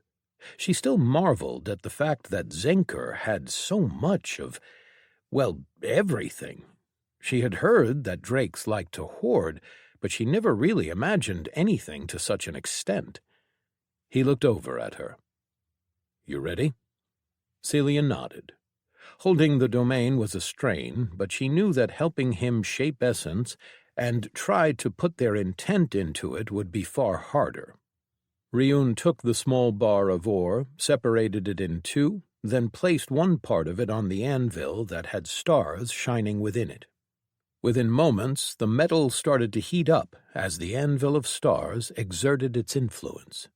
Then he slammed the hammer on top of it. The light winked out for a moment, and the stars on the anvil and hammer flashed with light. The bar of metal changed, shaping itself into a circle. Each strike made it thinner until it was about the size of her open hand. It was a small round disc, slightly bent, a talisman. They had thought about a lot of things, armor, weapons, but as they talked about what they wanted it to do, they had settled on a simple talisman. Well, not simple at all, with everything they wanted it to do. With every strike he tried to prepare the metal, add to it his intent, laying the groundwork for the effects that they wanted. She saw complete concentration in him, unlike any time they had done this before. She felt it in herself, too. They were in tune. A soft thrum was passing through her head. Through their bond, she felt his heartbeat as if it was her own, beating as one. Their thoughts were narrowed into a singular purpose, and through their bond she knew exactly what he wanted, and he knew exactly what she did, too. There were no secrets between them, no barriers. They acted as two halves of a single being. Their perks activated, though not of their own volition, and it was a completely natural thing. Their auras mixed and narrowed down to just the shrine and their grand work. She reached out to the refined essence on the table. First came soul essence. She pulled it out of its container, then brought it over to the anvil, placing it over the talisman as Ryun brought his hammer down. She poured all of her intent into it. The desire for the item to bond with a soul, the ideas that they wanted it to embody, the things that they wanted it to do. He hit it again, doing the same thing. She could almost feel his thoughts, flowing from him the same way they were from her, completely in sync, feeding the essence in front of them. Intent and thought, their care and will, their combined spirits, Ryun raised his hammer, and in the same breath Celia moved, their mind as one. She used her inscription tools and carved a simple formation into the soul essence-enriched metal. As she finished, the hammer came down. It was almost as if they were in a dream, dancing, moving as one being. Something deep inside of her stirred, almost like memories of something from long ago, but then their combined will carried them forward. He pulled the second part of the metal ore and peeled a layer of metal from it with a tool he had pulled out of his storage. He placed the second layer over the first, sealing the part of it that was soul. She reached over and pulled out the essence of cold and brought it over the talisman. Ryun's oblivion chi flashed, a tiny technique, peeling off the shell of the cold. They didn't need the elemental part of it. They needed the concept of cold, the cold embrace of death, the cold before the anticipation of life, the cold that came with the absolute cold. They placed the cold onto the metal, embedding it and separating the talisman into 3 sections. Celia reached out to life and death, and Ryun pulled in the absolute cold from around them. They placed the essence, each in its own section, layering it over the metal, bonding it with strikes of the hammer. They poured their intent into it, giving their thoughts and spirits to their creation, designating effects that they wanted it to have. Some of them fought them. They were impossible, or simply they weren't good enough. They adapted, changed, as they had discussed, pushed with their combined wills. The essence of death settled the easiest. They were, after all, the twin aspects of true death. Even a transition was within their domain. Their thoughts were as one. Life followed. What they wanted from it was simple, brute but simple. The absolute cold was an anchor, a conduit, a link to the soul and beyond. She felt pieces of herself leaving her mind, her thoughts. It all combined with Ryun's inside the work, their combined spirituality, their hopes and dreams of what they could create. No, what they would create. Every couple of strikes, Ryun would pause as Celia reached out with her tools, carving elaborate lines, creating art. The work continued. Time seemed to no longer exist in their little world. They were half in a domain and half on top of a mountain, standing in a shrine covered in ice. The wind howled around them, and the aspects of true death shrouded them. As one, they finished the 3 sections, and then Ryun pulled oblivion chi from his core, a tiny amount, passing through his conduits. She felt him. Felt it as if it was passing through her own conduits, and what was supposed to be foreign chi was familiar to her, as if she had always known it. Together they shaped it, like they were cycling, turning essence into essence crystals. They did something that she didn't quite understand, and a distant part of her knew that they were acting on instinct now, that they had become inspired. In a moment, she saw both of their souls. She saw their connection with their bodies, and something passed through it, a tiny sliver from them both. As Ryun's chi left his body, her sliver attached itself to Ryun's that was already there. It was not a crystal. Oblivion had no shell, but it had form, a small round disk, smaller than the talisman, like a hole in reality. They lowered it into the talisman, in the exact center, and as her will held it there, Ryun's hammer came down. Her carvings filled with silver and violet light, lines spreading from the hole in reality that was in the center of the piece, giving it a beauty that she alone couldn't have created. They stood there for a moment, just looking at the piece with their combined senses. She saw it through Ryun's eyes, and he saw it through hers. She sensed it with his skills, and he with hers. For an eternity, there was only one.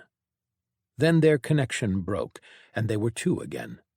Her domain sputtered and died, and her breath went out of her lungs. Exhaustion hit her, and before she could reflect on anything, darkness claimed her. Ryun. He felt them become two again, and sorrow washed over him at the loss of what they had been. To be so close to someone else, to know all parts of them and just be. Then he sensed Celia falling, and he moved without thinking. He caught her in his arms, concerned for a moment before sensing her breathing, sensing the exhaustion in her muscles and body. He closed his eyes. He felt exhausted too, even though he shouldn't be able to be. His head was killing him, and he felt a weariness in his soul. He knew that they had touched on something more there, an inspiration, or at least a glimpse at it, but reflection was for later. He glimpsed at the talisman on the anvil, glowing with faint silver and violet light, with a core of such darkness that it swallowed the light.